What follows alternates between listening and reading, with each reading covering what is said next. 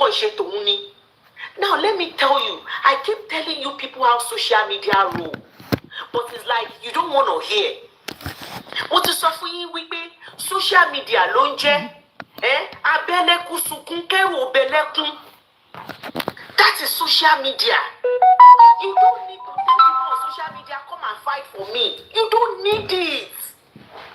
People just carry people's matter for head on social media. They don't know you.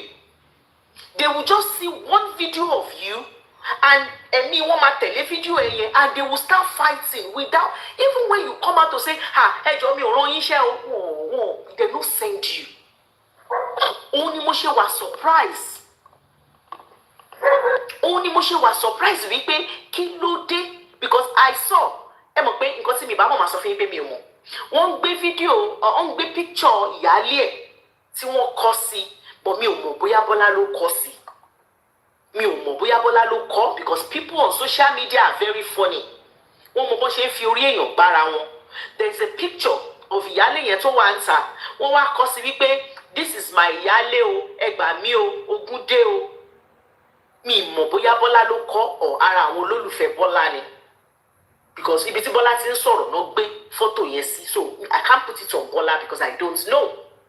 But if there is no evidence ipe ìyáálé ló gbé ṣépè àbí ìyáálé ló ṣí péjì fún, why is everybody ṣe ń bú ìyáálé? Ṣé èèyàn ń fẹ́ ọkọ dáràn ni? Èèyàn ọkùnrin kò dáa. Ṣé èèyàn ń fẹ́ ọkọ dáràn ni? Ṣé ìyáálé yìí ti fẹ́ ọkọ dáràn ní báyìí torí Ọlọ́run? Ọkọ ló lọ fokó kàn, ìyàwó ló ń gbé ṣépè. Ẹ jọ̀ọ́, ẹ̀yin náà ẹ̀wẹ́ make it make sense. Ọkọ ó fi ìyáálé yẹ ìyàwó tó ní tẹ́lẹ̀ ó fi sílẹ̀ nínú ilé. Ó lọ kọ ẹnu ìfẹ́ sí Bọ́lá. Bọ́lá mo nífẹ̀ẹ́, mo fẹ́ fẹ́ ẹ. Bọ́lá náà dẹ̀ sọ nínú ọ̀rọ̀ tí mo play sí. Bọ́lá sọ wípé single guy ti fojú òun ré mọ̀. Nítorí pé Bọ́lá ò fẹ́ ré mọ̀ mọ́ láyé ẹ̀ ni Bọ́lá bá pọ̀ sókèrè ló bá wò pé jẹ́ kí n kúkú lọ sọ́dọ̀ married man. Kò sí èèmọ̀ kankan, ọ̀dọ̀ single guy nìkan lè mọ̀ wà. Kò sí èèmọ̀ lọ́dọ̀ married man. Torí Bọ́lá ò fẹ́ ré mọ̀ mọ́, èèmọ̀ tí single guy fi kàn ni Bọ́lá bá bọ́ sí ọ̀dọ̀ married man. Now, you know a lot of us did not know ipe married man ni Bọ́lá fẹ́. Àtìgbà tó sì bímọ, she was living her life, she was doing good for herself. I followed her on Facebook. I always watch her videos. She was really doing good for herself. She doesn't have to come and tell us. She doesn't have to. And that is one thing I want us to learn. Is two ways. Is either she just decided to just say it, or bóyá ọ̀rọ̀ ẹ mọ̀ pé gbàmí téèyàn bá ń sọ̀rọ̀ as a speaker sometimes tó bá ń sọ̀rọ̀ ò ní mọ̀gbà tí maybe o kàn fọ̀rọ̀ sọ̀rọ̀ ẹ̀rọ kankan lè jábọ́. Is either bóyá ọ̀rọ̀ yẹn kàn jábọ́ ni or go intentionally, bóyá bó ṣe ń gbé ọkọ ẹ̀ pamọ́ tó ń gbé rẹ̀ pamọ́ yẹn. Bola has a lot of videos to show off. Bola has a lot of pictures tóun àtọkọ ẹ̀ ti yà. According to her, òun àtọkọ ẹ̀ ti jọ wà láti bí 8 years ago kó tó di pé wọ́n wá fẹ́ra. Ìgbà wo ló láwọn fẹ́ra yẹn? Ṣé last year náà fẹ́ra? No. Ìgbà wo ló bímọ yẹn? Ó dàbí pé bóyá year tó bímọ yẹn ló láwọn fẹ́ra. Correct me if I'm wrong. But what I'm saying is social media did not know you married. You were married to a married man. And nǹkan tí mo máa sọ fún wa nìyẹn. With social media, tẹ́ bá watch social media dáadáa, social media feeds on the information that you give to it. Nǹkan tó bá fún social media, only social media máa multiply ló máa dá padà fún ẹ. Whatever you drop on social media will keep it sínú kúlà. Wọ́n á dé, wọ́n á bẹ ráàpù ẹ̀, á máa gbóná fẹlifẹli. 10 years today, tó bá ṣí ọ̀rọ̀ ẹ, ó máa dàbẹ̀ pààlọ́ ló gbé sí ni, ó máa máa gbóná fẹlifẹli ni. You came online. We didn't have to know that information. But it's two things, my Lloyds. It's two things. It's either you're tired of keeping your man. I am not here to blame you. I am not in your shoes, yo. I am not doing any blaming here. Let everybody do what pleases them.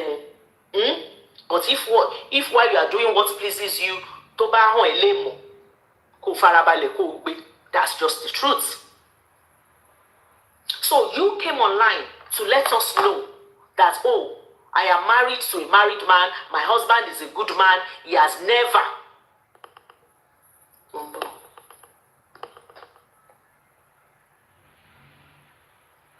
guys, that's my kí ló máa ń pè backup page. Ẹ jọ̀ọ́ bá mi follow it.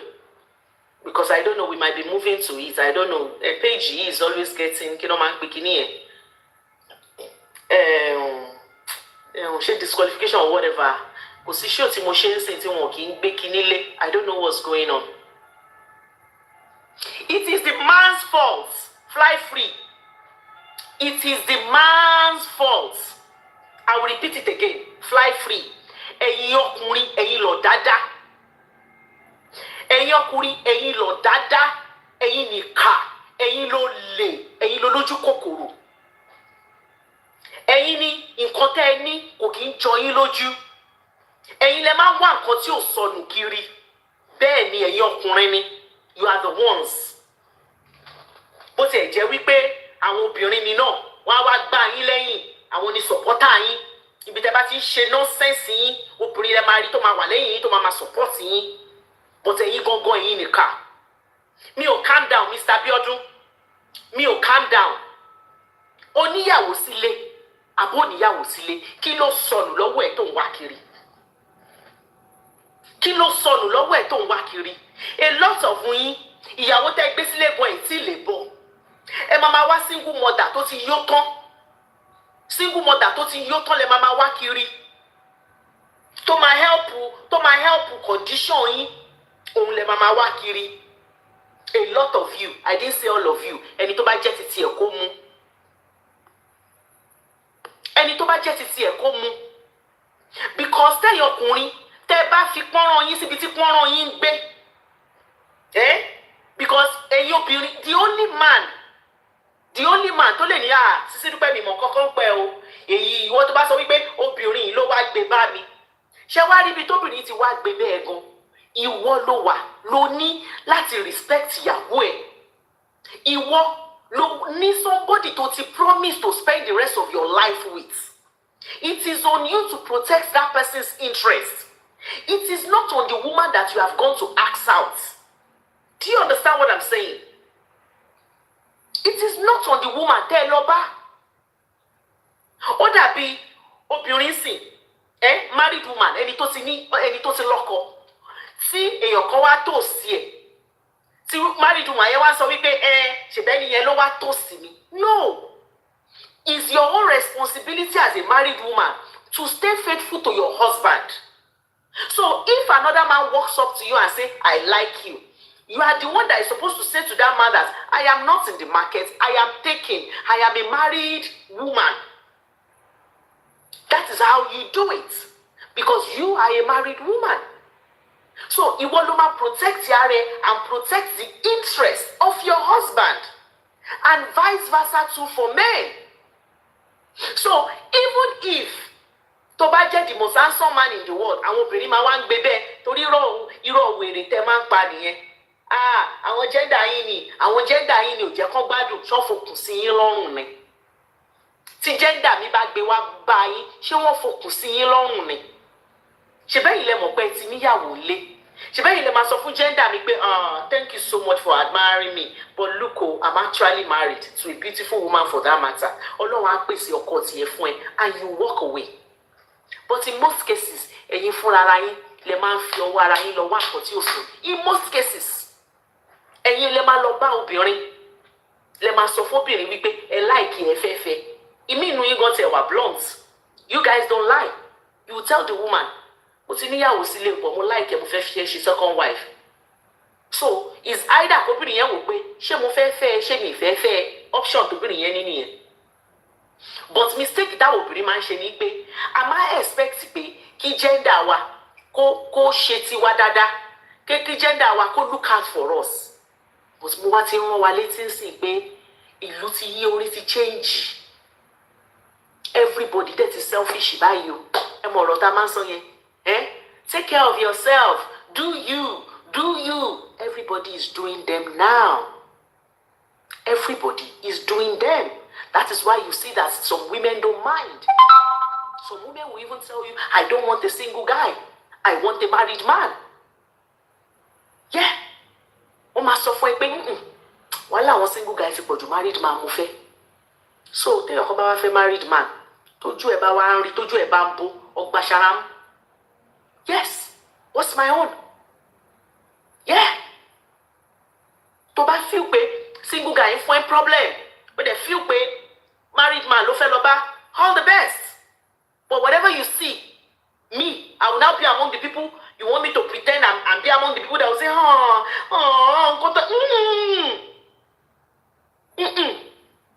Koto wo ni kálukú ló ṣe. Koto ni kálukú, any decision tí gbogbo wa bá ti make nílé ayé yìí, there is going to be an outcome for every decision tá bá take. Anything tó bá dé ti wá jáde ńbẹ̀ kó ní kálukú kó gbé bí gálà kan máa kiri ẹ̀. Kó gbé bí gálà kan máa kiri ẹ̀. But one thing I want to say to all of you, tẹ́ bá wọn bú ìyáálé yẹn, ọ̀rọ̀ kan ni mo fẹ́ sọ fún yín. Ipe tí ìyáálé yẹn ò bá mọ̀ nípa fake account yẹn, gbogbo ọ̀rọ̀ òdì tẹ́ bá sọ sí ìyáálé yẹn kó máa jẹ́ títí yín. Ẹni pé mo fi klọ́ọ̀tì sí, tó bá jẹ́ wípé ìyáálé ló wà nídìí fake profile yẹn, tó ń tró Bọ́lá, tó ń wíṣì ọmọ Bọ́lá ní burúkú, tó ń wíṣì Bọ́lá fúnra rẹ̀ ní burúkú àtàwọn fámìlì Bọ́lá, gbogbo ègún àtèpè tẹ́ ẹ bá gbéṣẹ́ kó máa jẹ́ títí ẹ̀. But tí ò bá mọ̀ nǹkan kan pa ẹ̀, tí ò bá mọ̀ nǹkan kan pa ẹ̀, tó bá jẹ́ wípé ó dàbí last year tí girl control Bọ́lá, tí obìnrin yìí ò mọ̀ nǹkan kan pa ẹ̀, tó bá jẹ́ pé same thing ní this year tẹ́ ẹ̀ tró obìnrin yìí, gbogbo ọ̀rọ̀ òdì tẹ́ bá sọ sí kò ní jẹ́ títí ẹ̀. Gbogbo àwa tá a wà ń bí báyìí, gbogbo àwa obìnrin tá a wà ń bí báyìí, tá a ti wà ń lé ọkọ, àní fọ́kọ dáràn, àní fẹ́ ọkọ dáràn. My house of joy. Sisidupe, wá ìtẹ̀ṣẹ́ ń gbàdúrà fáwọn married women tó ti fẹ́ ọkọ. Ṣùgbọ́n wọ́n ti fẹ́ ọkọ ẹ̀ wá ni wọn ò ní fẹ́ ọkọ dáràn. Wọ́n ti fẹ́ ọkọ already now. Àwọn single. Wọ́n ti fẹ́ ọkọ. Ṣé ìyáálé Bọ́lá ṣé kò fọkọ dáràn báyìí? Great one. Èmi tí mò ń gbàdúrà páàdì fọkọ dáràn. You think I don't know what I am saying? Ẹ ti fẹ́ already now. Òun náà ni àní fẹ́ dáràn. A ti fẹ́. But àní fẹ́ dáràn. Àdúrà tí mo fẹ́ ṣe nìyẹn. Ẹ tó bá fẹ́ ṣàmì sí kó ṣe. Because ìyáálé Bọ́lá ọkọ ló fẹ́ náà. Ọkọ ló fẹ́. Ọkọ ìyáálé Bọ́lá òun ló ń fi ojú Bọ́lá, òun ló ń fi ojú ìyáálé rí rẹ́dẹ̀rẹ́dẹ̀. Òun ló ń fi ọkọ ìyáálé Bọ́lá, òun ló ń fi ojú Bọ́lá kọ́ ló ń fi ojú ìyáálé rí rẹ́dẹ̀rẹ́dẹ̀. No. Ọkọ tó fẹ́ ìyáálé òun ló ń fi ojú woman yẹn rí rẹ́dẹ̀rẹ́dẹ̀ báyìí. Torí òun ló lọ sọ́dọ̀ Bọ́lá, òun ló lọ sọ́yọ́ ló tọ̀yọ̀ bọ̀. Ṣé bóun lórí Bọ́lá lóun fẹ́ Bọ́lá? The woman was not there, even according to the gist. Correct me if I'm wrong. I am going with what I saw on social media. Bola has been dating this man, unbeknown to the wife at home. They said Bola has been dating the man for like over 5 years. Kó tẹ̀ tó di pé máa yẹn fẹ́ ló ti ń dún ọkọ lọ́kọ. Tó sọ wípé social media mo ti rí o, you can correct me. Tó sọ wípé ìyáálé tó wà lé did not know about it. Allegedly. But Sherry, social media, you know, we can talk. You see, but it's still your gender now. Yes, sir. Kí ni gender mi ṣe, sir? Mr. Biodun, sir. But to be fair, okay, yes, sir. This lady, hold on, Mike and John Jamino. This lady, what she date the single person, tell the left, only so yes. Only oko kini kan sílẹ̀ tó lọ gbé kini sí whatever. Okay, am I being? Ẹ jẹ́ kí fún yín example kan sìn. Ẹ jẹ́ fún yín example kan. Okay. Tí ọkùnrin kan sìn tó bá lọ ask the married woman out, tí married woman yẹn gbà fún, ta ló jẹ̀bi? Ọkùnrin ni. Sisidupe ọkùnrin yẹn ni. Ọkùnrin tó lọ ask the married woman out ló jẹ̀bi. Torí married woman. Yes. Tó dẹ̀ lọ. Okay, hold on. Ẹ pàtẹ́wọ́ fúnra yín, ẹ pàtẹ́wọ́. Ṣé bí tẹ́ fẹ́ lọ nìyẹn? Mo fẹ́ bí yín ká tó lọ síbẹ̀, ṣé ẹ fẹ́ ká máa lọ bẹ̀ àbí kí n padà? Ẹ jẹ́ ká continue. Great one. Ṣé o fẹ́ tún ọ̀rọ̀ yẹn sọ àbí o fẹ́ filẹ̀ bẹ́ẹ̀? Mo máa filẹ̀ bẹ́ẹ̀. O fẹ́ filẹ̀ bẹ́ẹ̀ now, ẹ jẹ́ filẹ̀ bẹ́ẹ̀. So, ọkùnrin tó lọ toast the married woman, òun ló jẹ̀bi, àbí? Yes. Okay. So, ọkùnrin tó lọ toast married man tó lọ toast single lady, ta ló jẹ̀bi? ọkùnrin yẹn ni. How can it be? How can you say ọkùnrin ló jẹ̀bi but obìnrin tó gbà láti fẹ́ ẹni tó wá tòsí ẹ̀ ò jẹ̀bi? Great one. Ok, ẹ jẹ́ ká ṣe báyìí. Dúró síbi kan kí n lè mọ bí tẹ́gbà máa ti bà ẹ́. The same thing náà ni we are still saying the same thing. No, you said it's the man that ó sọ wípé ọkùnrin tó bá ask a married woman out fóun ló jẹ̀bi. Yes.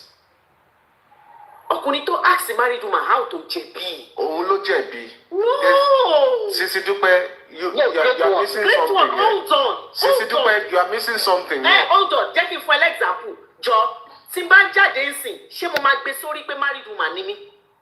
No. Tí mo bá, do you know how many single people wear ring? I have been wearing wedding ring láti 2005 ni mo ti wọ wedding ring. I love wedding band. As I speak now, mi ò exaggerate.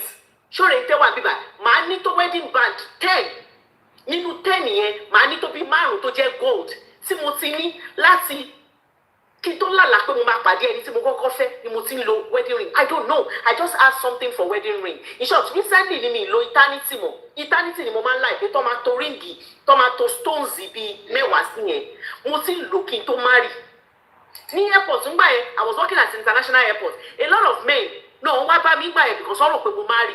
But ẹ bá ráwọn tó jẹ́ pé wọn ò rányàn, wọ́n máa wá bá mi ní, wọ́n máa bi mí pé ṣé mo marry. Màá ẹ̀sùn wá sọ fún mi pé mi ì marry. Why are you wearing the ring? Because I like it. So what I am saying to you is, a woman can wear a ring. That does not mean that woman is married. Yes. Because I been wearing ring before I ever got married. I love wedding bands. Wedding bands. Let me justify my answer. No. Kó tó justify answer ẹ̀. So mo wá sọ́ọ̀sì wípé tí ọkùnrin ò bá mọ̀ pé obìnrin wà married tó walk up sí mi, let's say a man walk up to me now and say Sisidupe mo like ẹ. Tí mo bá sọ fọ́kùnrin yẹn wípé yes èmi náà like ẹ tí mo bẹ̀rẹ̀ sí ní fẹ́, how can I blame that man? Because I did not tell that man that I am married. Now we are saying the same thing. Let's be logic about this. When a single man goes to a married woman and asks the married woman out, you are to blame the man. Because you are not in control of what that man is bringing. The only thing you can do is to reject. If you play along with it, then you have the married woman have himself to blame. She gets me. I don't know if anybody understands what I am saying. You cannot control a man that is coming to meet you to say hi, even though he knows that you are married. You cannot control that move. The only thing you can control is the refusal or the acceptance. So whereby you now accept it, then you now have yourself to blame. That's correct.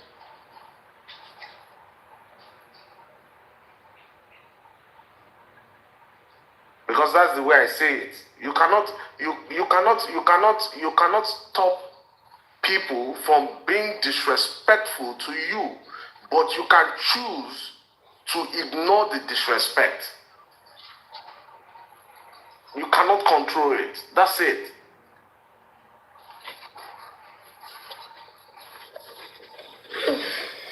Sisidupe, I understand the Kotimoso. No. What I am trying to say is that if a man comes to meet a married woman, or that he does not even know that he or she is married, with your own case that you just said. So how do you blame the man? How can you blame the man? Now, I will blame the man because you, as a married woman, does not have a control of the action of the other person. No. Let's be logical. Oh, ti get it. We say get ṣàlàyé fún ẹ. Mi ò sọ ṣé orí obìnrin tó wá bá tó sọ pé no. Of course, she doesn't have a blame. Mo sọ pé obìnrin tó gbà. Now, tí ọkùnrin sì bá lọ bá married woman. Jẹ́ kí n kú ẹbí again. Tí ọkùnrin bá lọ bá married woman. Either ó mọ̀ kó marry o, kò mọ̀ kó marry o. Ọkùnrin wá bá mi sìn as a married woman. Ìgbẹ́ mo láìpẹ́ mo fẹ́ fẹ́. Mo dẹ̀ sọ fọ́kùnrin yẹn náà pé mo kú ẹ̀jẹ̀ mo bẹ̀rẹ̀ sí ní fẹ́. Who gets the blame? Both of them. How?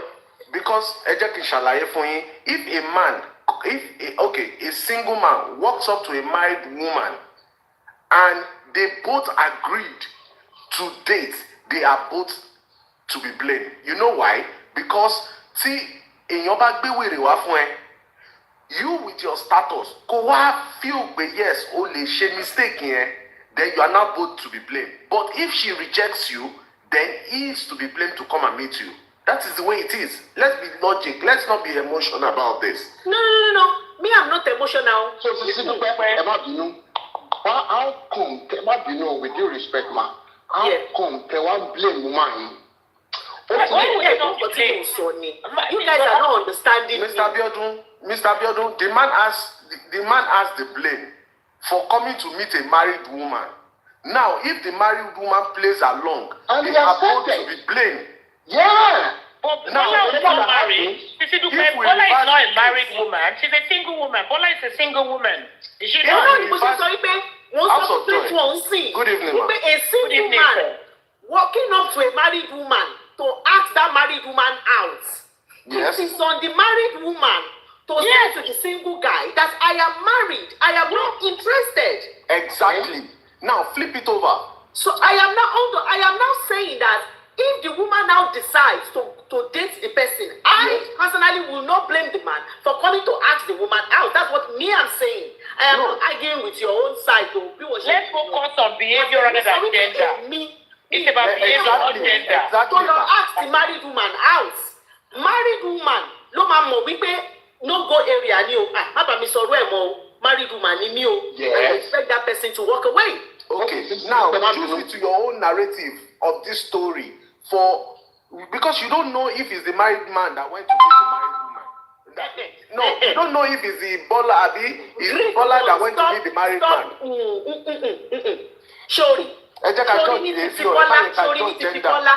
Sorry ní titi Bola tó bá jẹ́ Bola ló lọ ask man yẹn house. Okay. Ó jẹ́ man yẹn ló lọ ask Bola house.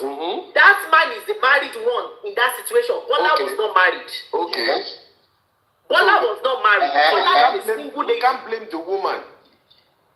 No, but you can't blame the man either. No, we blame the man. Mr. Abiodun, any sorrow, and for a great one, any sorrow.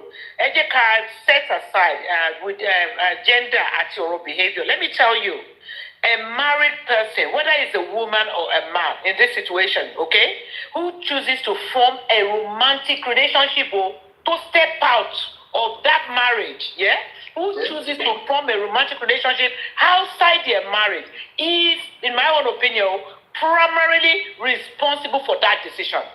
Okay? Because that person, don't want to marriage, won't violate their own commitment. Okay? Won't make a vow. That person is married. You understand? Even though we can say, when we say the single person, we can say that ethically, we can question that. Okay? While a single person involvement can be ethically questioned, but the core issue here, it is about respect, honesty, and personal accountability. You are a married man. You are violating, you're violating something. What about the moral? That's it. Okay? Regardless of whether Bola no bow or Bola no bow, the point here is that as at the time you are committed to somebody else. You are a married man. But man, elder man. Okay? What about if his religion accept or his faith now accept such act? What do you say to that? See, religion never allow it, okay? Yes, religion they might hide on that. Hold on, that's okay. Get down. Now that is what religion says now. Hold on, but the religion part, are you meant to be dating the person for like 5-8 years and not tell your woman? That is no longer religion. That is you stepping out for years. Religion. It has nothing to do with religion. Hey, but sister, ma, blame lady, with due respect, because the point is, now they dated for 5 years. It means that they've known each other well. So he thought that maybe they dated for like 1 month, 2 months, and pregnancy came. It's different. The lady understood exactly what she was going into. Mr. Abiodun, if you want to talk about the genesis in this issue, in this Bola's issue? Where did it start from? How do you know? You don't understand. If Bola's husband now, tó ti níyàwó tẹ́lẹ̀, tí ò bá lọ toast Bola, ṣé a máa wà níbi tá a wà yìí? No. It's on the man. The man that decided to go ask the lady, it's on the man. Simple and everything. It's the man's fault.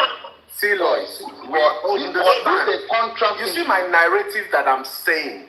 My Great one. I understand what you're saying. And the same thing on the answer of Joy is saying. You see, what Sisidupe is trying to do is like permitting Bola for his bad action. Oh, see, Debini, mo ti mẹ́nu bọ̀rọ̀ Bola. But the anger that I have is, tẹ́yìn ọkùnrin bá ti joyè, tẹ́ bá ti ṣe bàbá yọkóyọkó yín, tẹ́ bá ti dá gbogbo lẹ́rù. Is my gender fighting each other? Ẹ̀yin ọkùnrin yẹn máa wá ta kété. That is what I am saying. I am not justifying Bola, but I am saying that the man that started this whole shenanigan, this man that already has a wife and decided to go and ask Bola out. Where is he now? He's there. Look at the women. Look at what they are doing to themselves. Look at what social media. We have a group Yale, group Bola, fighting each other, cursing each other, calling each other all sort of names. Where is the man at the back bench? Okay, What are will we the now? woman go for Okay, themselves? Sisidupe, well said. Are we now saying that if those two women are fighting because of one Okoti Owote, who is senseless here? No, senseless. Thank you very much. So, Emma, great narrative. No. Don't tell me what to say. Ẹ̀yin ọkùnrin, ẹ̀yin lè kó ẹ̀dá. I will keep saying that. Ẹ̀yin lè kó ẹ̀dá. Ẹ̀yin ni. Ẹ̀yin ni ẹ máa fi yán sílẹ̀, máa dọ̀ kàlámù káàkiri. And you see, let me say something. Let's not forget. Can I say something? What about the Bola that knew that he was a married man and decided to go on a relationship with? Because it's one thing for a married man to walk up to you and say, "I want to date you." You know he's married. If you don't want to be a part of that triangle, you decline. But if you want to be a part of the triangle, then I said whatever comes your way. Me notice so yeah.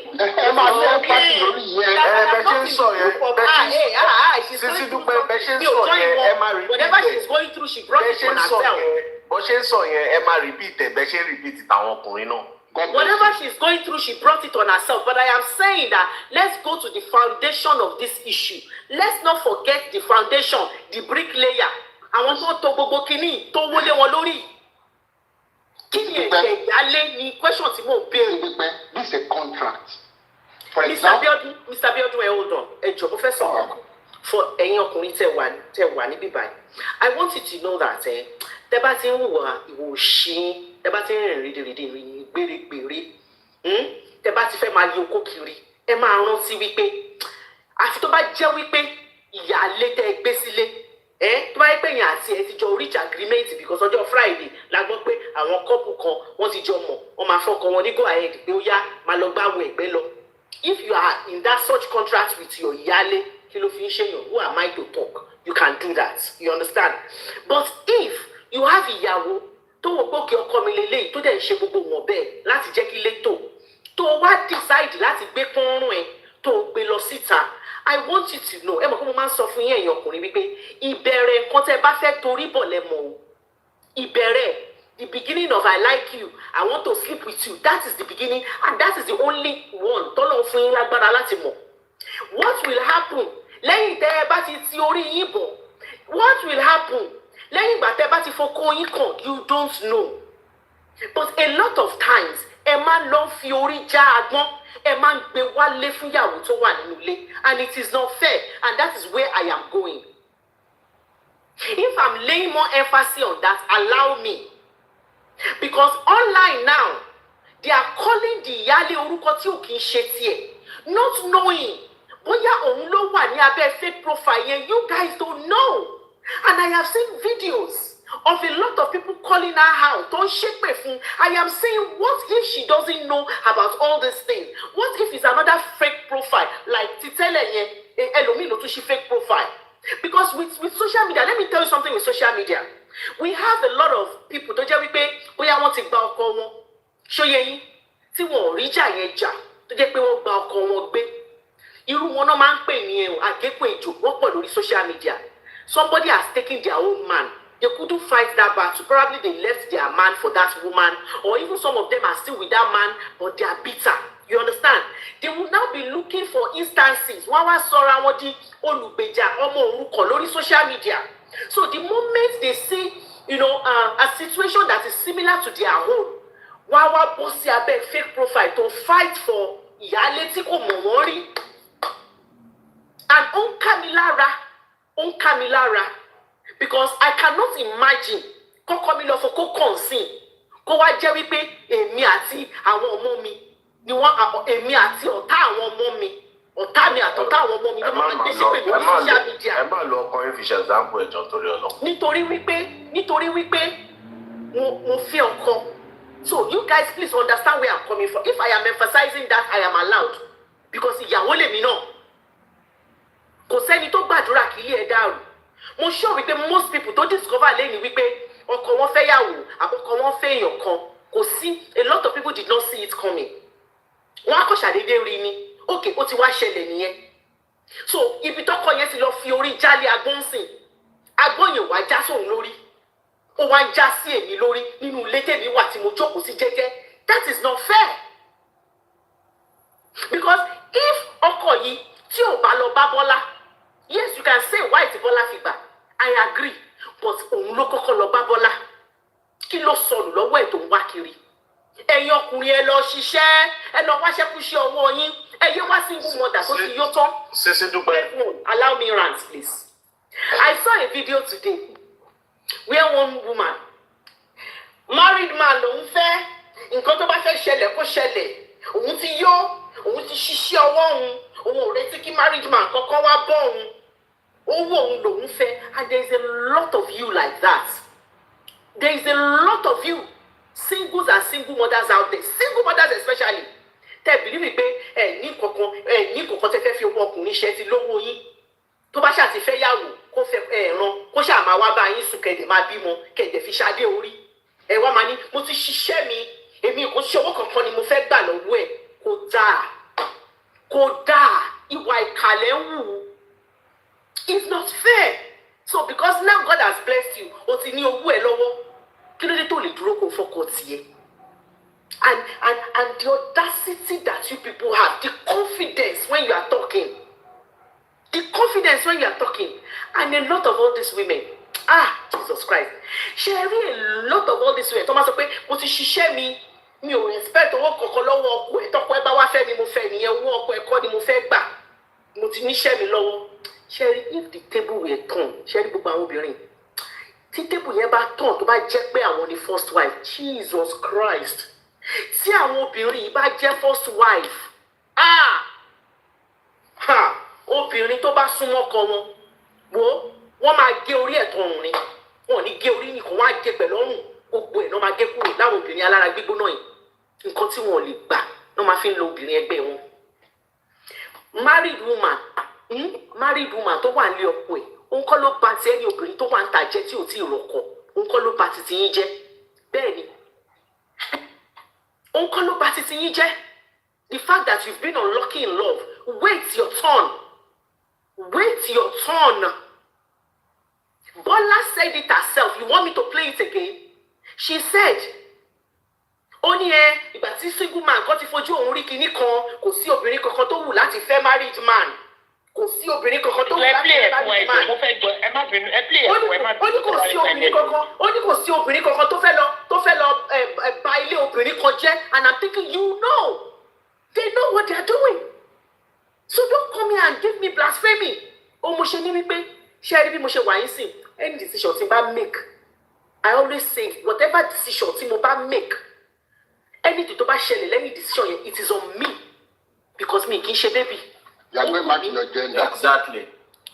Ọmọ pé wà. Ni mo make it. No. This is not just for my gender. I am talking as ọkùnrin àtobìnrin. Ìwọ ọkùnrin tó níyàwó sílé tó yọ okú ẹ̀ bọ́ síta. Anything tó bá bọ́ síta lẹ́yìn tó bá ti yọ okú ẹ̀ síta yẹn, gbé kó ṣoṣù ká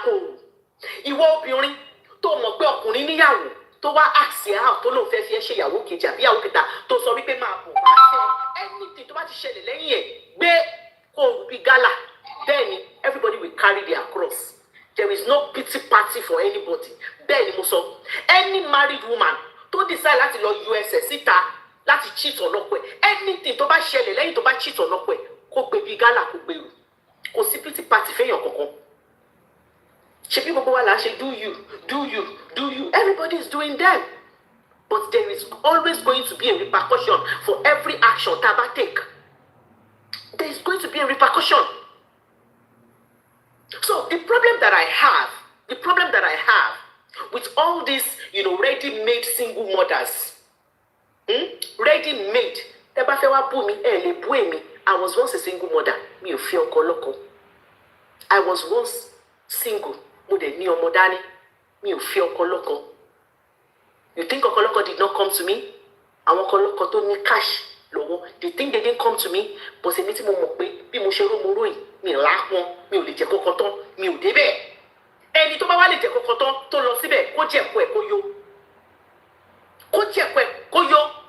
Ṣé rí mùsì gbogbo ẹ̀yin tẹ máa sọ wípé ẹ ti tó tán yìí, ẹ ti tó tán yìí, ẹ ti tó tán yìí. Àìní sùúrù yín ni. Ẹ ti rọra yín pin ni. A lot of you ẹ ti rọra yín pin ni. Orí social media yìí láti máa rí a lot of you. You come online. After tẹ bá ti ṣe tán, ẹ máa regret ẹ. Orí social Ọlọ́run máa pa wá. Orí social media yìí lè máa wá tẹ̀sí máa wá sọ. Ẹ̀yin lẹ máa ń gbéṣan. Ẹ̀yin lẹ gbéṣan láwọn ọkùnrin lọ́wọ́. Ẹ̀yin lẹ jẹ́ kí Ọlọ́run tó lọ́n bá fẹ́ punish àwọn bàbá yọkóyọkó yẹn. Ẹ jẹ́ kọ́lọ́run rí wọn punish. Do you notice that even when God wants to come and punish men for what they have done, my gender will be the one. Wọ́n máa gbáyà wọn síbẹ̀ ni. Ọlọ́run má jẹ́ kíní kankan ọkùnrin yẹn. Èmi ni Ọlọ́run èmi ni. Wọ́n á gbé àyà síbẹ̀ ni wọ́n á kọ́lọ́run máa yìnbọn síbẹ̀ ni. Àwa la máa guide ọkùnrin yẹn báyìí. Ọkùnrin tó ń ṣe òṣì ni ò tó ń ṣe nonsense a tún máa dúró síbi àmàsọ fọlọ́run pé ó yá gbogbo nǹkan tó bá ń bọ̀ máa forí rọ̀ ọkọ mi ni Ọlọ́run máa yìn mí má jẹ́ ó bá a ìṣì ṣó níbi tí wọ́n ti dúró sílẹ̀ tó sọ pé má jẹ́ ó bá ibi tọkùnrin yẹn wà ó tún ti mú another one because ẹ̀yin lẹ fún láyè ẹ̀yin àwa ni enabler women are the enabler of this men. You see us coming online fighting each other drawing each other's hair. And sometimes I will be asking, where is the man in question? I will not see the man. Gender mi lè máa rí. Bó ṣe máa gbéra wọn ṣépè. Wọ́n máa gbé àwọn ọmọ tó gbé sínú wọn fún lóṣù mẹ́sàn-án. Wọ́n máa gbé àwọn ọmọ tó bí. Àwọn ọmọ tẹ́ bí tẹ́ gbé sínú yín fún oṣù mẹ́sàn-án. You know, I don't know how easy it is for some people. Wọ́n náà wọn kọ̀ báyìí, wọ́n máa balẹ̀ gbé wọn ni o. Because you are fighting over a man, you will be saying negative things to your children. To basic way for oṣù mẹ́sàn-án. Please tell me, what is the justification for that? Àwọn ọkùnrin tó láǹkúrí. Ẹjọ́, ultimate kò tí kàn yín mo máa pè yín. Ẹjọ́ bá fún wa lọ́rọ̀ o. Àwọn tí ò wà lára àwọn tí ò láǹkúrí, ẹni tó bá wà lára àwọn tí ò láǹkúrí kò mu. Èyí tó bá tí ò bá ti láǹkúrí nínú yín bíbá ẹ̀ mú títí ní. Ó dà gbọ́rọ̀ yẹn bá ultimate yẹn. Òun náà ni èyí tí ò bá ti láǹkúrí. Nígbà tó láwọn ọkùnrin náà sọ pé àwọn. Òun náà ni mo ṣe ní àwọn so èyí tó bá ti jẹ́ títí ẹ mú bẹ̀ kẹ lọ change kẹ lọ yíwà padà. Wọ́n tọrọ wa ní tìǹbì àwọn tọrọ wa ni àwọn náà ti di ìyàwó. Ẹyẹ ṣe játijàti nǹkan tí ò dá kò lórúkọ méjì. I see, let me tell you men, ẹ má gbàgbé ìpèsè àwọn obìnrin àjábọ́ láti sánmọ̀ o. Àwa obìnrin yìí ṣe bẹ́yìn náà lẹ́bi wa. Àbí ṣó ṣeé ni kóbìnrin dà ṣe ni. Have you forgotten you are our fathers? Àwa èmi sìn mo ṣáà ní bàbá. Bí mo ṣe wà yìí sìn ẹ̀yin ọkùnrin ẹ̀yin ọmọbìnrin ẹ̀yin ìyá ẹ̀yin aunties ẹ̀yin nieces. Just like I always say to women too, tó bá ń ṣàìdá sí ọkọ wọn, like I always say to them pé ẹ̀yin náà ẹbí ọmọbìnrin same thing ni máa sọ fẹ́yìn ọkùnrin nǹkan tí ò dáa. Mélòó la fẹ́ lò láyé gangan tá à ń wẹ̀wù rìn? Ṣé èèyàn fẹ́ ọkọ dárùn ni? Rẹ́gẹ̀rẹ́gẹ́ tójú àwọn ìyálé máa ń rí these days ó ti pọ̀ ju kò dáa. Ojú àwọn ìyálé rí rẹ́gẹ̀rẹ́gẹ́ lẹ́nu ọjọ́ mẹ́ta yìí lórí social media yìí. Lórí pé mo fẹ́ ọkọ mi decide láti lọ ṣe nonsense and concubinity. Èmi wá ni mo máa gba comeback gbogbo nonsense tọkọ yẹn lọ ṣe orí mi ló máa jábọ́ sí. That's not fair. Ibo ló ti ń ṣerú ẹ̀? Just a simple question. Who is the victim in all this? Thank you. Ìyálé ni. God bless you. Ìyálé is the victim. She's not the victim. Oh my goodness. What do you want to do? She only wanted to do. It's not my opinion. You understand the angle? I don't understand. Yes, she's not a victim. I understand the angle Olutife that's okay. So, but the Lord will kúrò bẹ́ẹ̀. Once she's saying something, you stop being a victim. When you first started, yes, she was a victim. I will allow you. Okay, I agree with you. I will allow you, Olu. I will allow you, Olu. But if any woman decides to stay, if any woman, like, okay, ọkọ èèyàn kan sì ó lọ yọkó síta, ó wá fẹ́ nìyẹn, ìyálé wá decide láti dúró. Are we now saying that because she has decided to wait? No. Ojú ẹ̀ gbọ́dọ̀ rí rẹ́dẹ̀rẹ́dẹ́. Hell no. Ojú ẹni tó gbọ́dọ̀ rí rẹ́dẹ̀rẹ́dẹ́. Òun ni ojú ẹni tó bọ́ síta tó lọ ṣe nonsense. Ìyálé kọ́ ló nọ̀sẹ̀ síta now. Ìyálé ò nọ̀sẹ̀ síta. I disagree with you, ma. I disagree. Kí ló lójú ọkùnrin very good. Ẹ̀yọ́ mi orí pláfọ́ọ̀mù yìí. I disagree. Ojú everybody máa rí I disagree. Ìgbà tí Olú ti dé sí yìí, Olúwa fún yín lọ́rọ̀ sọ. Hold on, opinion mi ni. Mi ò ní fọ́kọ dáràn. Àmì àdùnmí náà. Tí ọkọ mi bá yọ ẹsẹ̀ jáde, orí ẹ̀ ni kò fi kó jábì. Mi ò gbọ́dọ̀ forí ko àwọn ọmọ mi ò gbọ́dọ̀ forí ko. Orí ẹ̀ tó fi lọ kó níbi tó ti kó dáko, kó dágbé. Ẹni ọkùnrin tó bá ti wá wàkúwà, òun ni individually báyìí, òun ni kó rírìkúrì. Ìyálé tó wà lé àtàwọn ọmọ ẹ̀ ò gbọ́dọ̀ rírìkúrì. Bọ̀ jẹ́ ìdáyẹ̀ láti wá padà bá. I am not disputing. I don't care. I don't care. Kí lọkùnrin yẹn forí ẹ̀ kó gan-an ọ̀rọ̀ tẹ̀ sẹ́ kọ́ fọ́ọ̀dì ní kó forí ẹ̀ kó kọ̀ọ̀kan. Ultimate ọkùnrin ẹni tí ọkùnrin yẹn lọ bá kò hold me anything as a wife. Of course I understand. Kò hold me obìnrin tí ọkọ mi lọ bá wípé I like you. Kí ni ọkùnrin yẹn forí kó? Kí lọkùnrin yẹn forí kó? Kò forí kó. Sisidupe. Mọ̀kọ́ tó ṣẹlẹ̀ lórí social media. Jẹ́ kí answer ultimate. Àwọn tìyálé hold on. Àwọn tìyálé wọ́n ń gbé ọmọ ìyàwó ṣépè. Àwọn tìyàwó wọ́n ń gbé ọmọ ìyálé ṣépè. Ta ló bí ọmọ ìyálé àtọmọ ìyàwó? Emotion ni gbogbo yẹn. Yẹ rí gbogbo Ta ló bí ọmọ ìyálé àtọmọ ìyàwó? Sisidupe ẹni sòrò. Èèyàn ò bá ṣe pé dọ̀là kádàrá máa dúró. Èèyàn á lè máa ní ẹ fi gbogbo yẹn lẹ̀. Ẹ kò ń sọ̀rọ̀ bẹ́ẹ̀ yà lọ. Kádàrá wèrè wo. Ó máa láti kò ṣiṣẹ́ social media. Kọ́ máa gbé ṣépè, kọ́ máa gbọ́gbọ́ ẹ̀ ṣépè. Kádàrá wèrè wo. Ṣé èpè tó ń ṣẹ́ fáwọn politician ṣé ọ̀dẹ́ èèyàn? Ẹ má jà tán àwọn ìdá máa débi tó fẹ́ dé. Ultimate sir, ẹ jẹ́ kí explain nǹkan tí wọ́n mean. You see, when we are selfish with our decision, we do not understand that people that really love us or people that we love face the consequences of our actions. Okay. For example, when you decide to go outside your marriage and decide to go and meet somebody else and everything scatters, while of fair anything tó mọ̀ délédélé because ó lè mú obìnrin tán ó wá wọnúlé ó wá cause commotion ó wá di ọgbà wèrè. Now, are you saying that the children will not face the consequences? There will be spiritual battles because obìnrin sóbìnrin wọ́n máa léra wọn dọ́là ni.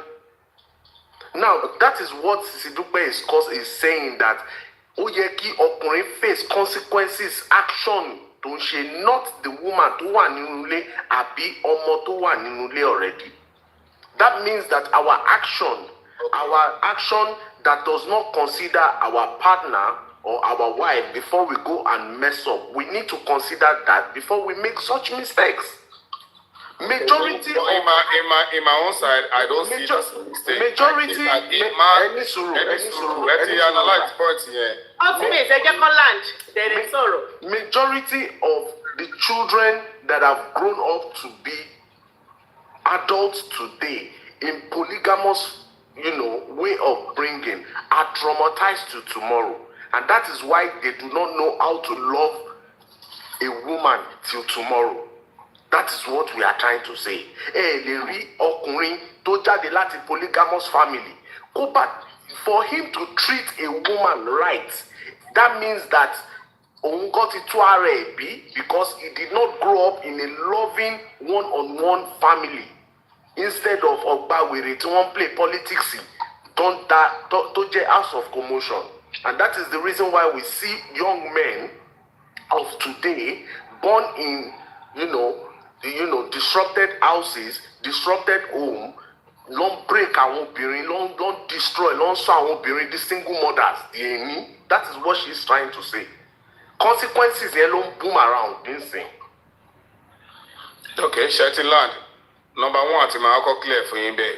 Ibi tẹ́ parí ẹ̀ sí yẹn. Ẹ lè rẹ́ni tó wá nídìílé tí bàbá ẹ̀ ti fẹ́yàwó mẹ́rin márùn-ún. Àwọn náà sábà fẹ́yàwó méjì. Ratio tẹ́ ìmú àmì wọn bí tẹ́ tilẹ̀ lọ́wọ́ dáadáa. Àwọn tójú wọn ti mọ nǹkan tójú ìyá wọn rí tọmọ wàhálà bẹ̀. Wọn kì í fẹ́yàwó méjì. Àwọn tó ń ràdánwò yẹn rí náà máa ń torí bọ̀. Ọ̀pọ̀lọpọ̀ àwọn tó rí sì ń ṣe. Ẹ máa gbọ́ ẹ jẹ́ kí n ẹ lọ béèrè ní sọ́dọ̀. Ẹ ní sùúrù. Ẹ lọ sọ́dọ̀ hereditary ni they came from polygamy they are living polygamy. Ẹ ṣe sùúrù màá Mr. Ultimate, you make of it. Mr. Ultimate, ẹ ní sọ̀rọ̀. Can you allow me to? No, Mr. Ultimate, ẹ meet one thing, ẹ máa dúró bí àwọn náà ní kí n fún sọ̀rọ̀ náà ṣùgbọ́n mi Ẹ àti ọ̀dọ̀ out of joy, èmi ni mo ní kí n sọ̀rọ̀, wọ́n ti ń sọ̀rọ̀ lọ, ẹ jẹ́ kọ́ land. Ẹ ṣe mà, ẹ má bínú. ṣe rí àwọn ọkùnrin tẹ̀ ń wo ìtẹ́ bá bí wọn dáadáa tó bá fẹ́ lahùn fún yín agbára wọn ò gbé ọ̀pọ̀lọpọ̀ wọn ṣìnà fẹ́ lọ ṣe àwọn obìnrin yẹn ló ń fẹ́ wọn. èmi tí mo sọ̀rọ̀ náà bàbá mi lẹ́yìn dáadáa ṣe rí àwọn obìnrin tó ń pera wọn ní sẹ́kọ̀n wà kọ́kùnrin Mr. Ultimate sọ wípé mo parọ́, ẹni ṣìnà fẹ́rẹ́fẹ́ náà fẹ́ lọ ṣe àwọn obìnrin yẹn ló ń fẹ́ wọn, ta ló lọ forí fà kan wá? ẹ máa gbọ́ mi ẹ jẹ́ kí n máa débi pọ́ìntì tẹ́ ẹ sọ ṣe rí gbogbo àwọn tó ń pera wọn sẹ́kọ̀n wife yẹn wọ́n ń tọra wọn ni àwọn náà ń fowó fẹ́ ọkùnrin mélòó ló ní láàrin Nàìjíríà kan tó ẹ̀mí ẹ̀gbẹ́ obìnrin méjì àwọn obìnrin yẹn ló ń fẹ́ wọn at the end of the day òun náà máa padà sọ ẹkún bẹ̀ torí ọ̀pọ̀ yẹn tó máa tẹ̀síwájú náà ká wá padà sọ́dọ̀ ìyàwó lé ṣó ti tẹ̀sán pé ó bá yẹn lọ forí gbé àdánwò wá fún to me mo máa ń sọ gbogbo ìgbà ẹ máa prepare pé ẹni tẹ́ ẹ fẹ́ ó dàbí òkú ni o ó lè fi yín lẹ̀ tẹ́ni tẹ́ ẹ fẹ́ ò bá lọ ṣe ṣìnà tẹ́mi bá bọ́ lára ẹ kọ́ èmi máa ń sọ pé máa prepare ara ẹ lẹ̀ pé partner ẹ lè fi ẹ lẹ̀ I'm sorry to say wèrè ló pọ̀ jù láyé sí i àwọn tó kù sí yín ò kí ẹ̀ so tá a bá fẹ́ máa sọ pé wọ́n lọ forí gbé náà wá wọ́n máa continue gbèsè ayé wọn bẹ́ẹ̀ wọ́n pọ̀ rẹpẹtẹ bọ́ tó bá ti dúró pé ẹni tí mò ń bá lọ́jà yìí ó dáa o kò dáa ó lè change lọ́túnla nǹkan tó ṣúọ̀ jù láyé ní kẹ́dà fẹ́ dálẹ̀ when you are ready by the time tó bá dé you walk away when you walk away àdánwò dáadáa yà á lọ fèsì ilé ayé ẹ̀ so ó lọ ń gbé wá ba ẹjọ́ tó ti lọ gbé yẹn náà ló ti ń gbé lọ ṣẹ́dá kan lójó pọ́n fẹ́ ìyàwó kejì kọ̀ọ̀kan ní ohun tó wà nínú ẹ̀gán ju ìyàwó kejì kẹta lọ ibi tó ti lọ ń ṣorí bú yẹn bọ̀ o lè kó àìsàn tó máa báyàwó tó máa bá ọmọ síbẹ̀ náà rẹpẹtẹ wà. ṣé kan náà kọ́ lájọ wá ń sọ báyìí. no ikọ̀ yìí tí mò ń sọ níbẹ̀ yìí tẹ̀ ń sọ pé ìyáálé yẹn ń dúró jọ ń ṣépè yẹn ìyáálé yẹn ló fà á. no kò yé yín kò yé ultimate kò yé yín ni kò yé yín ìyáálé ò sí nínú lọ́dọ̀ mi o ìyáálé ò sí nínú picture yìí mi ò mọ̀ bóyá ọmọ gẹ́gẹ́ tó ń jẹ́ Bọ́lá ọmọ Èkìtì mò ń bọ̀ ìjẹ́ play kankan so that we just have the foundation let me play something. ẹ bá ń gbọ́ fídíò yìí. ìyàwó kéré ni mo jẹ́ lọ́dọ̀ ọkọ mi ọkàn mi ò gbé lọ́sọ̀kè rí láàgbá tí mo ti fẹ́ mi ò mọ bí tẹ́ ẹ ti ń fẹ́ àwọn ọkùnrin tí wọ́n gbé ẹ̀mí yín gbóná gbogbo wa kọ́ la máa fẹ́ single guy ni mo fẹ́ single guy ni bàbá àbọ́dún kó tó di pọ́ bojú mi jẹ́ online ni mo ti ń sọ̀rọ̀ yìí kò sóbìnrin tó wù láti ṣí ọkùnrin kò só. See, you guys are just, I'm not talking to men, I'm talking to women. This is the person that is married to somebody tó ti níyàwó nílé. Look at what she said now. Because ẹ̀yin obìnrin, I don't even understand us sometimes. God bless you, ẹ ṣe ń sọ̀rọ̀ ní ẹ̀yin lọ́ta ara yín. Torí pé yẹn pè yín, má ní mo ṣe sọ̀rọ̀. Ẹ máa yẹn pè yín, yẹn pè yín. ẹ jẹ́ kó play fídíò yìí. Can we have one house please, ẹ jọ̀ọ́, one house please, one house. One house, let's start to. Ẹ jọ̀ọ́, mo máa mute everybody, please. Anybody, ẹ jẹ́ kí Sisidupe play nǹkan tó fẹ́ play fún. I want to hear what Mr. Abiodun was saying. Mr. Abiodun. So what you just played now, it means that lady was not even single. She had a child for someone else before. No. She was single. She just had a daughter before, but she was single. no ó ní ẹ̀mọ́ kẹtẹ ẹ̀kọ́ play ó ní pé. ó ní pé ni tóun fẹ́ tẹ́lẹ̀. bàbá Bólú. ní single person ni bàbá Bólú tó fẹ́ tẹ́lẹ̀ ó ló bojú òun jẹ́ so they were no longer together. Okay, so ẹ rántí pé couple of months ago I shared something here. Ibi táwọn àwọn ladies wa ń bá mi wípé they told me I don't need anything from you, let's just do this tóun bá ti lóyún because of paper. I told ẹ sọ bẹ́ẹ̀ Mr. Abiodun kí wá lẹ̀ yìí ṣe. mo sọ fún pé no way. And I told my wife. tẹ bá sọ wípé wéè wà ń bẹ̀ nǹkan tó bá ti bẹ̀ yọ ta lágbé. Sisidupe tí n bá ní pé wéè wà ń bẹ̀ màmá yọ jẹ́ ni now but I can't do that. òun náà ni Mr. Abiodun ẹ mọ̀ pé mo máa ń sọ fún èèyàn ọkùnrin wípé tẹ ẹ bá fẹ́ lọ ṣe ṣìnà fẹ́rẹ́fẹ́ ẹ máa ní plan ẹ ti wò pé ṣìnà bíntín lẹ fẹ́ lọ ṣe ó máa ń bu yín lọ́wọ́ ni mo máa ń sọ fún èèyàn ọkùnrin wípé bí ẹ ṣe ní plan títí yín tẹ bá lọ bá obìnrin pé jẹ kàn sáré ṣí ní pátáwò lẹ́ẹ̀kan kí n máa lọ ẹ̀yin ò mọ plan tóbìnrin ní. ṣé pé òkè jẹ́ńdà yín tó wá ń bá wa ń kọ́ tó dẹ̀ mọ ìyàwó tó mọ ọmọ mi tó mọ lé mi yà fún ìṣẹ̀lẹ̀ yẹn wọ̀. ẹ wò ó ṣẹjọ́ mi náà bí ó ṣẹjọ́ yín ẹ má kọ́ ẹ kọ́ntínú sí àwọn náà bójú wọn ẹ má sọ̀rọ̀ yín lọ́kùnrin fẹ́ẹ́. mo máa bá jẹ́ńdà mi náà wí nǹkan tí jẹ́ńdà mi ṣe yẹn ò dáa but jẹ́ńdà mi ò hó ìyàwó yín lẹ́nìtìn. House of Joy ṣe ti gbọ́ narrative ẹ̀. Gender mi ò hó ìyàwó yín ní anything nǹkan tí gender mi ṣe ò dáa I cannot like such gender I will not but sincerely that woman does not hold your wife what you hold your wife that is what I want you men to know whether you like it or not I know you don't like hearing that it is you that holds your wife a lot you hold your wife love you hold your wife loyalty you hold your wife sincerity love. ẹ̀yin lè hó ìyàwó yín nìyẹn mi ò sọ wípé nǹkan tí jẹ́ndà mi ṣe dáa 100%. òun mo ṣe tọ wípé òun ni mo ṣe Mr. òun mo ṣe tọ̀ ní around pé èmi náà as a married woman èmi ni mo hó ọkọ mi ní loyalty tí ọkùnrin kan bá wá bá mi sìn pé Sisidupe mo kó ẹ̀jẹ̀ mo gbọ́n ẹmu it is on me to tell that man wípé ìkókùkò ló fẹ́ kó o tó máa ní ẹ lọ́fun ló fẹ́ jẹ yìí o èmi ni máa lè jìnnà sí mi. Because èmi ni mo mọ nǹkan tí mo gbé dání. That is what I am saying. If I don't respect my husband, if I don't love my husband enough, or mo jẹ́ olójú kòkòrò àbáláfojú di obìnrin, then I will go ahead and do it. And like I said, it's going to be on me because èmi ló yẹ kí n respect ọkọ mi, kí n nífẹ̀ẹ́ ọkọ mi, kí n má ṣe nonsense yẹn. And it's the same thing for men. Ó ní mò ń sọ. I know you men don't like to hear it because ẹ má believe wípé ẹ̀yin ẹ̀gánú ayé. Ẹ̀ka ayé and a lot of people. Ẹ̀gbọ́n fáwọn tó fẹ́ àwọn méjì mẹ́ta nù religion wọn yẹn kọ́ lọ́bẹ̀ yẹn rárá. Kí lẹ wí? Àwọn tó fẹ́ àwọn méjì mẹ́ta nù religion wọn yẹn support yẹn lẹ sọ. Sí àwọn tó ń fẹ́yàwó méjì mẹ́ta tẹ̀lé bá fẹ́ ṣe Islam ṣe ní pé wọ́n ṣe wọ́n ní pẹ́ni tó ìyàwó alákọ̀ọ́kọ́ yẹn wọ́n nígbà tó ti fẹ́ ló ti máa mọ̀ wípé ìyàwó mi lè wọlé at any time.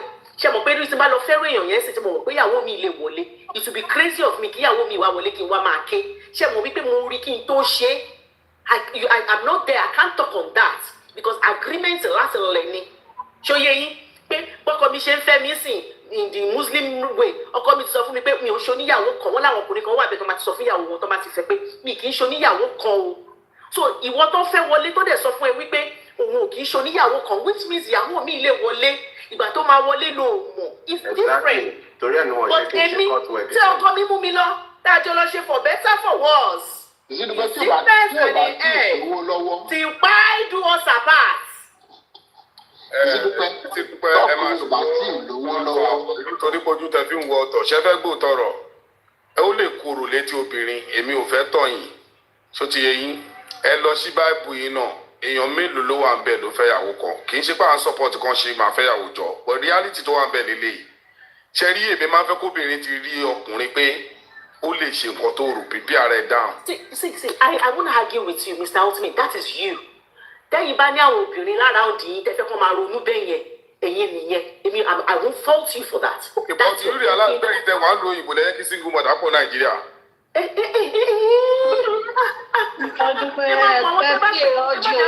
Àwọn pípọ̀ yìí àwọn tẹ bá fẹ́ kó sínú tó yẹ yìí náà ti pàwọn náà mọ́lẹ́ ẹ̀kọ́ yẹn sọ. Mọ̀ pé bẹ́ẹ̀ mi náà ṣe ń sọ̀rọ̀ mo lẹ́ni tó ọ̀rọ̀ tí mò ń sọ ẹni tó bá Please jẹ́. play audio yẹn again. Play audio Sisidupe, please. I'm everybody.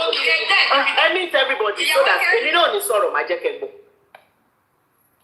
lọ́dọ̀ ọkọ mi ìyàwó kẹrẹ ni mo jẹ́ lọ́dọ̀ ọkọ mi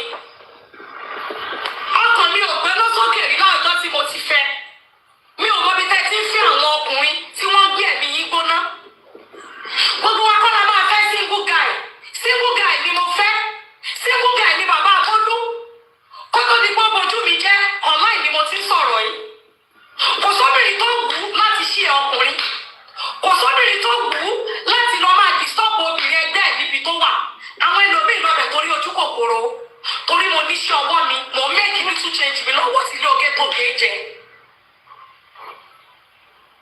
mi ò kọjá àyè mi ibi tó kọ mí fi mí sí ibẹ̀ ni mo jókòó sí mi ò wá nǹkan tí ò sọ dànù káàkiri mi ò tójú bọ̀ pé tí ò kàn mí.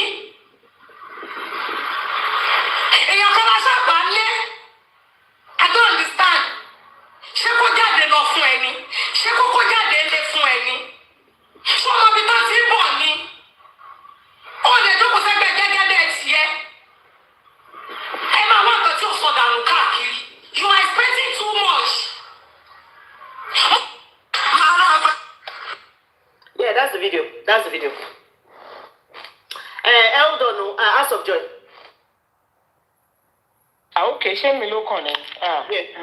Oh God, Sherry, you know one thing I want to say first. All these single mother. I'm part of the statistics, okay, and I'm proud to say I'm a single mom. Okay.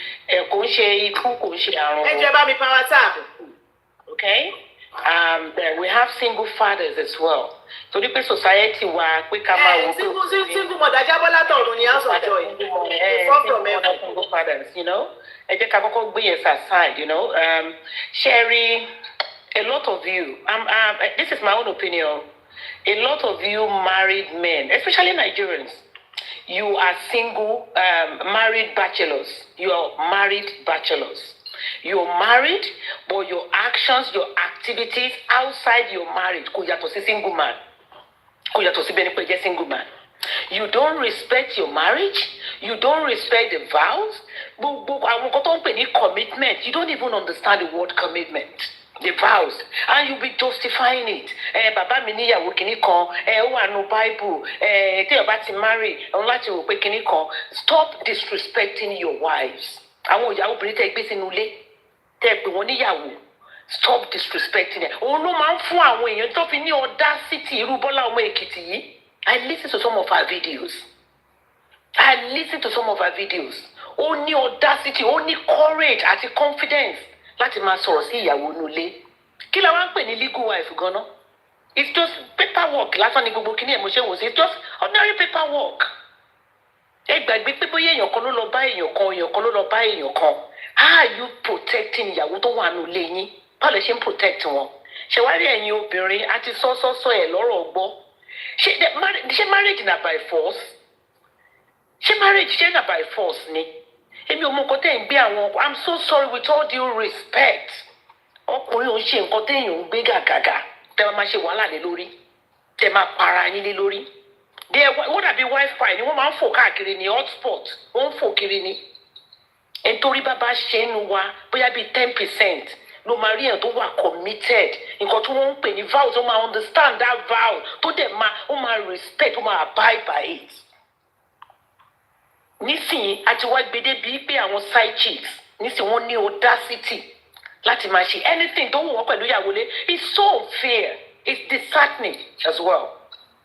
Honestly. Àwa tá a wà yìí tá single happy not searching yẹn ẹ jẹ́ kẹ́rù gbọ́ ìgbàlejò ọgọ́ máa bà wá. Ẹ jẹ́ kó máa bà wá lérò bíkọ́ tá a mọ̀ nǹkan tá a máa bá débẹ̀. Àwọn sọ̀rọ̀ pé sì fought.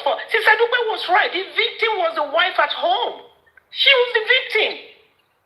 Because jẹ́jẹ́ ara ẹ̀ ló dúró. A lè sọ wípé because maybe she was aware of all these activities bí ta tó máa ń wrong nìyẹn and you allowed it. You embraced it. Let me give you the gist because I think the men don't know. Let me give you guys the gist. According to what is on social media, like I said, if I am wrong, come up, I will let you talk. So the gist is, you see this video you were talking about, Bola is somebody that has been in the limelight that a lot of people love, including me. You know, I'm from Ekiti. So I love her content, you know, the way she I follow her back to back. So at some point, we saw that she was pregnant. Amy, right from time. Even me never coming. But you know, with social media now, of course, everybody will be thinking, okay, Tani Baba baby and stuff like that. But in fairness to her, she didn't come out to tell us anything. Even when she had the baby, she did naming ceremony. There was no father. She didn't show any father. You understand? She was just living her life. You understand? So there was an issue that happened on social media where a younger wife, I cannot remember if you guys remember what prompted this, but it was an issue on social media where a younger wife was coming for Yale. You understand? It was coming hard for the Yale, and people on social media started supporting the Yale that, why are you doing this to the Yale?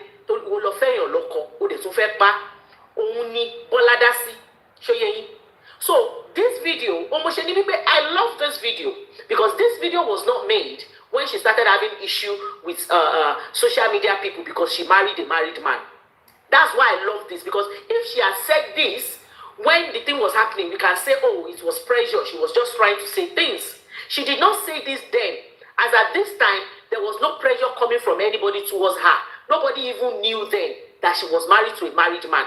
Then, until she made this video was the beginning of the issue, where she said, as you are looking at me here, I am married to a married man. My Temi, I am married to a married man, and my husband loves me, and he gives me peace. You understand? And what prompted her to say that is, somebody in the comment section, when she was doing that live video, somebody in the comment section put there that she will not advise anybody that loves herself and wants peace to marry a married man. Now, let me tell you the foundation of this. So, because she was trying to justify to that person that made that comment that, you know, to a married man, be ready that you will not have peace. That person left a comment. That person did not know Bola married a married man. That person was giving that comment because of Oroton Solowo nipa obìnrin kan tó the younger wife tó ń fún ìyálé ẹ̀ ní wàhálà, and it went viral. Ọ̀rọ̀ yẹn ni Bola ń sọ. Lèyàn kan wá lọ kọ síbẹ̀ wípé ohun tẹ̀ mọ́ wáyé táwọn obìnrin wa náà máa ṣe lọ́n fẹ́ married man pé ẹ̀yin obìnrin tẹ́ bá ti fẹ́ peace ẹ yé fẹ́ ọkọ lọ́kọ ẹ yé fẹ́ married man. She now read out the comments. That was what now prompted her. Because only Moshe saw I don't think she planned to come online and say, oh, I'm married to a married man. She didn't plan it. But because she wanted to justify that I am married to a married man and I have peace. Do you understand? I don't know if you guys are getting me. Yeah. Justify in content yes so wrong. Only peace. So yeah. Justify báwo ni ṣe máa sọ wípé ẹni tó bá fẹ́ married man ò ní peace tó jẹ́ wípé married man ni mo fẹ́ ó dẹ̀ fún mi ní peace ó ń tọ́jú mi òun kan tó fẹ́ prove nìyẹn òun mo ṣe sọ wípé social media feeds on what you give them. Exactly. And let's not put sentiment into this. If social media did not know, social media will not have anything to comment on. You came online to drop the crumbs for social media and trust social media. They will eat your crumb. Yeah, I know. So she dropped it and was telling that person that I don't understand what you are talking about. Married man, le mi fẹ́ peace yẹn gangan mo dẹ̀ ní ó pọ̀. O mo ṣe wá ní pé tí ó bá wá ní peace mọ́ nsìn. Why do you want me to be among the people that will say, kò ní peace mọ́? According to her, how long ló ti fẹ́ ọkùnrin yẹn like over 5 years? Ó ní peace ní gbogbo ìgbà yẹn. Tí ó bá dé wá ní peace mọ́ nsìn, so be it. Yes. Exactly. Let me so you are trying to justify. O fẹ́ justify yìí pé ẹni tó sọ̀rọ̀ yẹn pé ẹ má fọkọ lọ́kọ o torí kẹ́ lè ní peace o. Ìwọ fẹ́ justify yẹn pé ní fọkọ lọ́kọ lọ́wọ́ o. That was why tó ṣe sọ́lẹ̀. But nínú same ọ̀rọ̀ yẹn tẹ́ bá gbọ́ ó tún wá sọ síbẹ̀ wípé kò sí obìnrin tó wù láti lọ balẹ̀ obìnrin ẹgbẹ́ ẹ̀jẹ̀. Ó ní kò sí obìnrin tó wù láti lọ make life difficult fóbìnrin ẹgbẹ́, which means you know. She's contradicting herself now. Exactly. That means you know what you're getting yourself into. You know that you're going to, make another woman sad. You know that you're going to, You said it yourself, and that is what you just did. Exactly. So what are we talking about? Because sharing sentiments in me, oh man, she wale she. And what you realize is because sometimes if we love somebody, social media, that's what I just they love. Whatever the near I don't want to see anything wrong. Exactly. But I just told you that I follow her and I love her. But on this, yeah. So House of Joy, last SKS don't drop kini, you trust social media now. They now started trolling her. Calling her, why social media started doing what social media does. Then there is one particular person that now went under fake profile. That person was trolling her badly. That person was bringing out originally fake, things. According to her, she said all the things 10 years old was all lies. And that person it was terrible for her at that time. So I don't know how she did it. I think they said she gave the account to Mamba Yoshbu. They were actually able to fish out that person. So yes, Marida. So they got that person. She got that person arrested. And as at that time, one be one so we be yali. One lo wa ni under kini yen pe òun ló throw Bola nígbà yẹn náà. Ohun ṣe ni ó pẹ́ tí wọ́n ti ń búyàwó yálé just because of that is where I am coming from. But fortunately for the yálé, ìgbà tó mú girl yẹn tẹ́yẹ lóhùn mọ̀ yálé rí òun mẹ́yìn òun ẹni tó fẹ́. The girl was just doing her own, the way social media, she was just doing her own for whatever reason. So she said she doesn't know the Yale, and she apologized to Bola. And I think they allow her to rest for repeat. Like me, but she's also one or doing. She has a fake profile. She's so very. I'm sorry, do they understand the word? Who is Okoloko? I want you more respect. I want you more meaning for vows, commitments don't make glory of marriage. They don't understand it because we value it. So can you call Sherry Toba Femi Toba respect me? Honestly, I can't stand it. No. I don't think it's the outsider. No man know that word Okoloko. You know when social media hears that somebody is married to one person. When somebody is married to one person, so social media no man know what Okoloko that okay, this person is married to this person and going with this person. So right now, that new fake profile here, Otuti one true Bola, any year to be fake profile here, own shame obituary for Bola. Bola Tishalisi. Ọlọ́run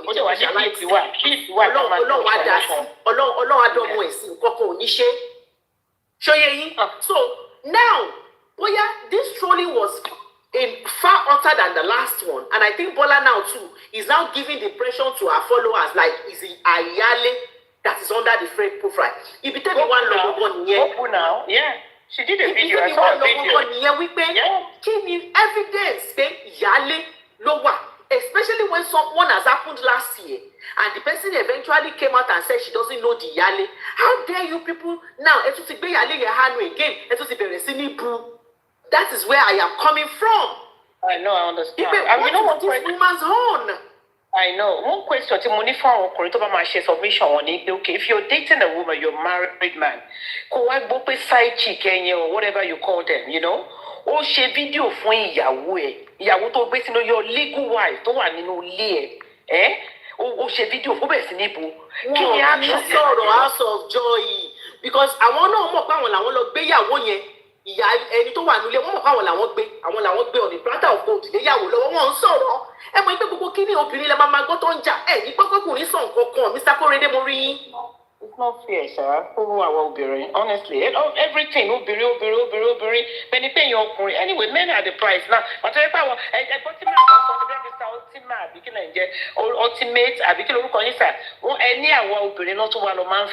you know, when I hear things like that, it's very disheartening. I say, opening to what cheap to Tonyani. So many people need like to share wala, like to feel one thing. You know, understand? Because I don't understand that. That's the reality now. Reality will, Mama Great One. I don't get it. Whether we like it or not, that's what is happening now. It is reality. It is reality. What is happening now? Video. Tí àwọn sì padà sọ wípé àwọn ti ṣiṣẹ́ àwọn ti lówó àwọn lọ́wọ́. Ipe ìyàwó tó wà nílé ni kó lọ máa bẹ̀rù àwọn. That's what they're saying now.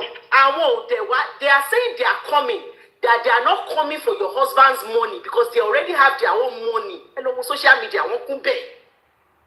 Wọ́n kún bẹ́ẹ̀. Ẹ jẹ́ kémi gbé microphone lẹ̀, ṣẹ́rí jẹ́ kémi sọ fún yín, ṣẹ́rí level tá a wà ń sìn, ṣẹ́rí ẹ̀yin tẹ́ bá single, ẹ má restrict ara yín sórí pé mo fẹ́ fẹ́ Nàìjíríà nìkan, àbí mo fẹ́ fẹ́ Yorùbá, mo fẹ́ fẹ́ Pakistani, àwọn India, Iraq, àwọn tó wà ní Iraq, Iran, gbogbo àwọn all over the world, àwọn ọkùnrin wà káàkiri. Ẹ má restrict ara yín fún ẹ fẹ́ wo Boko Haram nǹkan gbogbo ọ̀nà kún káàkiri ẹ fẹ́ ọkùnrin ẹ má restrict ara yín pé ẹ kàn máa fẹ́ Nàìjíríà because this man will kill you wọ́n dẹ̀ tún máa wá sí burial ceremony yín wọ́n á pa yín wọ́n dẹ̀ tún wá sí burial ceremony yín dòdòdò ẹ bọ́ síta kẹ wá àwọn ọkùnrin gidi wọ́n kún gbòòrò káàkiri you understand that's my message to you thank you. So are you saying that this is synonymous only to Nigerians? Ẹgbẹ́ Nàìjíríà lè ní bí tèmi bá ti rí nǹkan lèmi máa ti sọ ọ́ tí yín pọ̀ tí Nàìjíríà ti yín pọ̀ gan ni it's a law tí yín pọ̀ mo láwọn ọ̀rẹ́ tọ́wọ́ láti Ghana Sierra Leone àkókò náà wọ́n ní problem tí wọn ò boko dàbí tí yín ìta Nàìjíríà fẹ́ you married me you are behaving like a single man. As of joy mo máa ń sọ ọ̀pọ̀ pé ibi téèyàn bá rìn dé lèèyàn máa rí bẹ́ẹ̀. I want to believe it's happening elsewhere but because títí ibi tèmi wà lélẹ́yìí. So Sisidupe àìsàn ara wa iṣẹ́ náà mo máa ń travel káàkiri àwọn òyìnbó náà láàrin ọjọ́ yọkọ house of joy. Yes wọ́n ṣe é bò tí ẹni ti wá pọ̀ gan-an àwakọ̀ ṣé ẹ̀kọ́ tó ń pè ní vows yà I understand ẹ̀ ni pé àjọ make vows ẹ̀bá sọ obìnrin àwọn obìnrin yẹn ló ń suffer ní gbogbo àwọn kìnìún yẹn and I'm sorry you know I will not choose láti suffer now because you're not a tree now why are you not moving get out of it if you're not happy. Big AJ Prince, can you send a request? I don't understand this your comments. Come and help me. Come up, please. You said be a good role model, then don't forget Bible. I mean, really, my Bible to you. Àwọn pásítọ̀ yín náà la dẹ̀ ń rí sìn tó jẹ́ pé wọ́n ń gbà wọ ẹ̀gbẹ́ tó ń ṣe oríṣiríṣi. bá rí dé ló máa sọ ọ́ so bí tẹ́lú kálukú bá rí tó máa sọ. Wọ́n ti pè yín sá ẹ má bínú sá wọ́n ti pè yín sá ẹ má bínú sá. Ṣé ẹ rí Báíbù yín yẹn ẹ wà very very careful àti Quran tẹ̀ ń sọ̀rọ̀ nípa ẹ̀ yẹn. Ṣó yẹ yín àwọn tó ń jẹ́ leader yín náà gan náà ni ẹ rí gbogbo wọn tí kò tó ń ṣe lórí social media káàkiri. I'm a believer mo ní faith inú Ọlọ́run but ẹ jẹ́ ká máa ṣe nǹkan pẹ̀lú orí pípé. I understand mi sọ pé kò sí káàkiri ibi tó wọ̀ ṣe rí ẹ̀yin Nigerians yìí ẹ̀yin náà máa mú ní fraud ẹ̀yin náà máa mú ní bí ẹ̀yin náà máa mú ní kí gbogbo ẹ̀ káàkiri ẹ̀yin nìkan lẹ̀ wà ń lù ní ẹ̀yin nìkan lẹ̀ wà ń di whole world ni. ó wà á sọ pé ẹ bá ti sọ̀rọ̀ tó jọ tẹ bá ti ṣe tán ẹjẹ́ mọ̀ sódà olúwa sọ̀rọ̀. Yes, gbogbo wa la wà á mọ̀ kó ń ṣẹlẹ̀ káàkiri bó ti yín pọ̀ ni mò ń sọ we understand that. Ẹ wo ẹ̀yin obìnrin tẹ́ bá ráyè kẹ́ ẹjọ́ gbẹ́jẹ́ kan pa yín wọ́n kò máa fún yín ní àtàtà gbogbo yín lè wà lórí medication sí ẹ ní high blood pressure kọ̀ọ̀kan ẹ jẹ́ káwọn ọkùnrin máa ṣe yín yàmàyàmà thank you. Please, before we move further, before Olu starts talking, please let us power tap. Power tap. Don't forget to send your heart to me, and please don't forget to send your gift to the host. Thank you very much. Olu, are you there? Yes, everybody, hello. Sorry, I just finished eating, so I feel so full. Okay, I want to start by saying that I don't think any one of them are victims. Would I say that the first wife, when she first started going through it, yes, she was a victim, but I don't consider her a victim anymore. That said, when it comes to polygamy, I'm not going to judge anybody's lifestyle, so long as the women and the people in it, are okay with whatever they want to go through, right? I just think it's a shame that both women are fighting each other, right? And points of correction. The Yale is not fighting anybody. Sisidupe, this is my submission now. No, I'm correcting you. You said they are fighting because they don't get camp now. There's camp Yale, there's camp Yahweh. It's still fight, whichever way. Or you want to tell me that Yale will be seeing some of these things and the part of her will not feel like, oh, deserve it. And she has a right to feel like that, if that's how she feels. So there's a fight, there's a struggle of some kind, because if her own camp too feels that she deserves better or whatever, they will not be coming. They want to frustrate this Bola. And I'm not defending the Bola, right? But our camp, our supporters, our lovers, whoever, our fans, whoever it is, they want to frustrate the Bola, and the Bola too wants to show that she died there. All in all, there's still a fight for the man, Sisidupe. That is my point. There's still a fight for the man. If there's no struggle, both camps will not be going, be it their fans or supporters, they will not be going king. Later, our men are not the prize, because I don't know how Nigerian women, now we will say Nigerian women, how pick-me women think. Do you understand what I'm saying? Thank you, House of Joy. And then when people say, oh,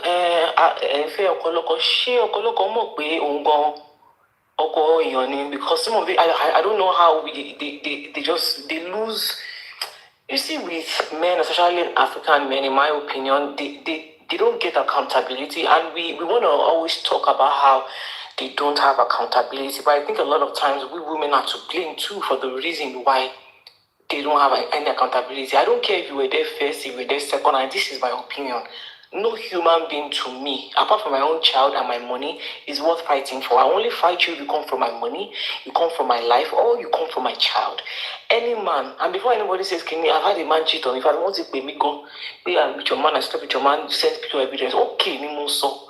Because at the end of the day, I know can you book in your brain there and be some of you, your men and women's DM won't be please just state me. I want it, oh, can the woman not say no? Of course she can say no, but the woman outside does not owe you any freaking loyalty, and I stand on that. And I think most times we divert the attention to the other woman because they will be a lot of you cannot face the man. So you put all the frustration on the woman outside. Boyfriend, I have no business with the girl. The only time I'll have business with her is if she walks into my home, tries to mess with my money, or she tries to mess with my kids. If you're not doing that, I have them in my DM. Don't need picture. I have about 70 of them in my DM. Now, can I even bust the bubble? Let me see, because it seems about over 500 people that are here. I want to believe minimum 150 or 200 will be women. None of you, if a boyfriend or any boyfriend, and even me, she's saying the reason why I'm not tempted to say I want to date any of those men is because they no carry. You think if it was one man, only billion. You think if it was one man, only billion to one in DME. But we go lock up. Olu, some years ago, she bought Raman gently mouth to me. They will come, that man will help you do sukini kogbele aye when you finish. But they don't do that anymore. Why should they do that? Now, everybody want to eat and stay there. Yes, let me now tell you straight, let me confess. Timbari billionaire or more time millionaires and billionaire that can buy a house for me, do this, give me this, go on trips. That's why there are some topics I try not to talk too much on, so I will not be a hypocrite. We are going to church. Oh, you can carry me. Do you understand what I'm saying? I just will not say I want to do second wife, but when you need friend, if he's a nice person, forget it. Yes, and a lot of women are in those shoes too. Because everybody.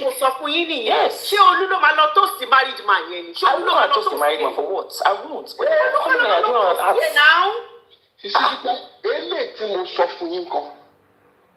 And I believe just today, I sent to you a month ago. Yes. You don't understand. It's still on you. Okay, it is on you.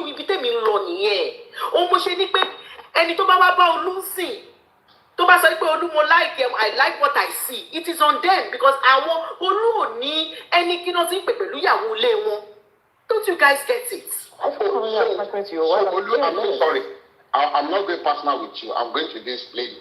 Do you think any lady will accept to date a married man? I'm not even saying married. To date, if they are not going to get any financial whatever, or Yes. something she's looking up to. Yes. Mr. Biodun. I say more. Yes. Faithful to married men. So yes. Olu, Yes. you're too far away from your phone. Okay, can you hear me? Sorry. Yeah, that's better. Yes, some women are even faithful to married men. Mr. Biodun Sokila, sorry. Olú, àní wọ́n sọ pé àwọn ti ṣiṣẹ́ sẹ̀. Wọ́n láwọn ti ṣiṣẹ́, àwọn ti lówó, àwọn ti tó tán. So àwọn ò fẹ́ owó. Ẹ̀kọ́ wa fẹ́ wà. Èmi ò lè ṣe yẹn ṣá o. Èmi ò tó gbogbo yẹn. Nàìjíríà ti fi sí mi. Chris, let me finish what I was saying. And I'm not saying, because I think sometimes we have selective hearing. I'm not saying everybody will do it, right? I'm not preaching it. I could care less about what y'all in the comments or what people want to do. I'm speaking my truth. You understand? This is not a church. So if you are looking up to Olu to teach you morals, then you have missed it. I'm not anybody's freaking role model. I don't want to be. I didn't apply for that job, right? So if your man comes and he has money and he won't stress me, forget it about me. I will do it, and I will get something out of it, and I will move on. So I'm not thinking it, but I'm saying that. And if you come and say my fair or no, and if I decide to marry, don't pay. Timothy decide to go not about. Oh, I really do not care, because my happiness, my joy, my security, my sense of self does not come. It's not determined on how a man treats me, because I've learned that if a man decides to cheat, hold on, great one. If a man decides to cheat, if a man decides to treat you bad, so that somebody else. You can ask me, great one. If a man decides to cheat, if a man decides to whatever, it's not a reflection on you. I think sometimes women take it personal, and I've been there. Oh, what didn't I do well? Oh, why didn't I shake it? It is not on you. It is on you. So to about women, call up for your meta. Me so because. Yes. So I don't. Now you see a married man tó ní owó tó ṣe gbogbo ẹ̀ tó dẹ̀ lè fún ẹ ní nǹkan tó fẹ́. Don't you always think that ìyàwó lé ńkọ́? Is he thinking of Yahweh? I honestly do not care, Grace One. I'm not preaching for it. Èmi ò sọ wípé obìnrin tó bá fẹ́ think kó má think. I am saying that if the man is not thinking about the wife, why are you putting the guilt on me? Why is the onus on me to be thinking for the man? I don't care. I won't disturb you. I won't say I'm stalking your wife, I'm stalking your girlfriend. I won't do all of that. I have business with you. You came to me. That's why I said, some women here that are talking is because now they have to do something. Can you mute? So when they are talking and I say everything, it's because now they have relationships. So I want to protect the relationship. That's why you can't tell me that everybody here is a saint. And I'm not saying the box. I'm saying 500 plus of us that I would jealous. Something maybe you have not dated one person that was dating somebody. We haven't come on, miss me with that BS. I'm just very strict with my own. Like I said, I'm not preaching it, right? But I'm saying that if that opportunity comes my way, I can be tempted. And I might fall for the temptation. And I don't owe your wife jack shit, because if you yourself don't respect your marriage, respect your relationship, and you're coming on to me, then what is my business with your own? And if more women talk like that and hold their man accountable, right? Because no, we are controlled. We have been brainwashed to fight. Sisidupe, I told you somebody has cheated on me before. The girl sent me picture. In fact, girl in Batimoni, okay. I guess I got to reply me. Is that all you're going to say? She was expecting fight. I said, what do you want me to say? So I'm 100% sure you didn't grape him, Abby. She didn't grape him now. And you wanted it and you agreed. So why the hell am I fighting? And that's why I said at some point, this woman, the first wife to me is no longer a victim. I'm sorry that some Nigerian women don't want to hear this, but when you start accepting something, I don't feel too bad after a while. You are not a true, you can. Olu was shocked that they cheated on you. That's why I said, don't be shocked.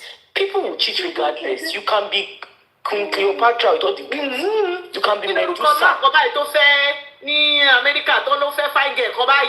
That is the thing. So that's why I said I don't take it as a reflection of my self-worth. I see it as that was what you wanted to do. Do I want to stay?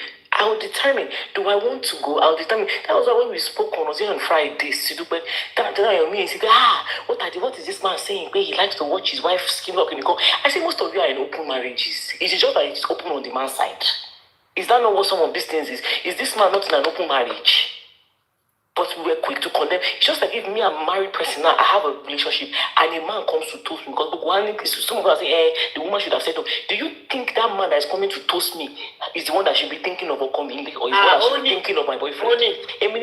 Please, I'm with somebody. You can't, don't step to me like that ever in your life. I have somebody. Because to Jerry reverse was the case, will not be saying, yes, we might condemn it a bit, but we'll be like, and that's how I see it. And I don't think, I've passed the stage of saying a man cheating on me, and I'm thinking of it that I didn't need to budget. I must not be fine. I must not be doing well in the bedroom. I must not be doing clinical. Whatever you great to leave that person. If you think I do rubbish, that's your business. You see the thing about freedom. You see the thing about freedom, man. She wants to use your mentor. Don't mentor me, Don't go do mistake. Don't go use your mentor. You see the thing about freedom. As a woman, once you can learn to free yourself from the expectations of society, right? You've done yourself a huge favor. It might be hard. Do you understand what I'm saying? That's why I'm so great one thing. To ban cheat. If I stay there, don't pity me, Sisidupe. In what you achieve. Do you understand? Or I might just be comfortable with it. I might not have an issue with it. Is that not what I say? That don't pity me. When you want to go and do shit, no fair, that's your own plan. Have it at the back of your mind. Any no fair, only plan it here. 100%. 100%. And if The ultimate is, can you make me like? I don't know. See, I don't know. I just feel like we should hold the party that steps out more accountable, and I feel like both parties should discuss their extra life and what they want for the future. And in summary, Obiri, I'm not going to pity you too much if you decide to stay. I will not tell you to leave. Don't travel. Do you think she doesn't know what she's doing? She has made peace with it. She might be fighting the guy inside the house. Nobody knows. But she doesn't come out to rant. She's not coming out to do obituary for somebody. That's the kind of wife that you should be. Be a kept one. So do it with someone that would at least take care of you. While there for you for the other things to cool. Thank you. Thank you, my Olu. Can I borrow your box, please? And before anybody speaks, I need to put this out there. I'll bring you back. These people we are talking about, I don't know them. Aside that, I know Bola online. So everything that I'm coming here to tell you is what is online. So I want us,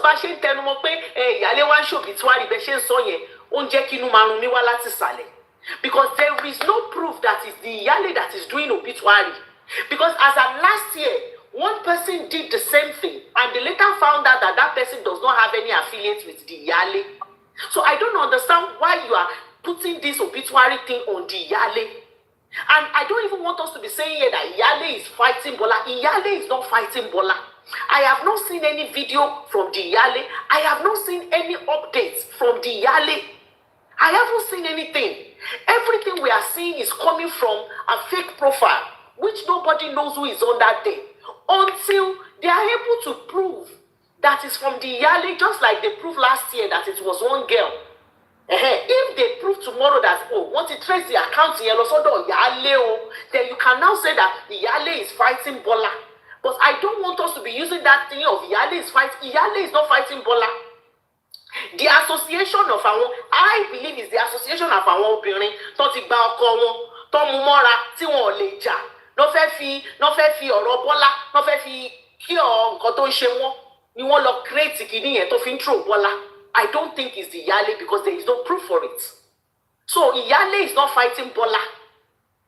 So whatever nǹkan tí Bọ́lá tọwọ́ bọ̀ òun ló wá bá ìtì ẹ̀ ní bọ́ńbọ́n, whether you want to accept it. I am not saying it's good. But nǹkan tó tọwọ́ bọ̀ òun náà fúnra rẹ̀ ó ti gbádùn peace fún bí ọdún mẹ́fà bí ọdún méje ló fi gbádùn peace kó tó di pé ó wá sọ lórí social media pé married man lòún fẹ́. So nǹkan tójú ẹ̀ ń rí báyìí kọ́ má pe orúkọ Ìyálé sí until there is proof pé Ìyálé ni. Mr. Abiodun. Hold on, Mr. Abiodun. She no fair, she no binti. Anyway. Good afternoon, good morning, good evening, everybody. Welcome to Sisidupe's live stream show. I've got good news for you. I met Joe yesterday, and she said hello, everybody. She wanted to surprise everybody, but unfortunately, she had We are jealous. We are not happy about that. It's not a good news. Even I didn't get I'm happy. No, but we tried, but we couldn't. Yeah, I spoke to her. She told me. Yeah, but anyway, it's a No, lovely time. I'm sorry, I have a question. Starting, but did you hear from Tosin? Yes, so what is up today? Abimo. Okay. Abimo. Oluwatosin. Oluwatosin. Obi baby girl. Tosin ló ní bó ṣe máa ń sọ̀rọ̀ lórí platform. Àdé àní sísá fún mi, àwa la jẹ́, àwa ni. Ṣé ní bó ṣe rẹ́rìn kẹ̀kẹ́ lọ́jọ́ Friday báyìí? Bẹ́ẹ̀ ni wọ́tà ṣe break. Àwa la gbọ́mọ yẹn jáde o. Àwa ni. Ó yẹ kó lọ ṣe CSC lọ́la ni. Oh my God. Laba induce ẹ̀ fúnra wa. Lọ́mọ induce labour bá àwa la ṣe induce That's labour. beautiful. Ẹ̀yin ní Ghana kọ́lọ́jì. Àwa ni baby girl. Àwa ni baby girl. America ló wà náà. Bẹ́ẹ̀ni, congratulations to all of us. Jùmọ̀kẹ́ náà America ló wà náà. Ṣó wá sí? Bẹ́ẹ̀ni. No, she was in UK briefly yesterday. Oh, okay. That's She's good. come back this That's beautiful. That's beautiful. All right, life is beautiful. So take it away, brother. Yes. Thank you, everybody. Can we all power tap? Show. It's getting interesting. Please let us all power tap. Also, don't forget to send your help me to the host. And also, please be a generous and a careful giver. Give the host, can't you see how gorgeous she is? She's a queen with the crown. Come on, give the queen some gift. Let us bless her with some lovely gifts. Thank you so much, everybody. Let us share the life so that other people can join. This is a Shinobin thing. Over to you, Sister Dubai. Mr. Bielusa. Be careful, giver. A cheerful giver. Cheerful of it. You said careful, giver. Cheerful giver. Not cheerful. Can I come back later, please? Thank you. Okay, sir. Thank you. All right, great one. Give your submission. May I use your box? People plenty. I just in Bola. Osani. Great one, orí nǹkan Great one ti sọ. sọ̀rọ̀ tẹ́lẹ̀. Great one, orí nǹkan kan sọ. Mo ti sọ̀rọ̀ now, mo ti sọ̀rọ̀. I blame both parties. I blame both parties. I did your box. You dare not. Ìyàwó wa, you dare not.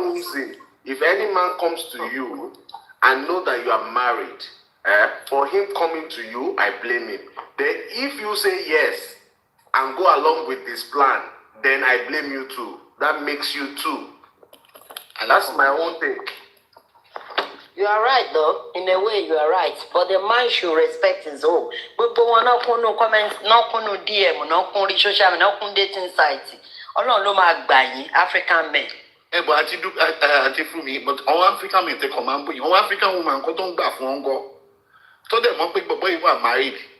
A mọ̀ pé gbogbo yẹn olóṣì ni, but àwọn obìnrin tó ń gbà fún. Ẹ̀yin náà ti sọ tán, ẹ ti fún wọn lépè. I'm not gonna say Obìnrin yẹn more. kò ẹgbẹ́ wọn máa fún Can I wọn. borrow your box, please? Please do. Thank you very much. I'll bring you back, great one, later.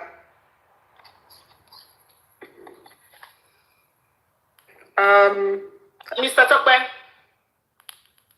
No, Mi ò bá sísá fún mi tí kò sọ̀rọ̀. Omobi came before Mr. Tope. Okay, no problem. Thank you, Mr. Tope. Mr. Tope was Omobi first. Even before Omobi herself, Oludaisi Remilekun, she came before all of them. So, Sister Daisy, are you there? Sister Daisy, are you there? Wise Choice, please can you mute your mic? Thank you. I get Oludaisi. Oludaisi is not there. Yeah, let the next person speak. So Omobi, are you there? Oh, good morning. Okay. Yeah. I feel like a man should talk because the lady just finished speaking. I don't know. But I can definitely talk now. I just feel like, good morning. Okay, then let Mr. Tope speak. Then you speak after. No problem.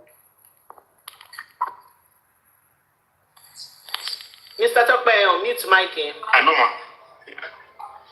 Hello, ma. Hello, sir. Can you hear me? Yes, àlàáfíà. Adúpẹ́, sir. Yeah, mi gbọ́ kíní yẹn láti bẹ̀rẹ̀ bọ̀ mo ṣáà gbọ́ nígbà tí. If I was saying Mr. Tope, Mr. Tope Yeah, don change the DP. you're trying to be Mr. Tope, what Tọ́pẹ́ ti bọ́ agbádá wọn ti kó lọ sọ́dọ̀ dry the same person náà ṣì ni wọ́n lọ fọ agbádá yẹn ó ti dọ̀tí jù mo lọ dry clean. Mo kàn gbọ́ nǹkan tí Olú ń sọ bẹ́ẹ̀ mo ti jí torí mo ń gbọ́ nígbà tí ẹ sọ̀rọ̀ bọ̀ mo sùn lọ mo ti jí. Nǹkan tí mi kàn máa sọ ni pé from what she was saying ó dàbí pé incident ìṣẹ̀lẹ̀ láàrin it's like èèyàn kan fẹ́yàn kan àbí bí yẹn fẹ́ sọ nìyẹn ó wá fẹ́ ẹni tó ti ní ọkùnrin tó ti níyàwó lọ ask single mother out but kò sọ fún ìyàwó apparently I don't know from what is on social media wọ́n ní pé nígbà tí lady yẹn wá sọ lórí social media pé married man lọkọ ohun tó display photo níyàlé mọ̀ I don't know how far it's true don't come for me nǹkan tó wà lórí social media ni mò ń sọ. Okay, what is that? Kí ni wá ní problem ọ̀sìn ṣé. So àwọn olùgbèjà social media they are trolling the girl. Wọ́n throw ẹ̀ ní last year. Ẹni tó fẹ́ single mother bí. Wọ́n throw ẹ̀ ní last year very badly.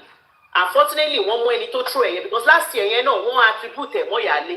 Wọ́n ní ìyáálé ló wà ní abẹ́ fake profile yẹn. But ìgbà tí wọ́n ṣàmú ẹni yẹn jẹ́wọ́ lòun mọ̀ ìyáálé rí. Ó lóun ní ẹni affiliate pẹ̀lú ìyáálé pé òun kàn ń ṣe tòun ni. Bóyá òun náà bóyá wọ́n ti gbọ́ pé ẹ̀rí ni tá a mọ̀. Ṣóyè yín so ọdún yìí náà ẹlòmíì náà tún ti wá ṣí pé fún wa wọ́n tún ti wá affiliate ẹ̀ mọ́ ìyáálé pé ìyáálé àwọn kan wá bẹ̀rẹ̀ sí ní ṣépè pé ìyáálé ṣépè gbogbo ẹ̀ ṣépè. Ẹ sọ̀rọ̀ kan lọ́lọ́ ìpín ní social media dàbí tó yẹ pé wọn tí ò mọ̀yàn gan máa gbèjà yàn láì tí ẹ̀ mọ́ di kókó ọ̀gbìn mo gbọ́ yẹn kí tó di pé mo sùn lọ. Now Olú ti sọ everything tán nǹkan tó Olú sọ èmi support ẹ̀ ẹ̀sìn gbọ́ ẹ̀rí ẹni tó bá ti initiate that heart òun la máa blame gbogbo ilé tó ń sọ yẹn èmi ò rí any big deal in it the person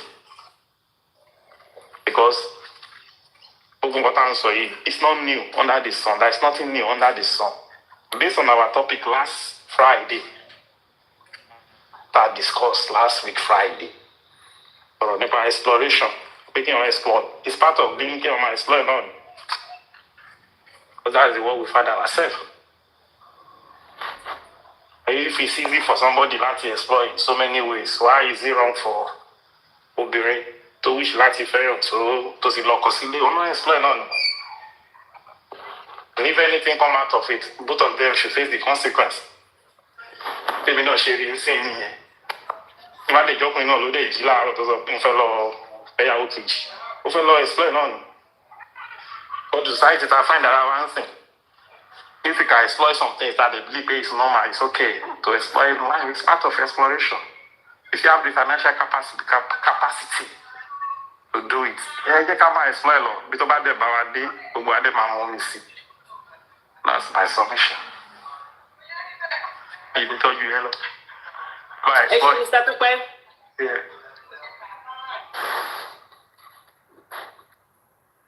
Mr. Tupe, can I borrow your box, please? Thank you, sir. Omobi. Good morning, everyone. Sisidupe. Good morning, sis. Good morning. Yeah, thank you for giving me your platform to speak the other time. Oh, you're welcome. Anytime. All right. So I just want to start with this. This conversation has been in existence even before I was born. It has been in existence even before I existed myself. Even maybe before you were born, it has been existing too. Definitely. So thank you. So right now, I feel like now people are not doing court marriage. Tawan focusing, and I feel like the Nigeria court marriage system failed us in the sense that if we have to stand by the rules, like if there is a rule that back this up, like if I'm married to you legally. In Nigeria,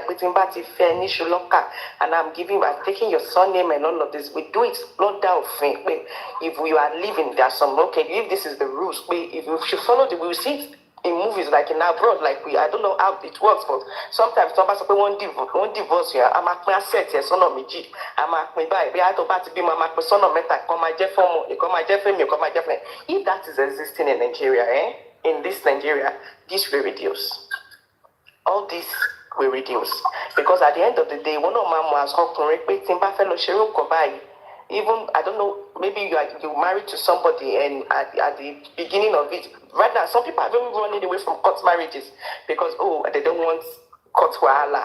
But if the very effectively, this will not be happening. And if it is happening, my dad want only capacity financially, no might be. Because if you want to live with the properties, live with the children, I do not mind. I can take in another person too. If the this will reduce. That is me. And the second thing I want to talk about is that at the beginning, Mrs. Olu said something like at the beginning, the woman, at the beginning, I feel like, you are the victim, which is, it's obvious, you are the victim. At the end of the day, you have so many reasons to leave if you are not comfortable with it. But since you stay in, you are comfortable. And at the end of the day, you feel like, the reason why I did not want to live to real more anything, which is best known to you. So, and I said something like men themselves, men of this generation, they are so, I don't want to be so disrespectful, but men, they know themselves that they are so mannerless. Men will meet you this minute, they want to offer buy some this minute, and they don't want to use condom this minute. These are married men that have wives and children at home. I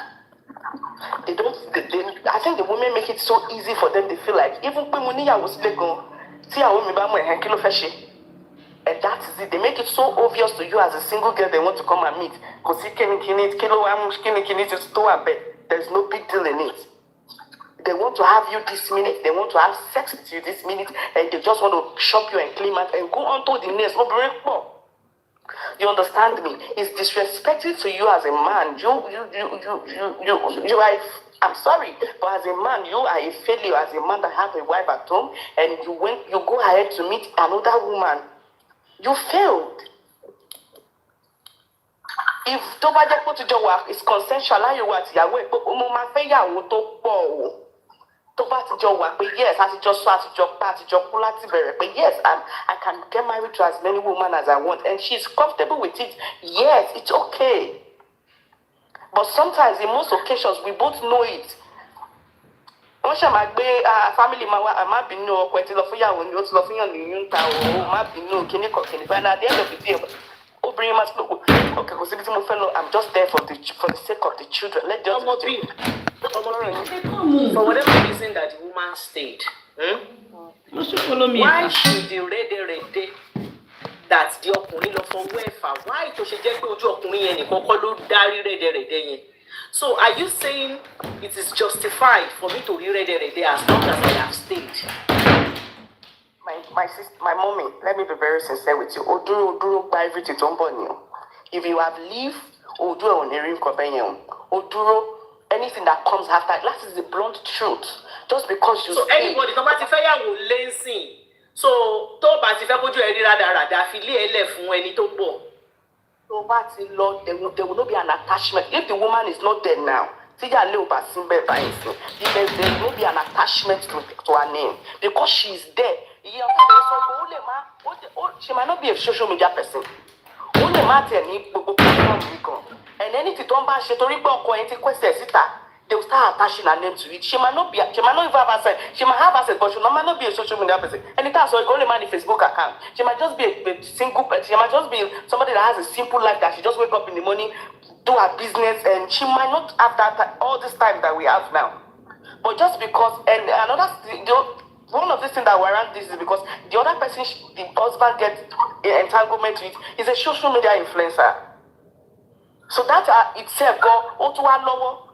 And that will give us another upper hand at one end. And at the end of the day, I feel like we are going to learn. Because why will you be with somebody then we're going to if this thing has happened last year, they take everything into order. But I don't want to hear this thing again. I don't want this thing to repeat itself again. My sister, it will not repeat itself again. I feel like even you yourself, you are not even mentally capable to handle two women. Because imagine you having two women and one is on social media, one is not on social media. One is pulling your legs out, another one is not even there at all. And I said something earlier, and I say it and I'm going to repeat it myself again. Mrs. Olu said it earlier that if a married woman should come to me Me, I'm single. I don't have a child. I'm not married. If a married man should come to me, no, I want to get married to you, or I like you, I want to do all of this for you, blah, blah, blah, blah, blah. And at the end of the day, relationship that you've been in for 3-4 years with a single guy, because I said something to a friend, Moniafa, even I talk about it, that even relationship is a scam. Because me and this person, we know ourselves for like a month, a year, 2 years, as you don't last,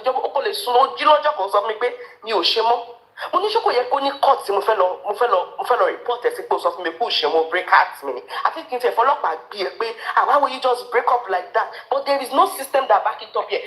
We can be together for 3 years and you are telling me you are done. My sister, is done. You will be traumatized, you will heal, you will move on. So I've been broken, I've packed myself together, I've been broken again, I pack myself together, I've been broken again, I pack myself together, which is the truth. So if I see one married man that is stinkingly rich, because at the end of the day, if he's stinkingly rich, that I said, oh, I want to be taken care of. Why you are doing that? I want to your award. I want to bring Tonji. I want to for award. But you want to Gia to like award delay. You want to consider to award delay. No, I will do it with my full chest. 100%.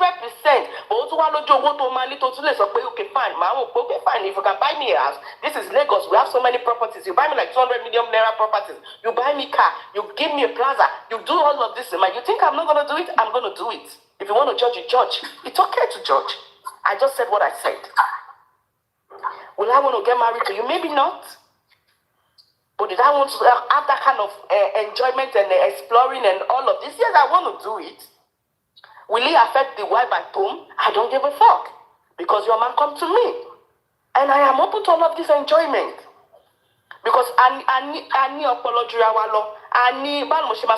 I got that so at line you're not in shit. Your me must put one dog call, you won't fair call, you won't claim out. But now everyone will be if you're the wife, how will you feel?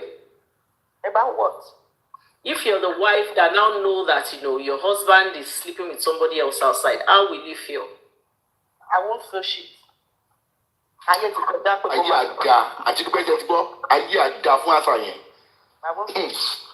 See, let me tell you something about answers. Omobi, have you been there? From when you are in the situation, yes, I understand. Have you been there? Have you been married and your husband cheats on you? Have you experienced it before? No. I've not been married. Have I been in a relationship and I see my boyfriend cheat? Caught him red-handed? Yes.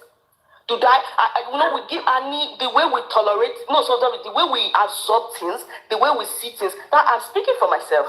I've been with my boyfriend. No. And that's why I asked, because I know sometimes it's easier said if you have not experienced it. I know a lot of women that have said the same thing you said. Oh, boy, you're funny. I know how they reacted when it happened. That's why I asked that. Shoti Sherry. So go on, finish your submission, please.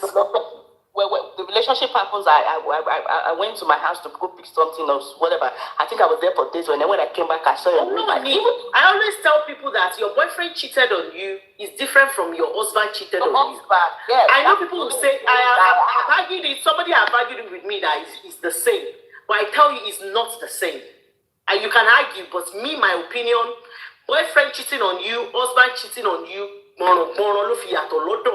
but you can say it's the same thing. But Lord me, it is far different. Go on. Need that lecture. Need that software.